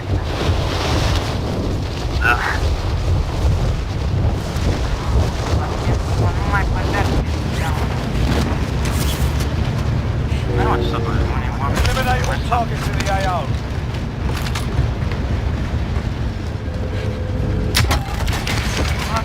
Mă așteptam să vin aici o bătaie mare, 5 echipe. Hai că... Nu văd nada.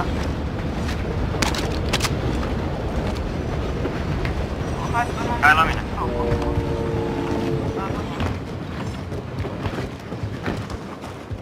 Am luat o vagă din cutie. Mai avem și bază, nu tot.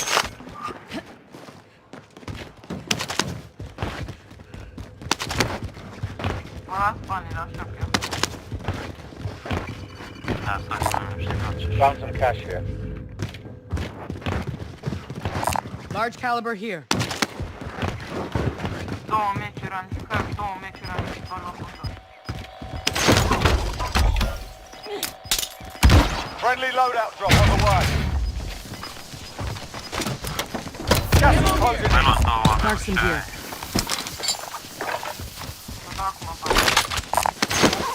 Friendly loadout drop on the way. La 500 de metri nu ne tot.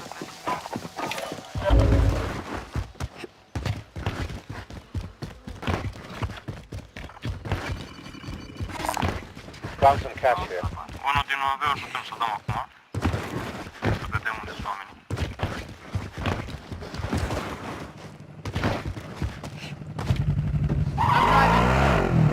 Hai că da. Friendly UAV overhead. Pule, easy pule. I'm your woman. I'm driving. Mă, și nu apări mai, dau la părății, nu apări mai, acolo mai. Da, cred că e toată lumea în militarizat. M-a dus să-mi iau prostă. Da.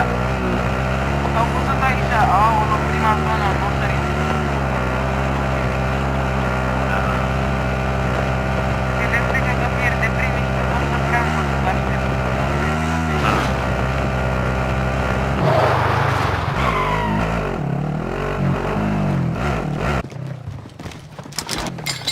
Sus mașini. I'm driving.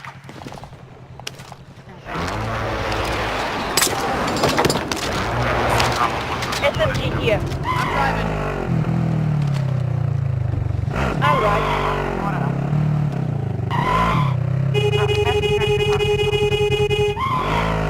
I'll take it.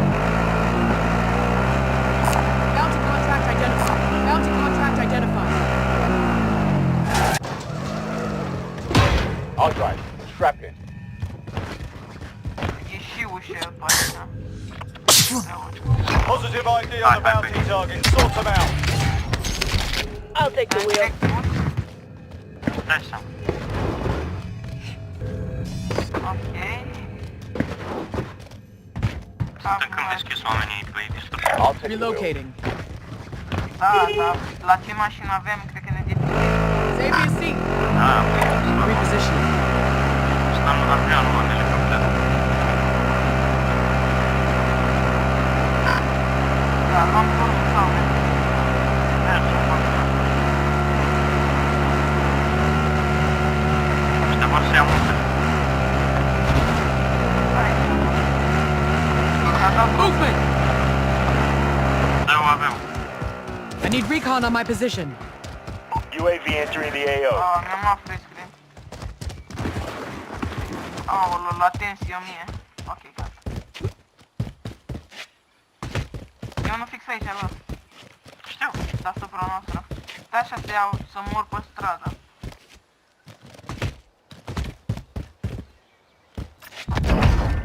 Bătut. Be advised, UAV is bingo fuel. RTV for resupply. What? Ce configurați? Dau selfie sau nu? Merge microfonul sau... Nu știu ce să zic. Gas is moving in. New safe zone located. Friendly E UAV gustat la overhead. Bounty. Da. Vin. E pe tine unde e?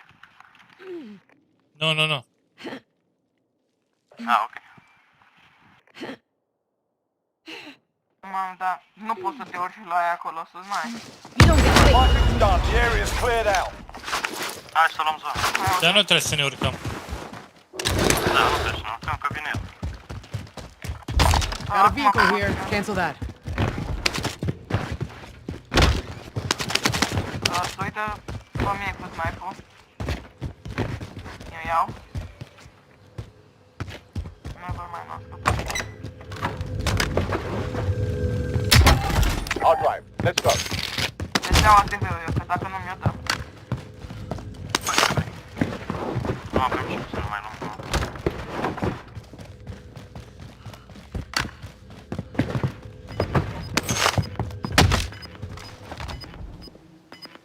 Bă, dar chiar așa, mă, nu e nimeni.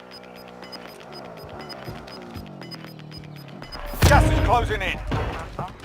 Mark the target.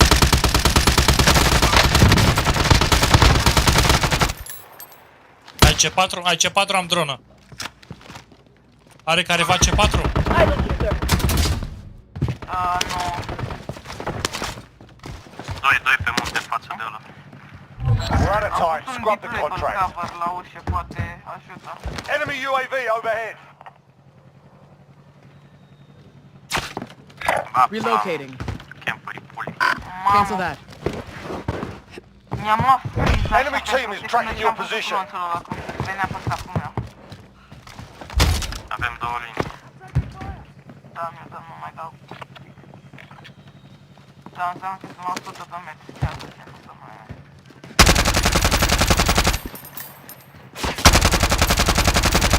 Enemy UAV Da, overhead. vezi că se trage și de acolo, din spate. Aveți grijă. În partea aia. Heading in. Movement.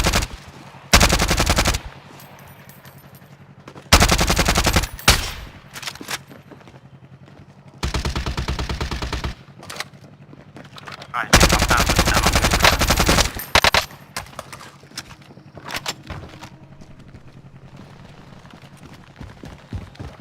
Și jos, încolo, în 20. Hai că vine zona, hai că vine străzi de munte.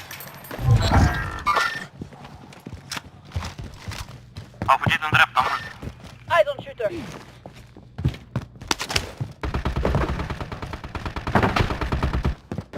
Bătut. Frumos. Da, cred că mai aștept să fie, nu știu că era asta. Crede că scodat. Sustaining fire. Come on.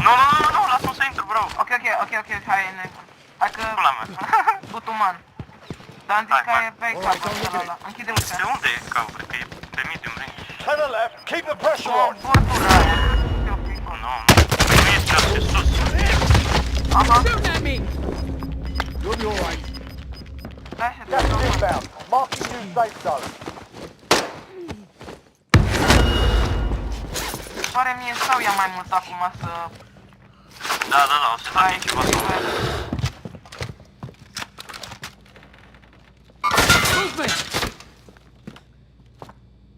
Dar poate să trage până deployable cover. Am să pușem fără datul ăsta.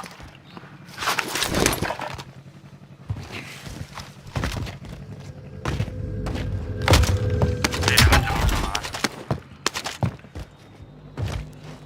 Aveți un plate careva? Am eu 4. Așa. E acolo. Hai. Aproape. Armor here. Aha, am înțeles. Gas is inbound. E de aici. Vezi că o să vină ăla din spate. Body armor here. Verde. Uite aici, s-a lăsat ăla. Așa. Hai, luăm casa de jos? Hai să încercăm, da. Opa.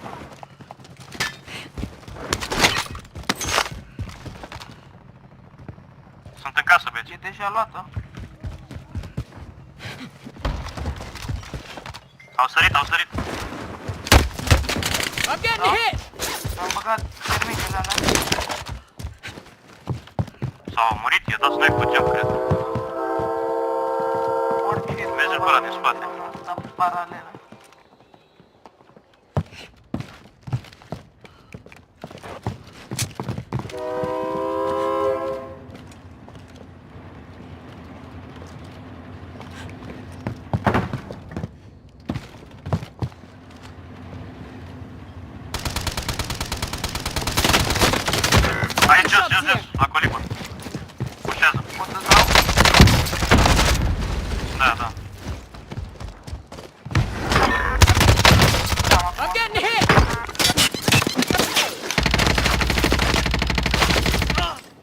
Down mortul, nu? Got you that time. Doamne, primul meu. Gas is moving in. New safe zone located. Dar ați avut grijă în spate de ăla? Nu știu, cred că ăla e unul din cei care au rămas.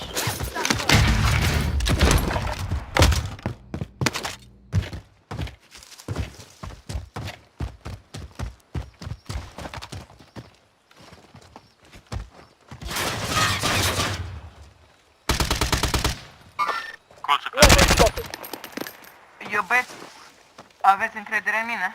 Mă duc cu dreapta. Ce campează băieții, unul e la piață și unul e la depozitor.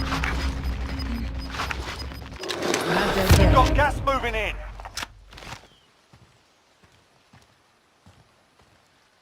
Mark the target.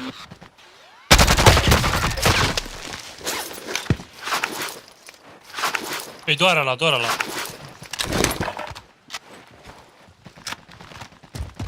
Doamne. Na, mi-a dat-o, mi-a dat. You need medical.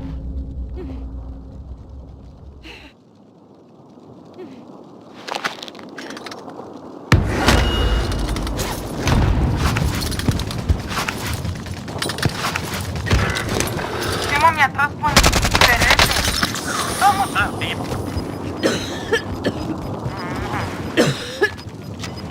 e ultimul la Gas is moving in. New safe zone located. You were 1 of 5 remaining. Mamă, ce campează băieții, să moară ăsta. They hit us hard that time. Settle the score.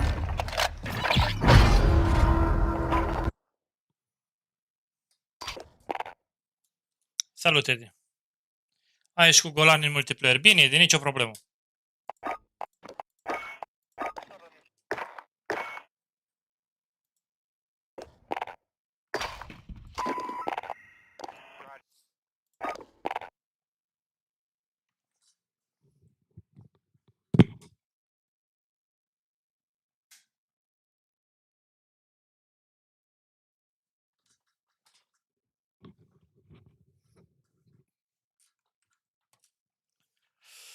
That opens and closes was completely stuck.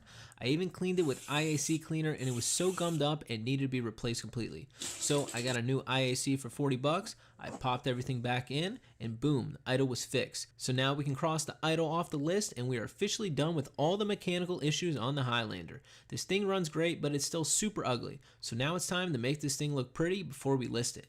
So I went ahead and I gutted this thing completely. I removed the driver's seat, the passenger seat, and also the rear seats. And boy was I surprised at the amount of crap that was under the seats. This thing was nasty, and that is an understatement. I wanted to take the driver's seat to get repaired, so I disassembled the driver's seat so only the lower portion that needed to be repaired was free. When you take the extra time to do this, your local upholstery shop will charge you less considering they don't have to do all the labor that you just did removing it. I dropped the seat off at the upholstery shop and headed back home, and I started cleaning this thing out. So what we're looking at here is about 20 years of junk that collected under the seats that never got cleaned out. I found 15-year-old melted candy, a few pounds of laundry detergent, and even some old Jamaican rum. Needless to say, this was probably never done since the car came out of the factory. After the floor was all clean, I went to Advanced Auto Parts and I grabbed 4 cans of dark gray spray paint to do the carpet. I sprayed everything down so when the seats went back in, all you'd see was a nice uniform color of dark gray. It's a special type of paint and I actually have a video of me doing this to my personal car. I'll leave that in the description, of course. Now after the carpet was finished, I did all the floor mats as well. And usually with this stuff, you gotta give it about 2 or 3 layers of paint. By the time I finished the cargo mat, I had less than a half a can left, so those 4 cans worked out perfectly for me. The next day, I drove back to the upholstery shop so I can grab the driver's seat. They did an awesome job on color matching, and they only charged me 40 bucks since I did most of the work by just bringing them the small part that needed to be replaced. I then took all the seats and I scrubbed them down with some warm soapy water to get all the little stains off that I could.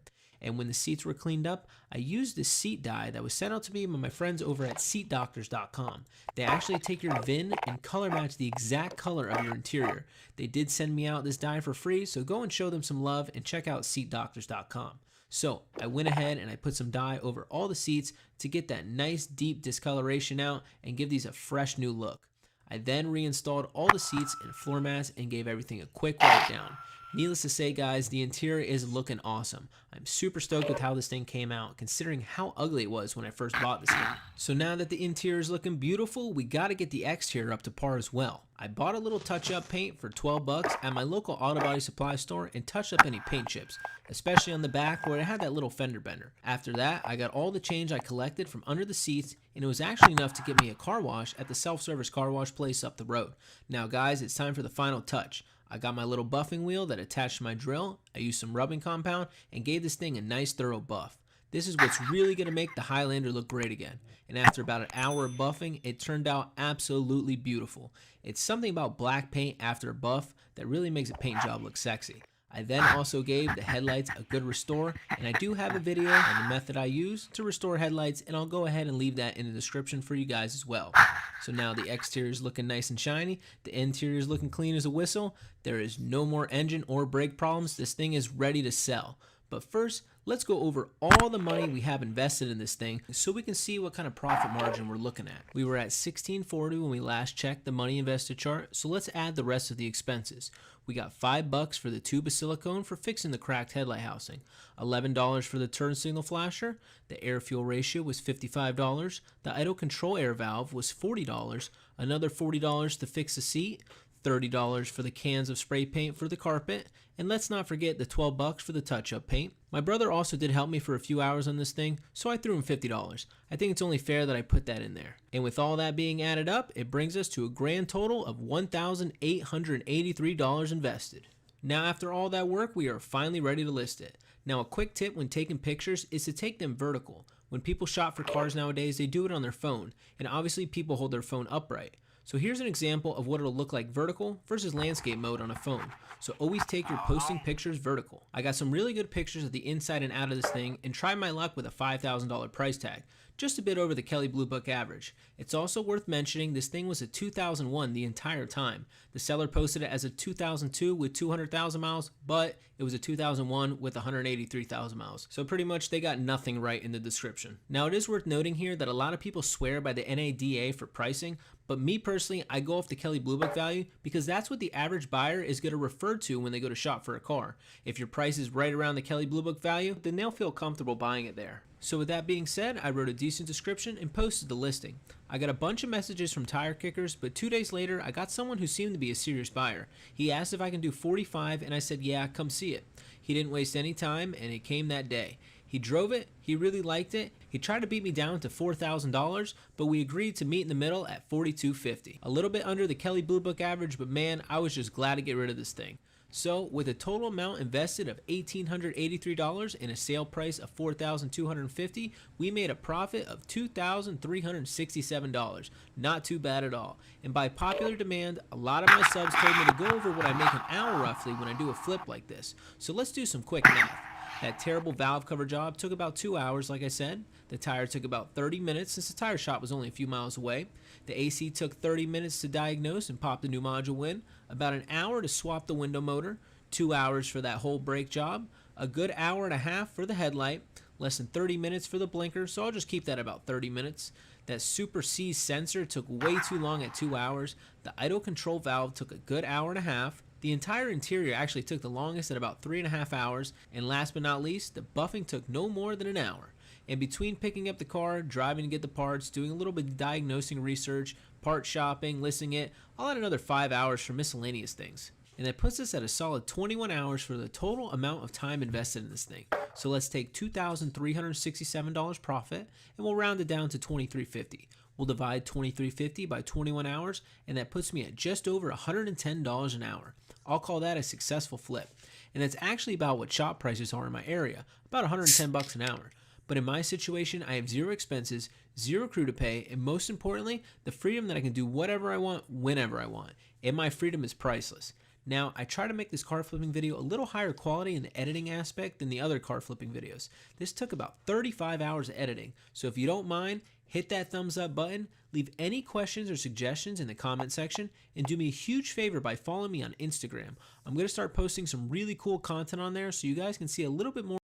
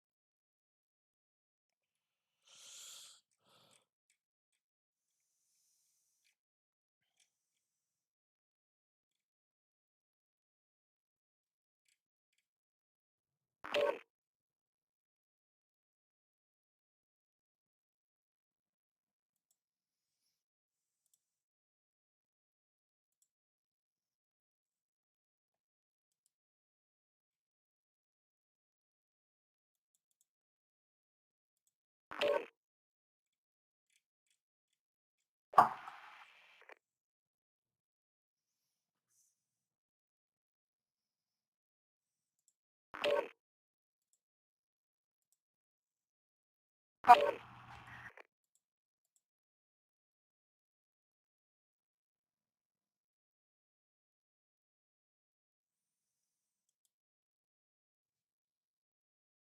guys, Chris Fix here. Today I'm doing an oil change on my 1995 Ford Windstar.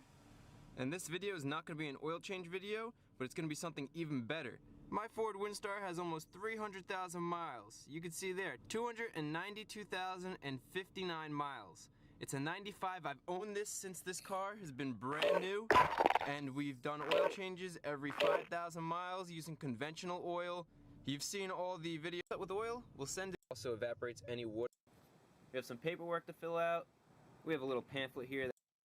I definitely cannot wait to see what kind of results we get with this 300,000 mile engine. So I've driven this car since it was new. All the family vacations, all the oil changes, all the little fixes here and there. I take care of my vehicles the best I can, as you can tell with all my how-to videos. It's going to be really interesting to see what kind of results we get.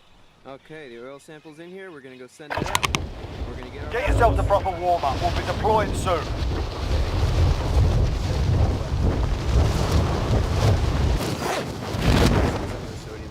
From an oil additive as well. And what I did about 8,000 miles, and the column to the left of that one are the oil readings from our oil sample.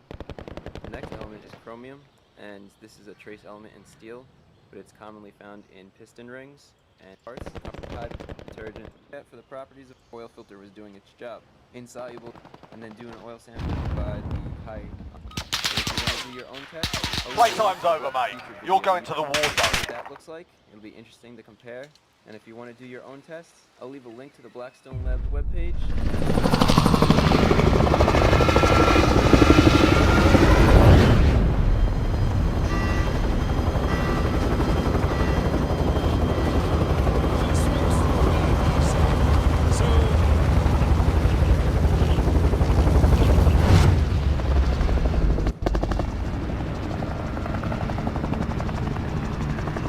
Battle Royale.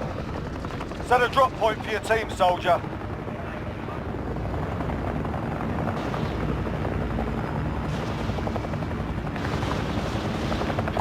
Helo marked.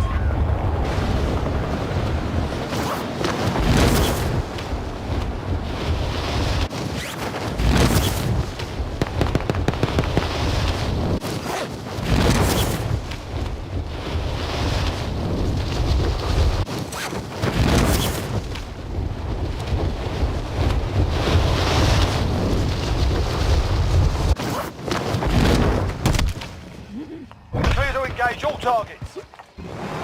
I'll pilot. Hostile dropping into the area. Watch the skies.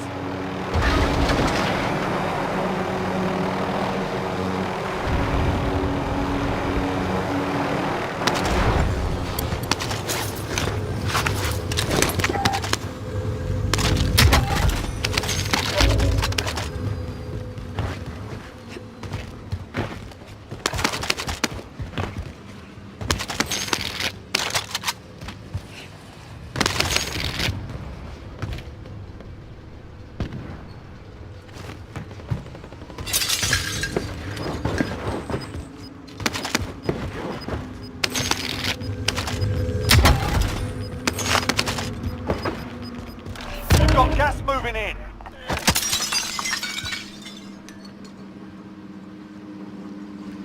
Friendly loadout drop on the way.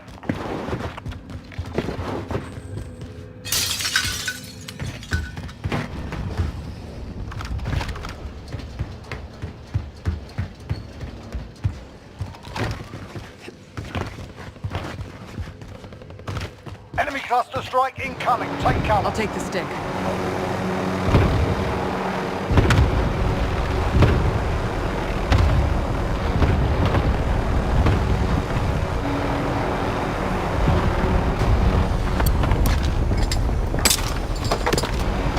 I'll take the stick.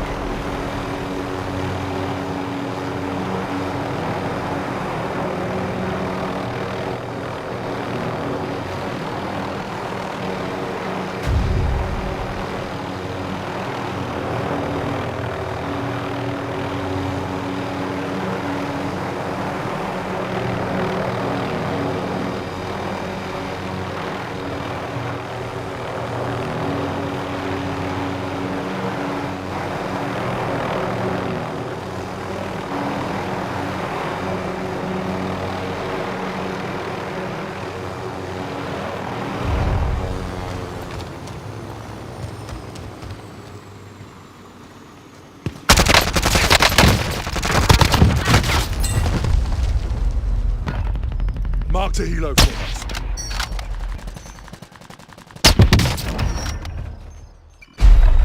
You're in the gulag now. Fight to earn redeployment.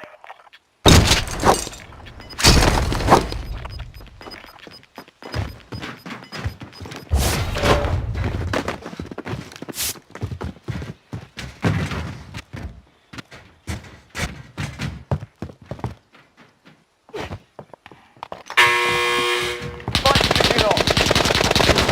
Get ready to fight. You're next.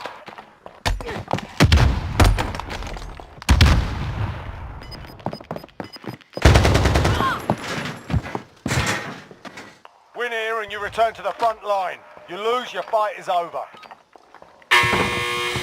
Sort them out or capture the objective.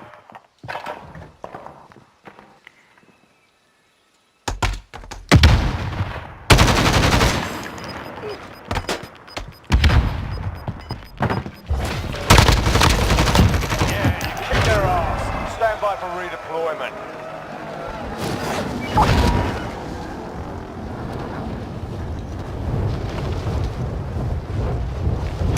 Found a helo. Disregard that. Relocating.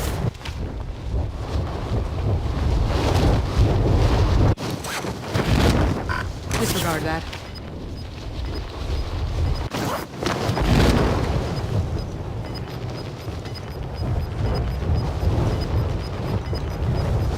Gas is closing. Get to the new safe zone.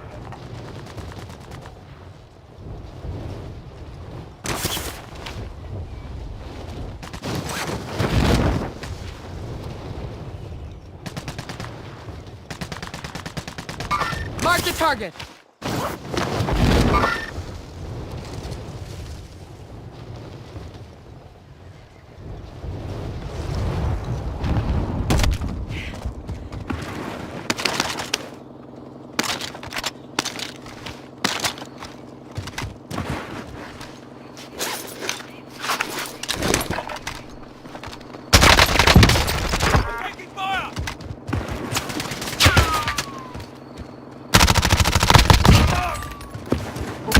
Oh shit! We're not dead yet.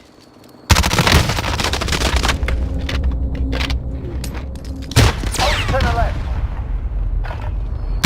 You're one of 25 remaining.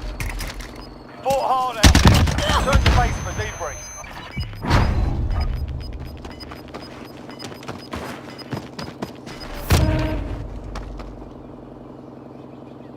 Aid station here.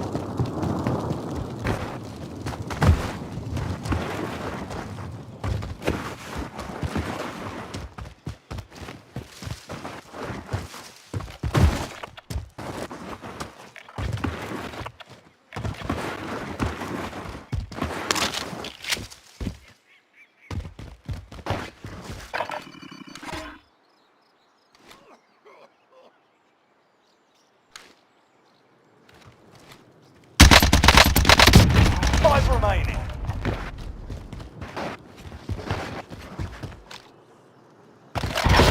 Hostile patrol. 1875. The magazine Animal World. The cover shows a deer that decided to jump off a cliff to escape from hunting dogs. Maybe escape isn't the right word. This is definitely its last jump. To die from the dog's teeth or from falling off a cliff. Difficult choice. But sometimes there are really sad stories in the animal world. Today, you'll learn why penguins bully their children, why swans lose their meaning of life, and why old lions are kicked out of the pride. The Pictures that you see now may seriously upset you. A Chinese woman named Yan Yan Sao unexpectedly captured a unique and tragic moment. She noticed a young swan anxiously beating the water surface with its wings, and next to it an older bird. Unfortunately, the second swan was dead. The young swan was very worried about it, then put its head under the water and, well, you got it. After a few minutes, the young swan also died, as if it couldn't bear the separation. But there's an even stranger case. Take a look at this photo. Yes, again the swan, but this one suddenly fell from the sky on a car. Why did it do it? Well, you've probably heard the theory about swan love, the strongest love in the world. When a swan loses its beloved, it also loses the meaning of life. It flies up high, folds its wings, and... yes, sad. Kind of a romantic end. Maybe this bird that fell on the car also lost the love of its life. Unfortunately, the swan couldn't tell us about the reasons, even if it could speak human. It had to be put down in a clinic because of serious injuries. Despite the well-known theory, scientists are skeptical, as usual. Nobody managed to prove whether the swan fell deliberately or maybe accidentally crashed into the windshield of the car in flight. The bird's chest injuries were so serious that veterinarians couldn't find the original cause of the fall. Also, it's believed that sometimes swans can mistake the road surface for a river. For example, in the early morning or at sunset or immediately after rain, well then, the predictable result, an attempt to land which ends in tragedy.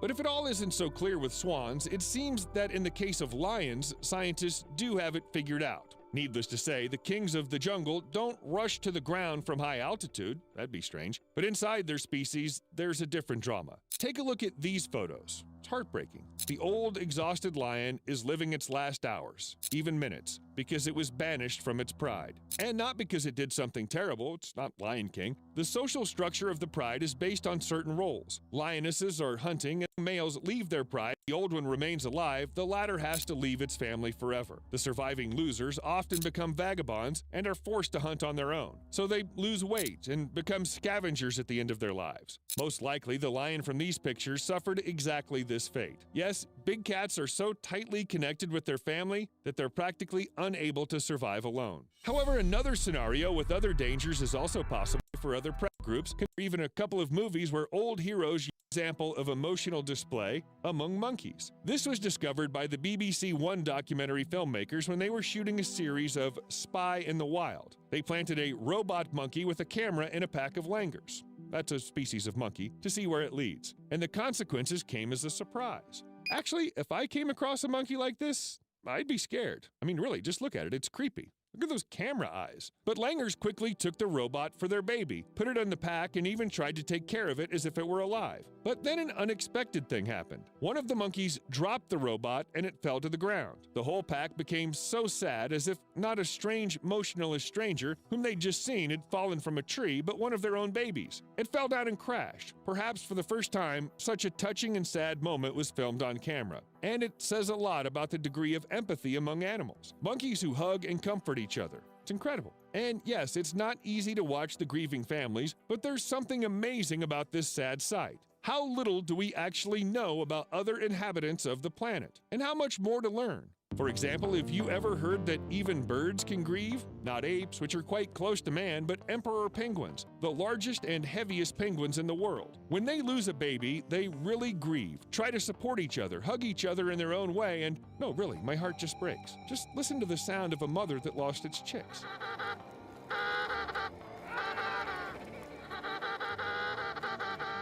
It's unbearable.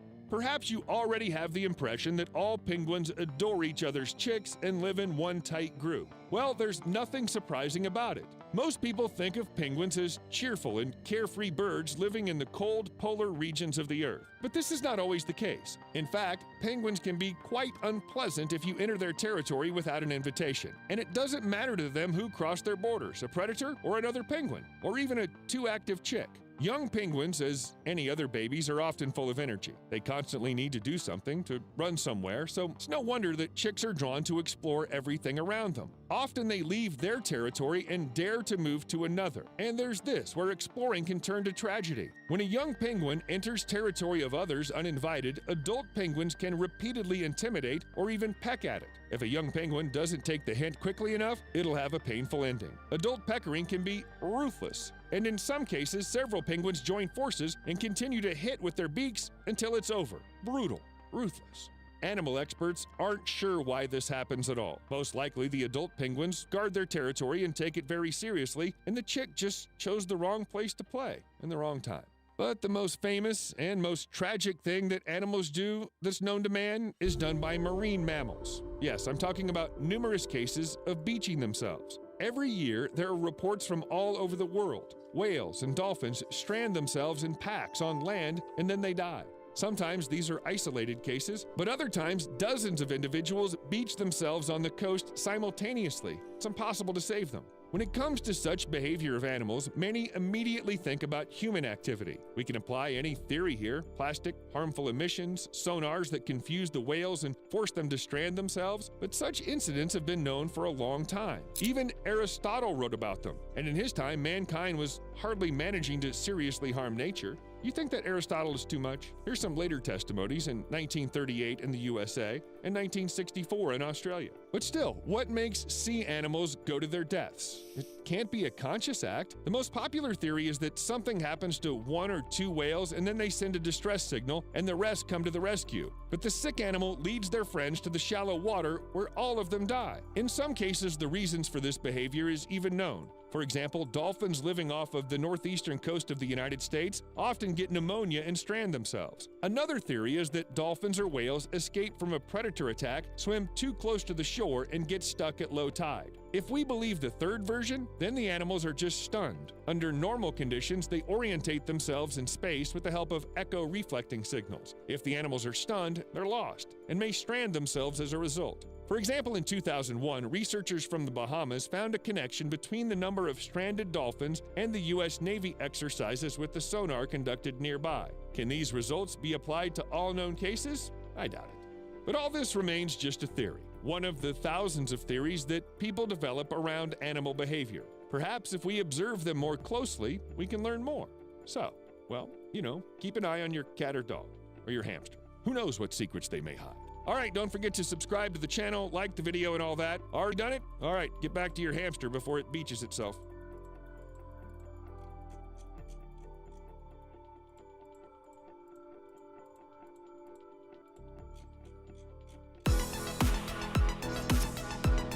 Salut Mirel, mersi frumos pentru follow. Salut șeriful. Ce mai faci, Mirel? Cum ești?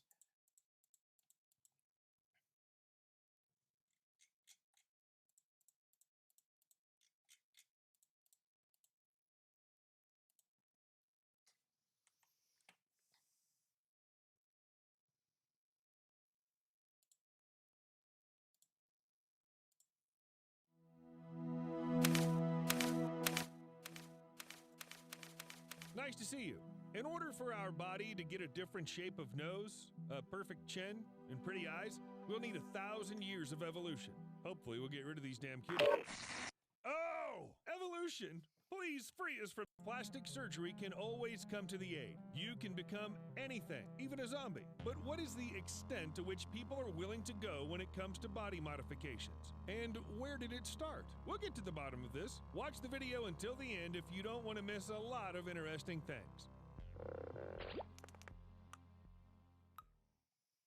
Rhinoplasty is one of the most common cosmetic procedures in the world. It's believed that the first mention of rhinoplasty dates back to about 15th or even 16th century BC. Even back then, people wanted to change the way their noses looked. The Edwin Smith Papyrus contains quite a lot of useful medical information. This document, which may have been a guide, but for example, these pictures of World War I, people have tried different methods to change the way they look. Take, for example, these pictures of World War I soldiers. At first glance, there's nothing unusual about them. But there's a little secret. The people depicted in the photo are known as broken faces.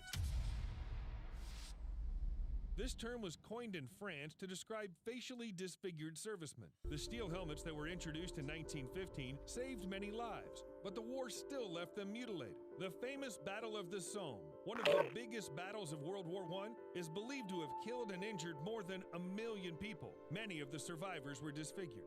This book about plastic surgery was published after the war. It describes innovative techniques of suturing and skin transplantation. At that time, no one could even dream about plastic surgery. Nevertheless, the methods used were incredibly cool back then.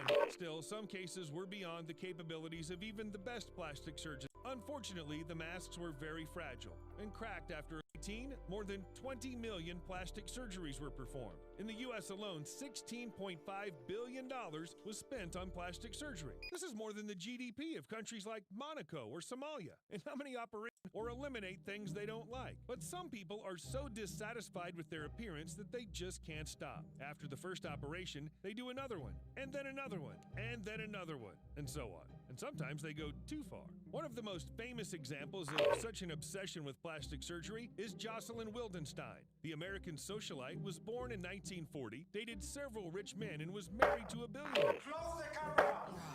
It's known that he loved cats, so Jocelyn wanted to make her face more cat-like with the help of plastic surgery. But the result was, well, she does vaguely resemble a cat. By the way, she denied undergoing surgery. In her own words, she looked like that thanks to her Swiss origin.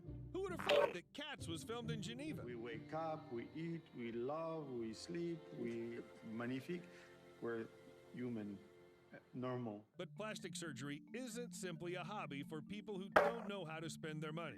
Sometimes the obsessive desire to remake your own body is caught in their body. It's just like when you just to look, for example, like a cartoon character. In 2017, this girl, known as Sahar Tabar, shocked the world with her Instagram photos, and there was a pretty good reason for that. The Iranian blogger looked more like a character from Tim Burton's films than a living person. She looked like a zombie with huge lips. According to some rumors on the internet, the girl was obsessed with Angelina Jolie, and to imitate her favorite actress, had already undergone 50 plastic surgeries, and she'd also lost 40 kilograms. For some time, Tabar supported this legend and kept posting scary pictures. But later, the blogger confessed that the images were made using makeup and editing. Job, Botox, and liposuction. A classic combo. But it seems the girl's prank was not appreciated by everyone. She's a crazy planet. From the sky! It's a bird! It's a plane! It's Superman! Her house is filled with supermans in the world. It's good that so far there's no procedure that would make a person fly. Otherwise, Chavez would be the first in line, and that's because he thinks he's Superman. And for him, the lack of wrinkles on his body is proof of that. What can we say? True Kryptonian logic? But what about elven magic? I will destroy you. Luis Padron calls himself Plastic Prince and Moon Dreamer, and he does look like a prince. To look Padron underwent cheek My side with his dream. Perhaps he plans to sail to his very written of her face. Procedure. Usually people with noticeable scars simply artist Vin dealer Rick Reinking, which was also signed by the artist. But the story doesn't end there. The work, called Tim, was sold for 150,000 euros to a German art dealer, Rick Reinking. Tim himself, as the bearer of the painting, received 1/3 of the sum. My skin now belongs to Rick Reinking, he says. My back is the canvas. I am the temporary frame. And yes, everything is exactly as you thought it would be. As part of the deal, when Tim dies, the skin on his back will be removed and turned into a painting. Hopefully this collector won't try to speed up the process. Well, in the meantime, Tim has to show his tattoo sitting topless in a gallery at least 3 times a year. He just sits and lets people look at his back. And when visitors to the gallery try to talk to him, Tim doesn't move and doesn't answer. He's just a canvas for a painting by a famous artist.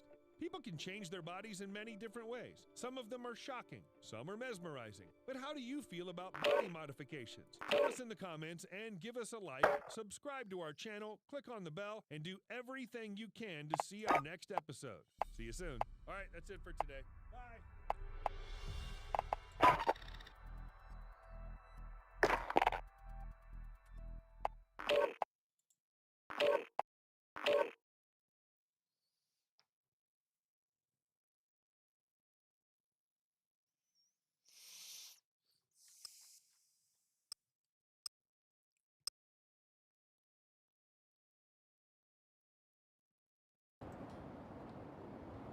Sometimes we all need a little extra helping hand to jog across the road.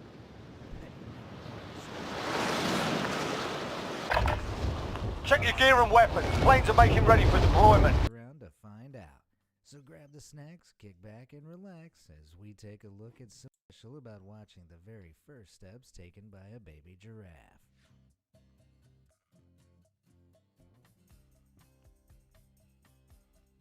World.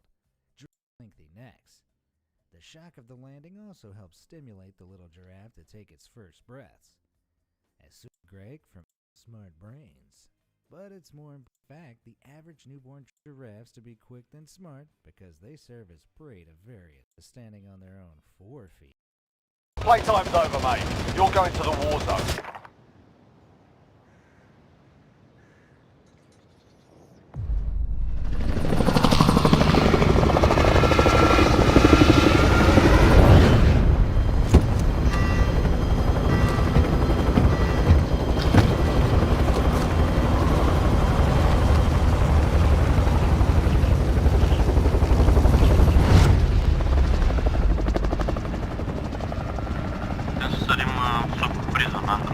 Battle Royale. Alright, soldier. Mark a drop point for your Bounty team. contract identified. Got gas closing in fast. Get to the safe zone. Located a bounty contract. Hostile dropping into the area. Watch them. Objective is to eliminate the bounty target. Clear to engage all targets. Armor here.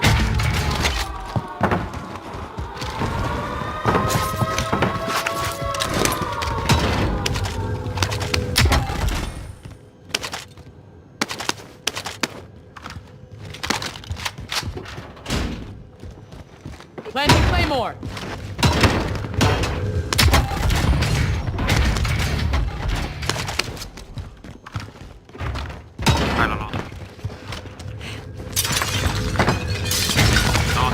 Arcing armor, arcing armor.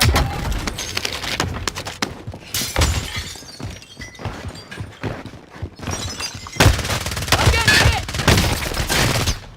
Loadout drop heading your way. Movement!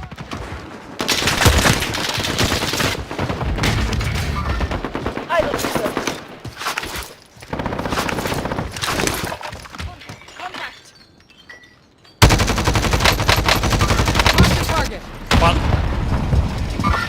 Vin pe noi, vin pe noi. Threat.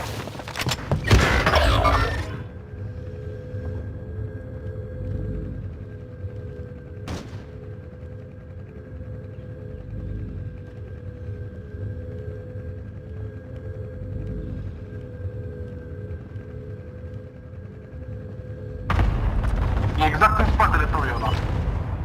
Sus pe deal în spate. An enemy team is hunting you. Stay alert. E în casă ăla, e în casă. Enemy RCXD detected.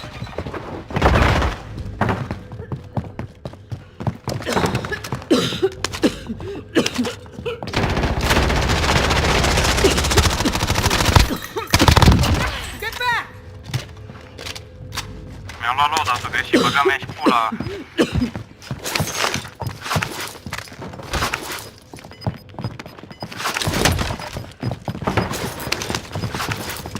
Gas is inbound.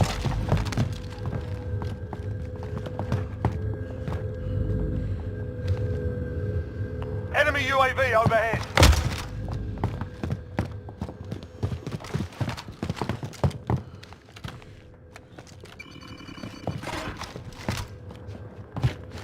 Hai, pe. Friendly UAV overhead.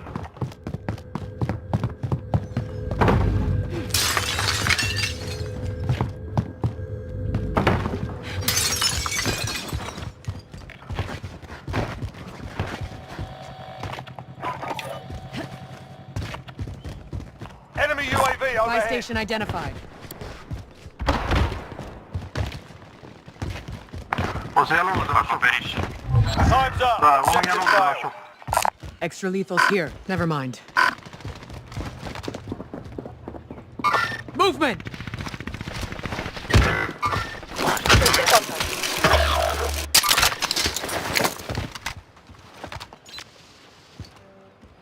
Enemy UAV overhead. Loadout fire drop over heading here. your way.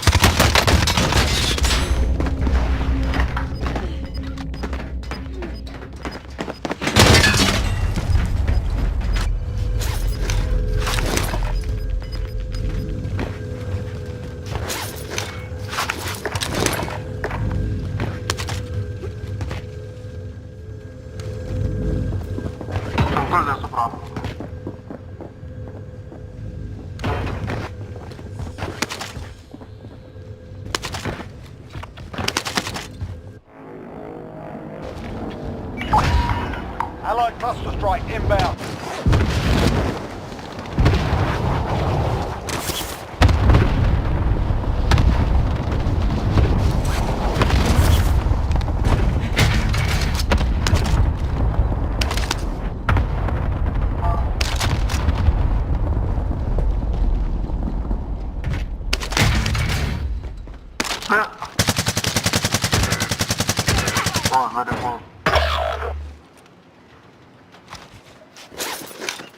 Enemy UAV overhead.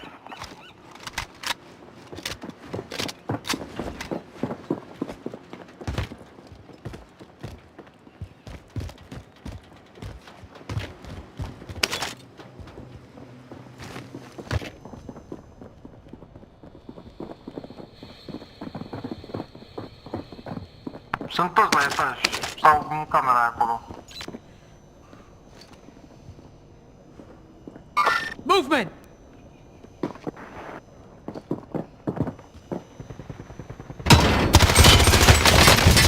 Taking fire over here! Mânca mea coaiele.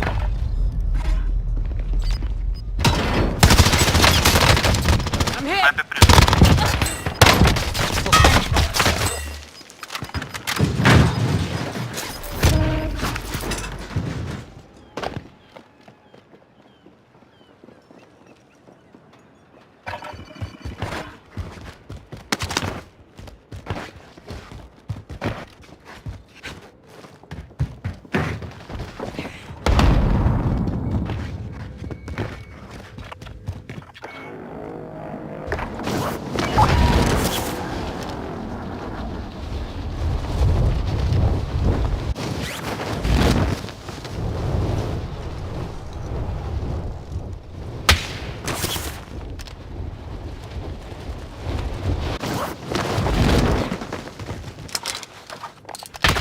Taking shots here!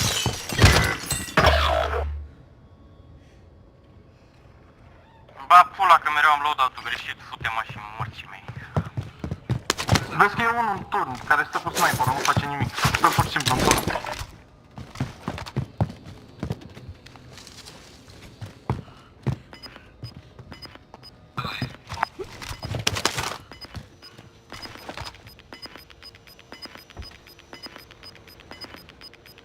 Gas is inbound. Marking new safe zone.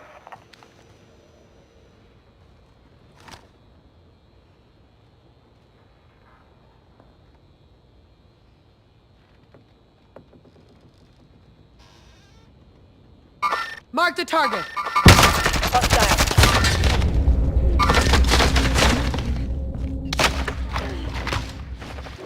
Not dead yet.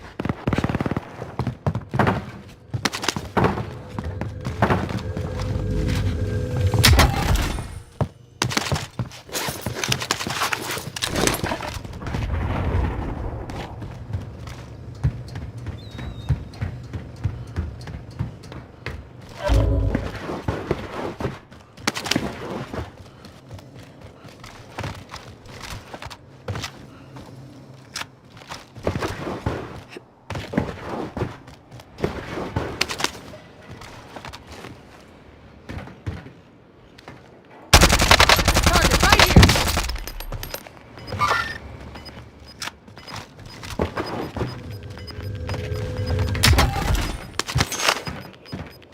Gas is inbound.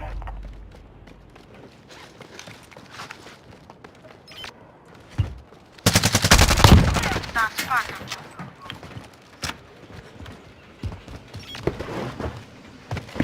Everyone in the safe zone.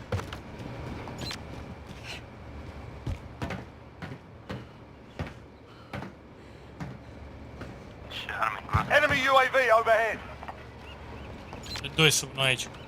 Movement! Clădire, nu? Aici. Urcă, urcă, urcă Enemies aici. in. Da, da, da, da. Contact! Grenade out! Hostile drone in the area. Watch the sky. I'm taking frag out! Try that again.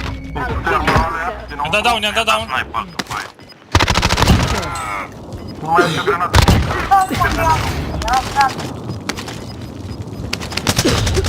Gas is moving in. New safe zone located. located. E la colțul clădirii, aici. Marking waypoint. Altul.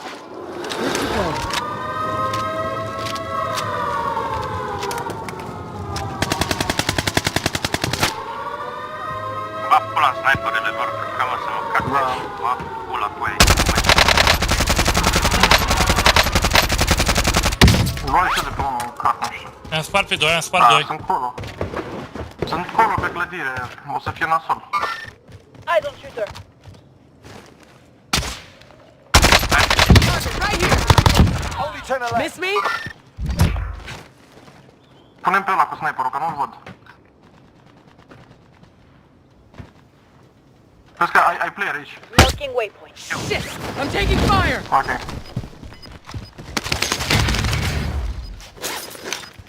Movement! În spate, în spate, în spate! Gas is moving. Movement! I'm on the fire. De aici e jos. O să intre prin clădire pe aici. Coordinates marked.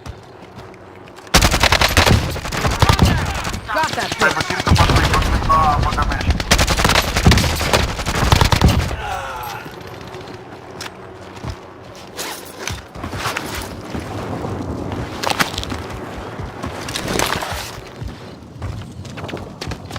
Taking shots here. Din spate îmi trage. Shit! I'm taking fire!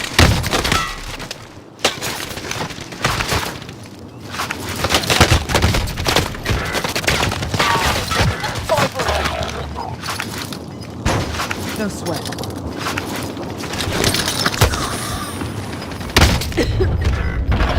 Uite-te cu ei cum stau, uite-te spate, pula. Your team is KIA. It's up to you now. You're losing ground. You were 1 of 5 remaining.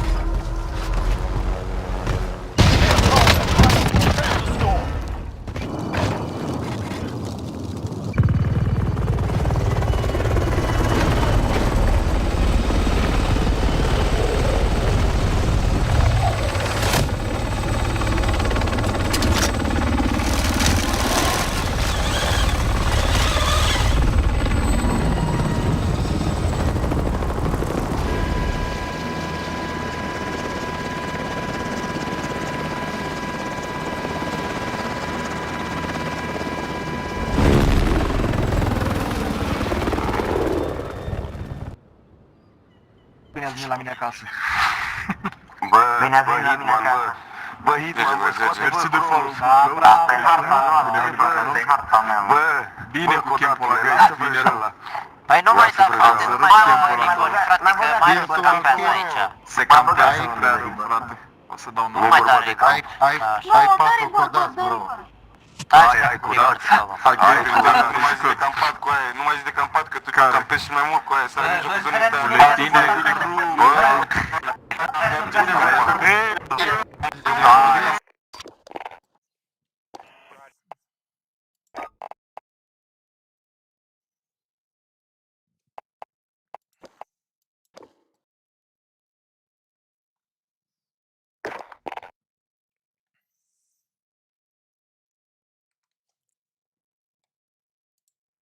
But there are plenty of things. In case you didn't know, hiccups are caused by involuntary contractions in your diaphragm, the muscle that separates your chest from your abdomen and helps you with your breathing. When we hiccup, we make a cute little noise, but when cats hiccup, something even stranger happens. Check it out. Whoa, it looks like this little dude just saw his future. Cats can hiccup for a number of reasons. Sometimes it happens due to nerve irritation issues or chowing down on food too quickly and accidentally ingesting air at the same time. Other times the contraction of their diaphragm could be a futile attempt to try and Dacă el atunci collected in their throat. This only Clar, ați văzut pe scări în pompieri cum am coborât pe This bizarre phenomena is caused by a tiny release of the substance noradrenaline, caused by an activation of the sympathetic. Here's to their surprise, the crow seems very often. Here's a question for you. Why did the crow cross the road? To help the hedgehog get to the other side, duh. It's not very often you see such a surprising display of affection between two unlikely animal friends, which is why one motorist in the town of Ogre in Latvia knew they had to whip out their smartphone and capture this moment on film. To their surprise, the crow seemed to nudge the hedgehog's butt to tell him to hurry up and cross the road safely. It might shock you to learn that crows are actually some seriously intelligent animals, despite having a reputation as pests. They have been observed exercising self-control, understanding analogies, and fashioning tools, as well as socializing with other animals like domestic cats. In fact, recent research has even shown that crows operate with the same mental capacity of a 7-year-old child. But that revelation also contributes to a potentially darker side to this seemingly harmless clip. According to some, the crow could actually have been pecking at the hedgehog's butt because it knew the hedgehog would move, showing its head and making it easier to kill and eat. It would come across any weird, wonderful, and is one of the rarest seen and least studied jellyfish in the sea, the deep staria jelly. You'll notice that this creature lacks stinging tentacles. Maybe straight the average the 6 straight into. We hope he's having a great day. Weasley hit the closed wall in the second book of the series. But judging by the faces of some of the people in line, not everyone saw the funny side. There's no word on what happened to Pascal after the bizarre incident, but I sincerely hope he's having a great day. What's the weirdest thing you found washed up at the beach? A shoe? A message in a bottle, perhaps? Well, what about this bulbous, throbbing object? There's no need to be alarmed, people. This isn't quite what you think it is. In December 2019, beachgoers in Northern California were horrified when thousands of what seemed like disembodied weenies turned up on the shore. In reality, these phallic objects are actually just bizarre marine creatures called fat innkeeper worms, or Eurychus calpo. The fat innkeeper worm is a type of spoonworm, an order of non-segmented marine worms that can be identified by a spatula-shaped proboscis used for feeding, grasping, and swimming. The worms spend most of their time inside a U-shaped burrow underground, which pokes up out of the ground like a little sand chimney. But how did so many of them end up on Drake's Beach in California?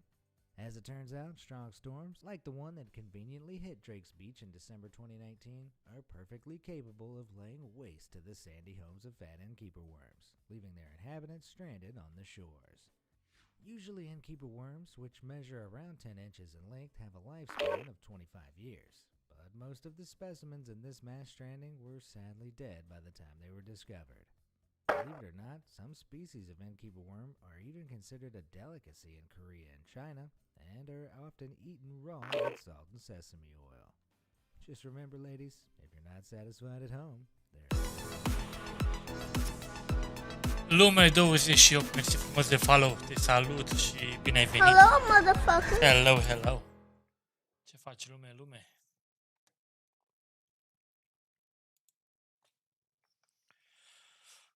Uite, eu aștept ca să intre lumea la un custom game.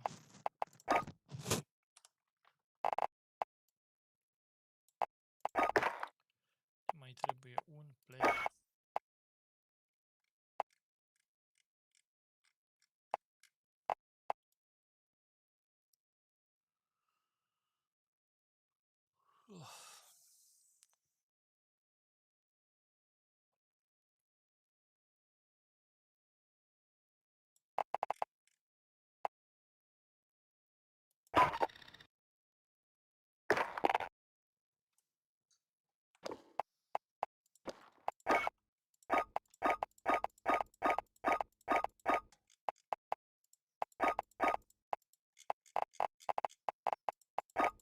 What the fuck is this?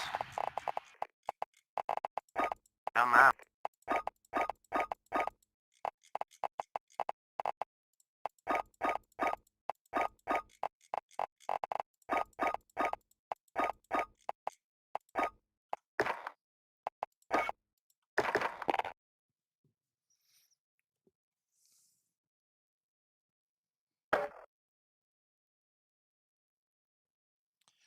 Salut lume. Fac la joc.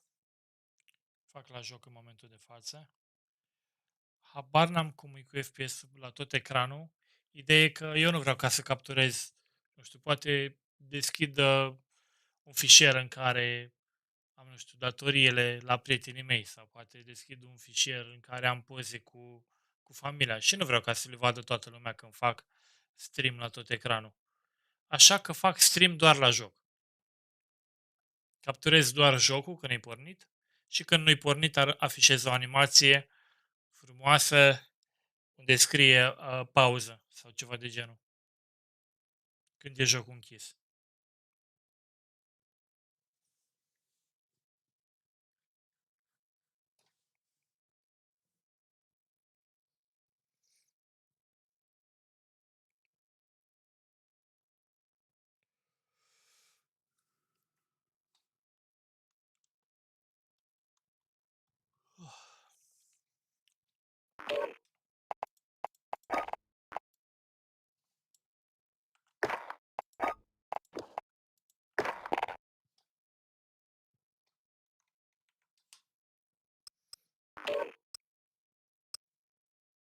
Actually living in a simulation. Photoshop impression that the sculpture is 3D when viewed. Dream of going out of a historic year in space by showing off another fascinating feature of microgravity.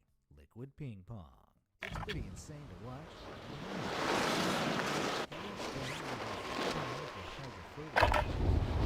Check your gear and weapons. Planes are making ready for deployment.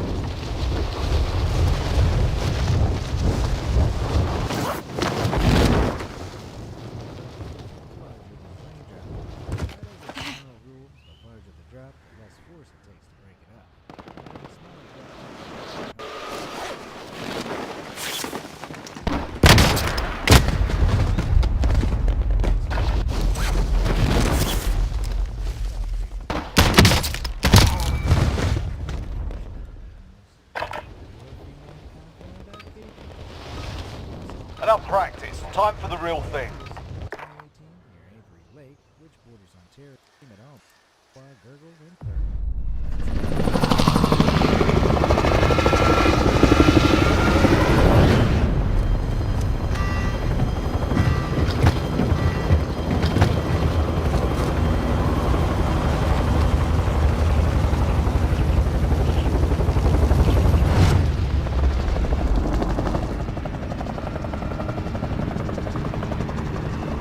Battle Royale. Set a drop point for your team, soldier. Scavenger contract located. Never mind.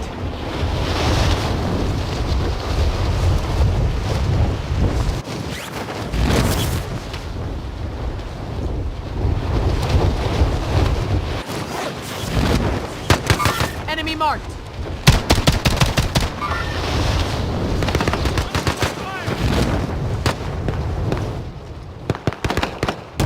Hostile dropping into the area. What? Our primary objective is to kill them all.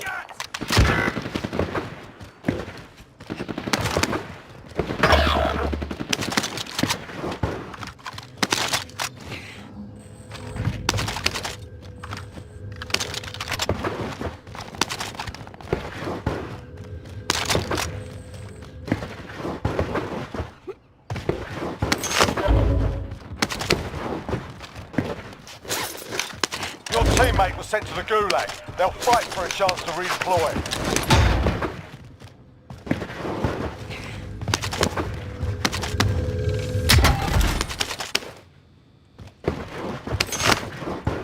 Hostile dropping into the area. Watch the skies.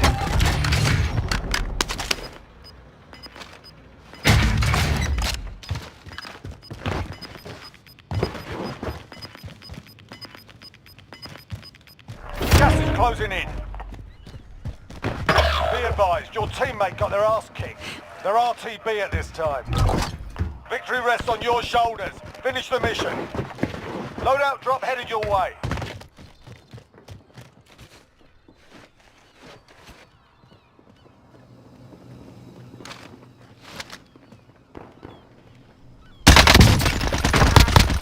Sustaining fire.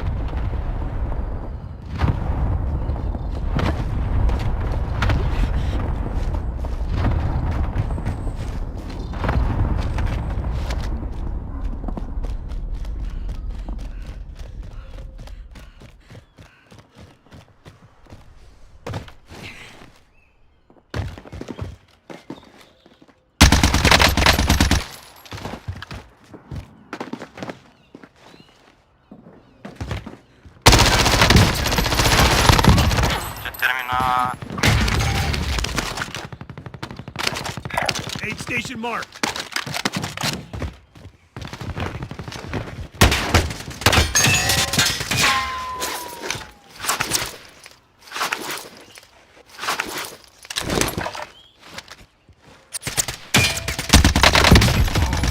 N-am mă ce să fac, mă.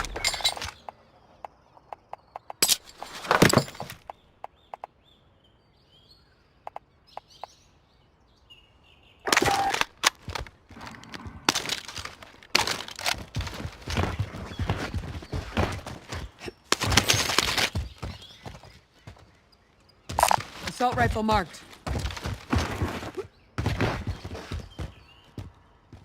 Aid station marked.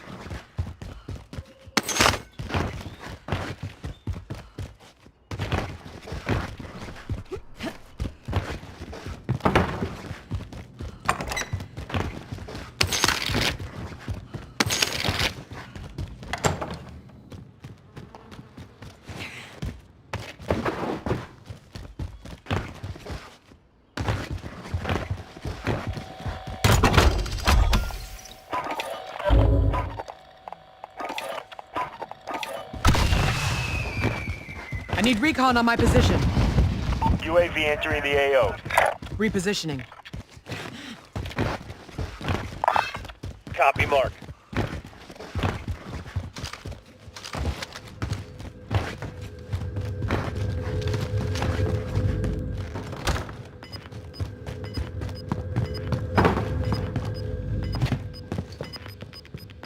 Be advised, UAV is bingo fuel.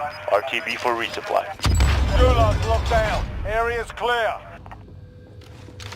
Gas is inbound. Marking new safe zone.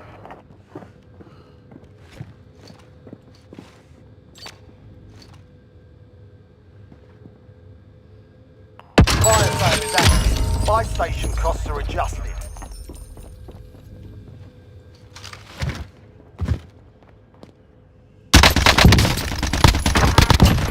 În spatele meu, jos.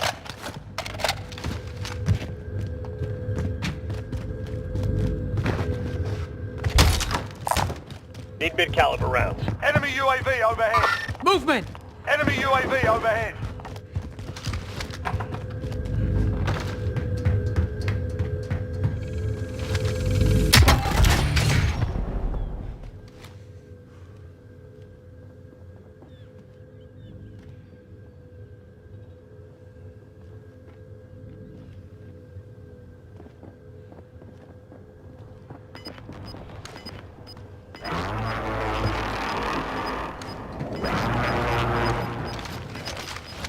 Enemy UAV overhead.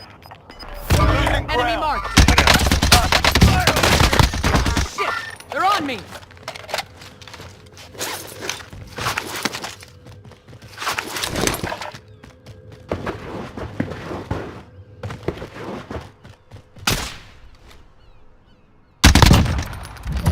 Precision airstrike. Take cover.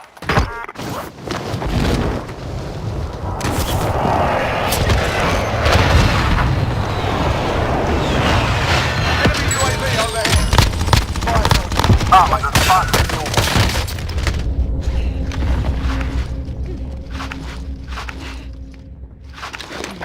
Enemy precision airstrike. Take cover. Hostile dropping into the area. Watch the skies.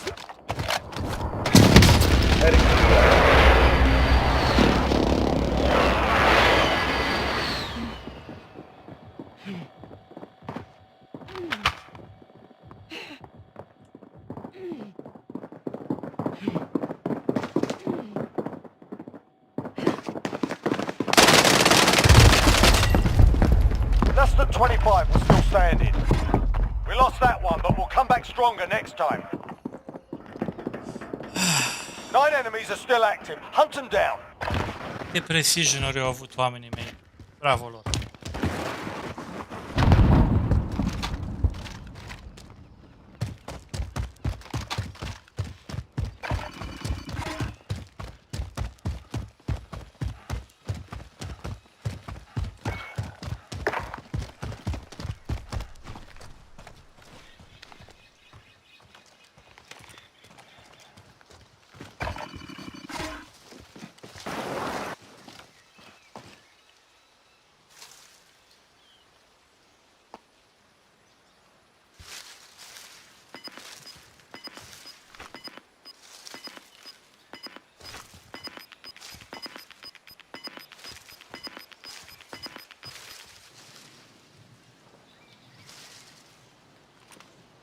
Îmi pare rău, se pare că o să vă uitați la unul care stă în boscheți tot meciul și merge ca râma, din boschet în boschet. Pentru că ăștia jucătorii de la casă.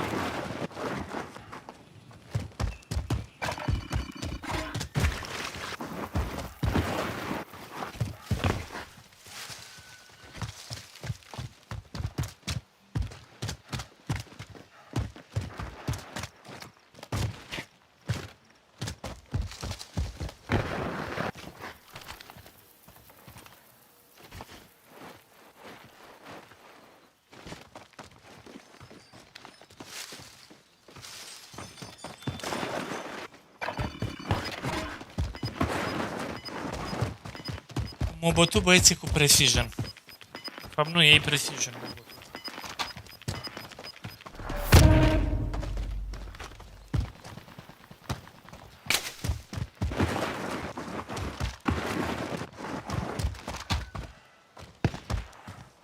Everyone to the safe zone now.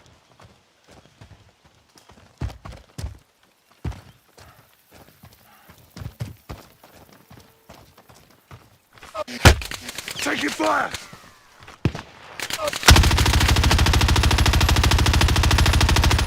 Moving.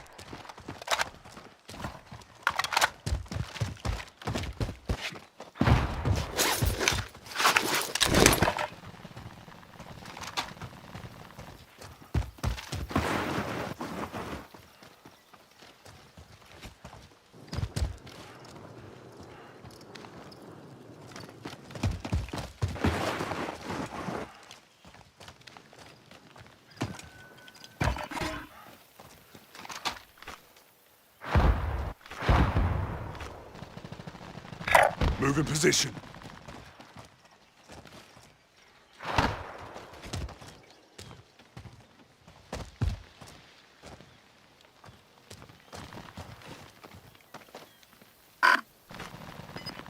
Only 5 remain. Finish the job.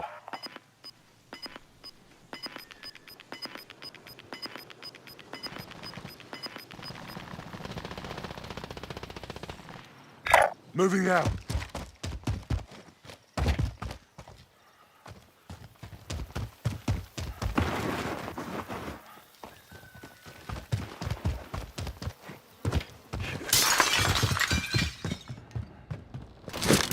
Trophy system deployed.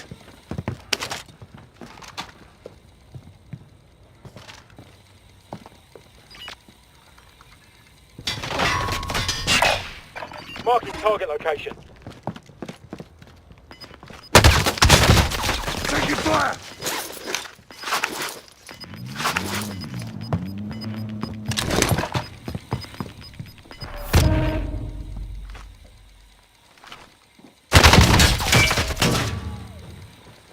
Get back to him. Everyone's in the safe zone.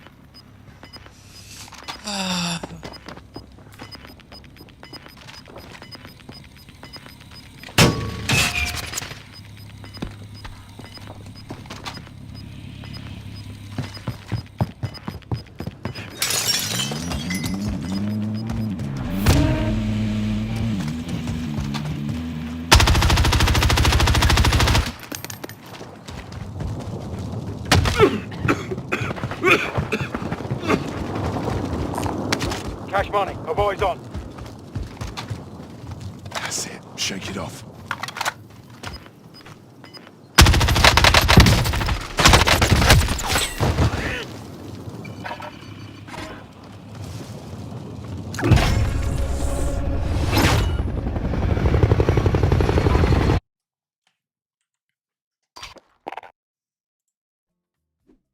Woodlands and forests have earned a reputation for being a spooky plot, and it's not the forms as a result of natural oil. The sun hits the oily film at just the right angle She's becoming something of a local legend as well as a popular tourist attraction. You see, this particular mannequin, according to some, is actually the long-dead daughter of the former shop owner. Take one look at La Pascualita and you'll notice that she's far more realistic than any other mannequin you've seen before. Not only is her face astonishingly expressive with thick lashes and a glassy-eyed gaze, but her hands seem to have been constructed with painstaking detail, while storekeepers have claimed that her legs even appear to be lined with varicose veins. As the story goes, the daughter of former shop owner Pascuala Esparraza was preparing to be married when she was bitten by a black widow spider and tragically succumbed to its venom on her wedding day. Not long after her death, the mannequin appeared in the shop window, creating the legend that La Pascualita is actually the preserved corpse of the doomed bride. Customers over the years have claimed that La Pascualita's eyes follow them around the store, or that they have turned around to find her in a completely different position. Another variation of the legend claims that she is actually a mannequin, but that a French magician became so obsessed with her that he would visit her window each night and bring her to life. After dancing with her around the town, he would return her to the storefront each morning. The details of the mannequin's origins are almost impossible to confirm, but it seems like the story is good for business at least. When asked about the famous mannequin, the current store owner apparently winked and replied, "Is it true? I really couldn't say." Which one of these amazing things made your eyes pop out of your head the farthest? Let me know down in the comments below. And why not check out one of the previous episodes of the series next? And don't forget, get in contact with us at clips@bmas.com. Thanks for watching. Buletin codat.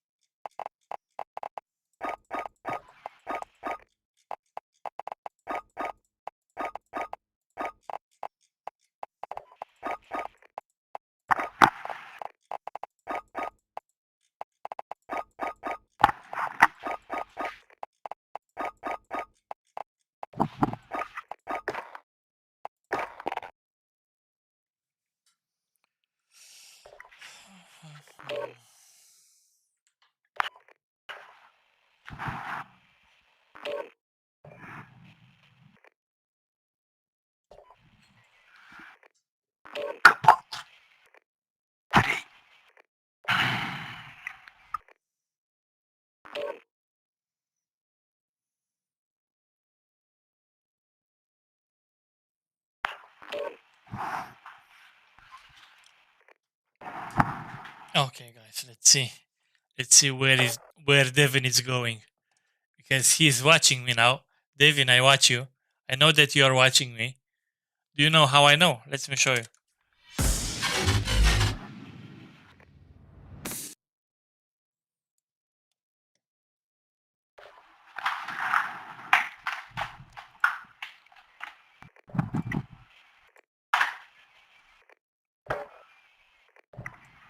Look here. Users which are watching me. Devin. So Devin, he wanna know exactly where I will land. Haha. Haha. Okay, let's see what Lumi is doing.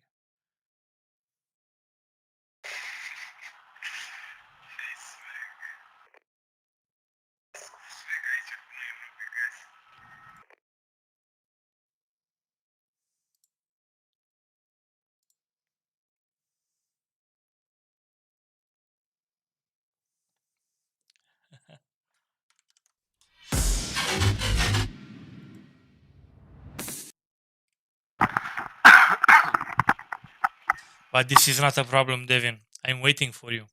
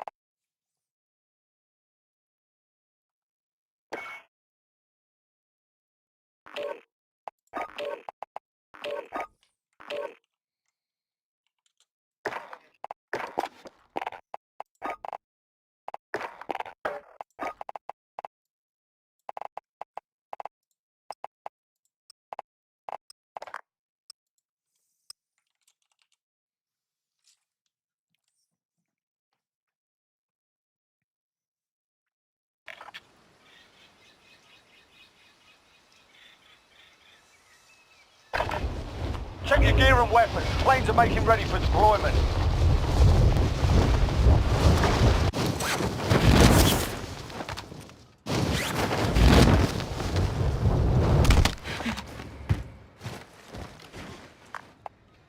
Hostile dropping into the area. Watch the skies.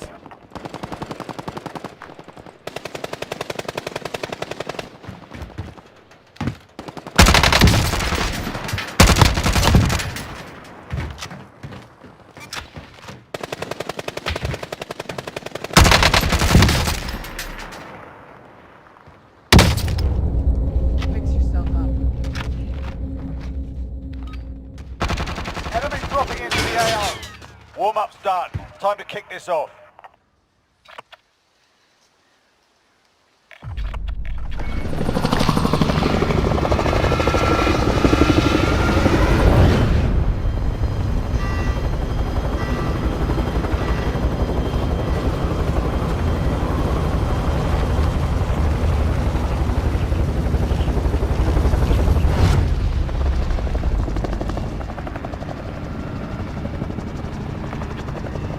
Battle Royale.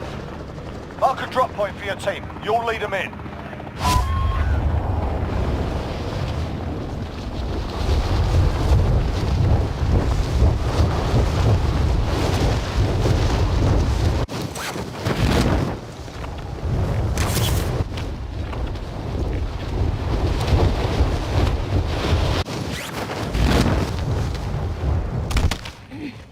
Targets are up. Get to work.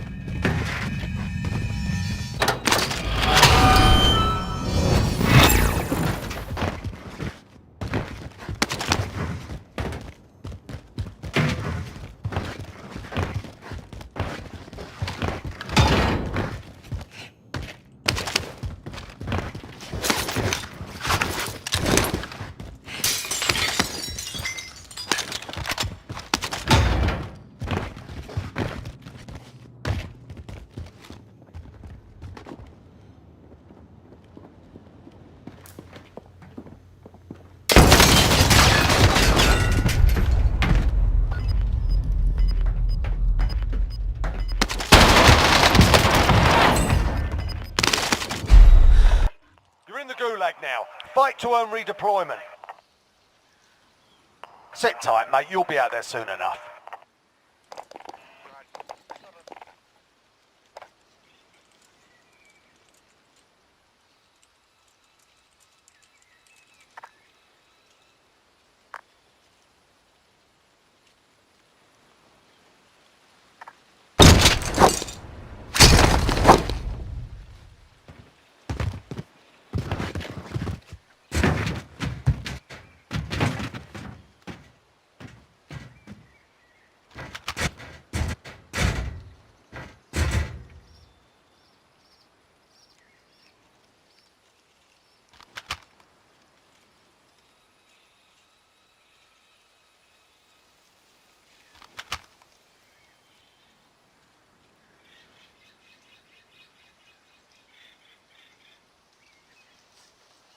Win here and you return to the front line. You lose, your fight is over. Sort them out or capture the objective.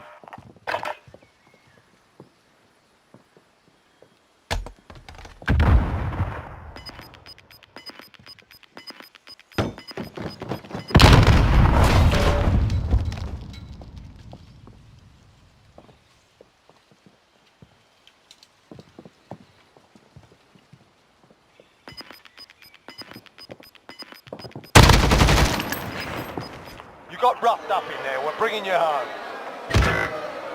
It's not over yet. Your team can still buy your release. 25 remain. We lost that one, but we'll come back stronger next time.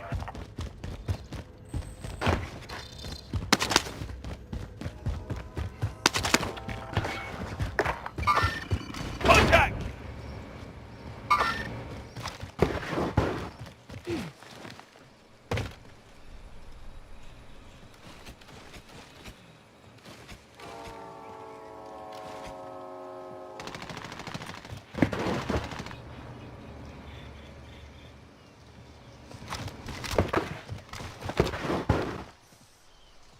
cine-i benzei ăla, dar a venit fix pe mine unde eram eu acolo după o ușă, n-avea de unde să mă știa.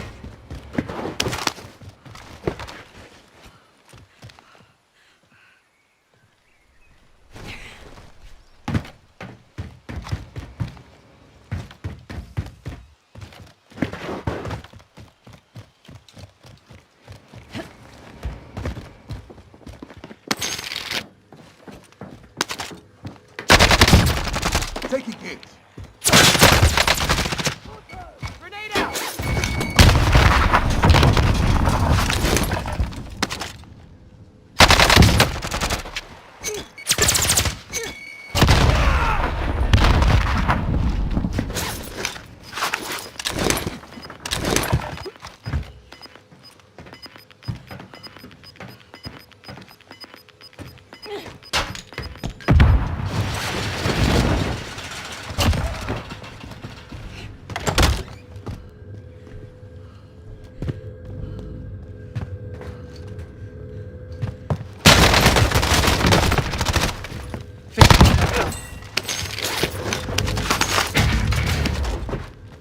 That's it. Back at it.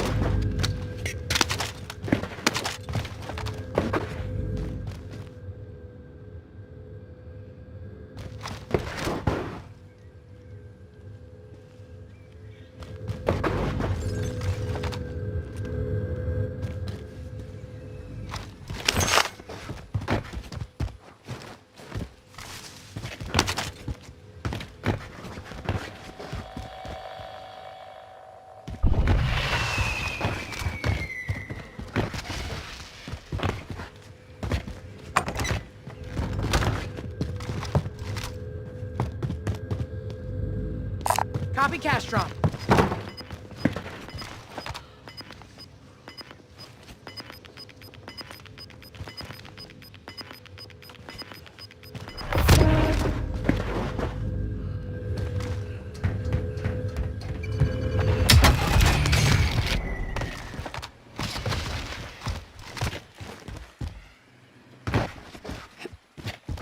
Let's head for the safe zone.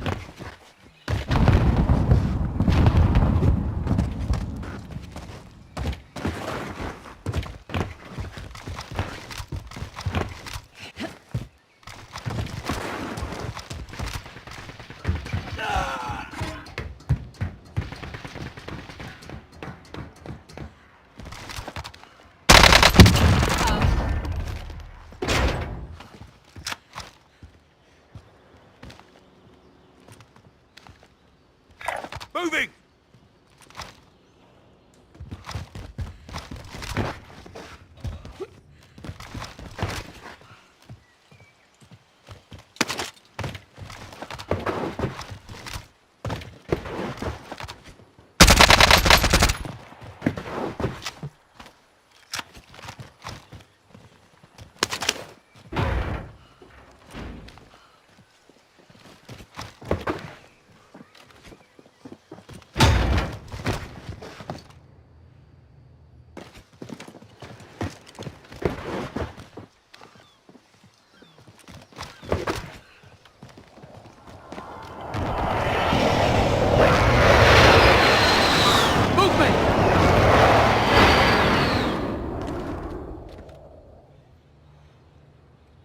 Repositioning.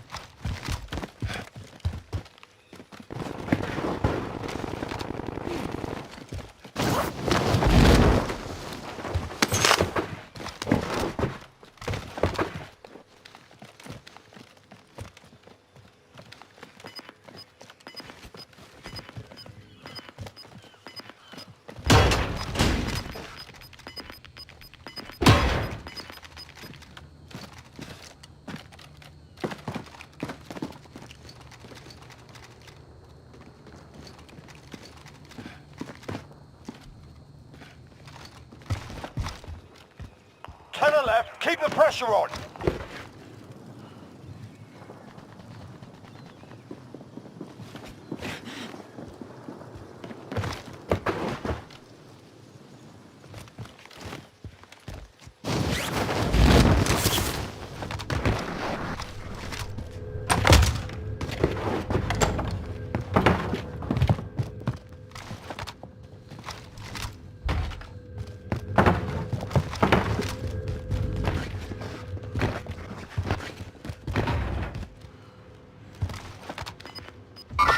Movement!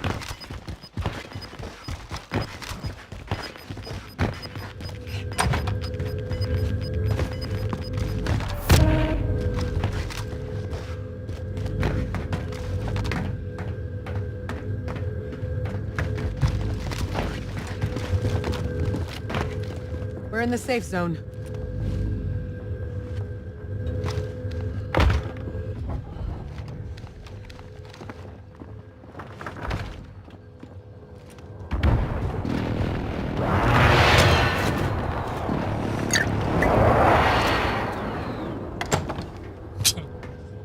What the fuck was it?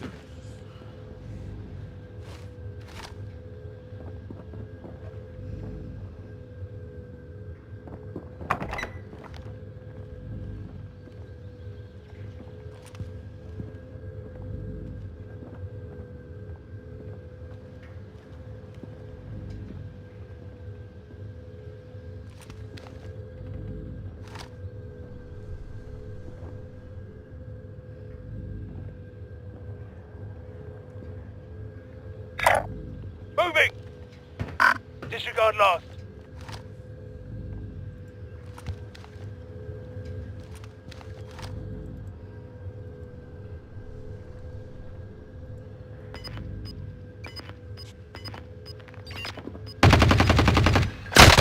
Taking fire over here!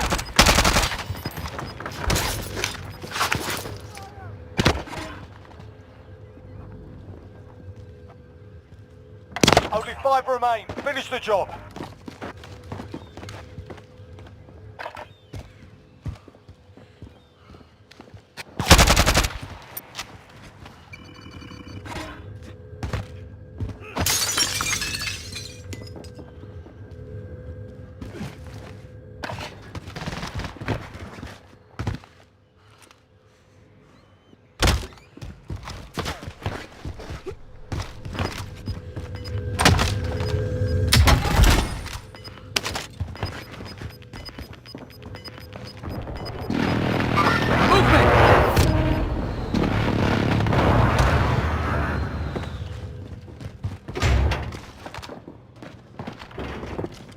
We're in the safe zone. Watch your breath. Taking fire!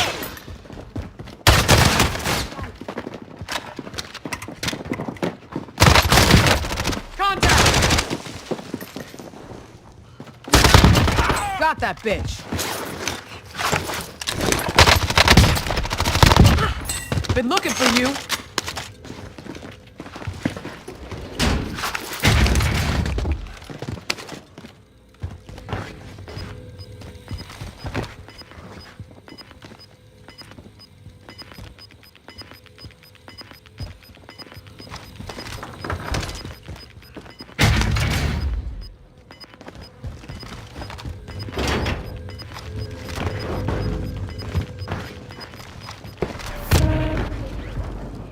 We have a long way to go. Let's move. Movement!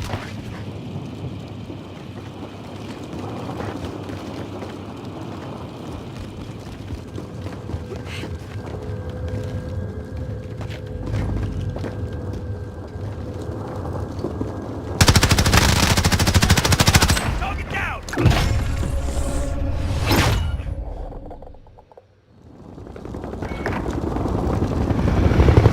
Bine, David, bine, bine.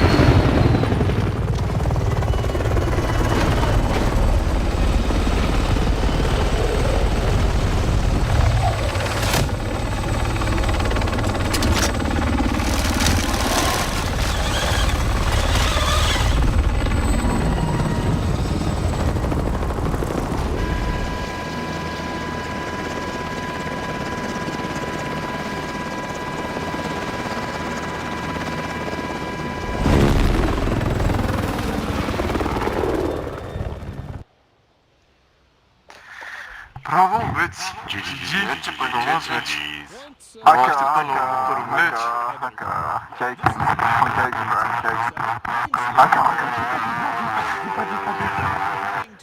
Hai că băieți au dat în nebunie!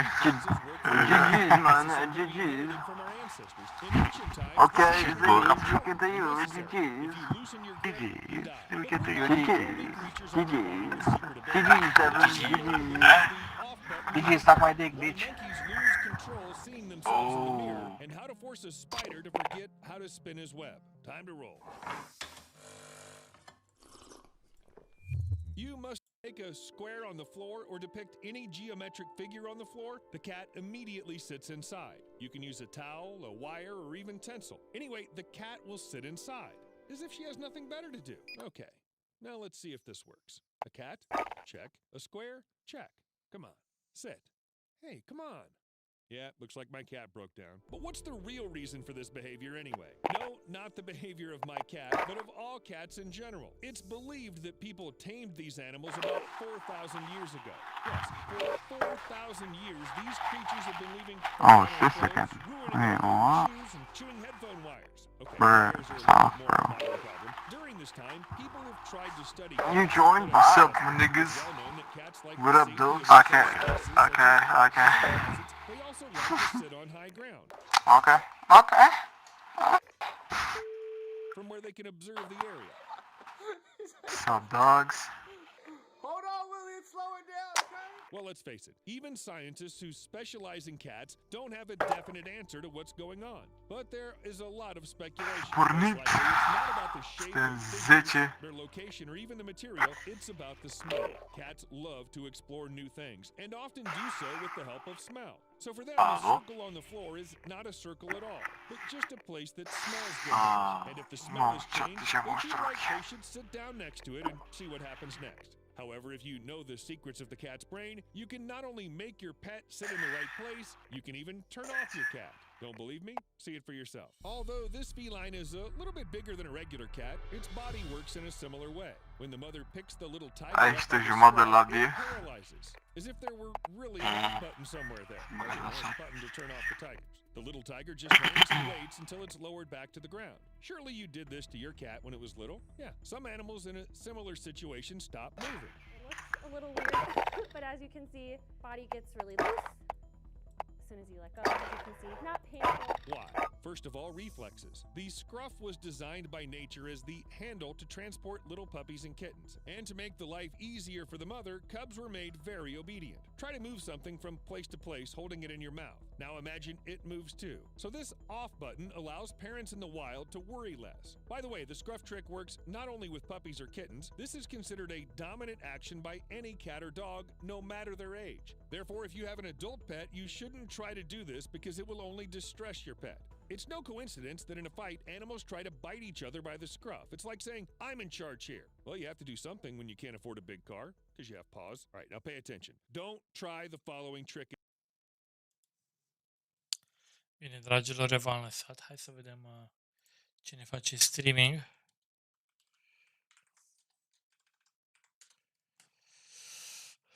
Și să trimitem omuleții la cineva.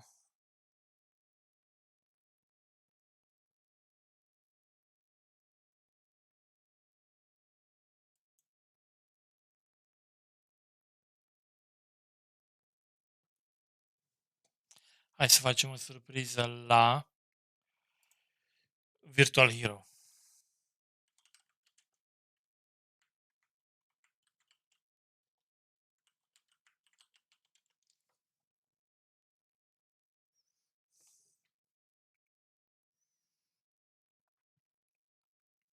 Dați și voi un follow, băieți, dacă nu i-ați dat încă. Ce faci? Vrei să joci Battle Royale? Da, păi ce să facem? Sau vrei să jucăm? Dar nu prea am chef de Rebirth.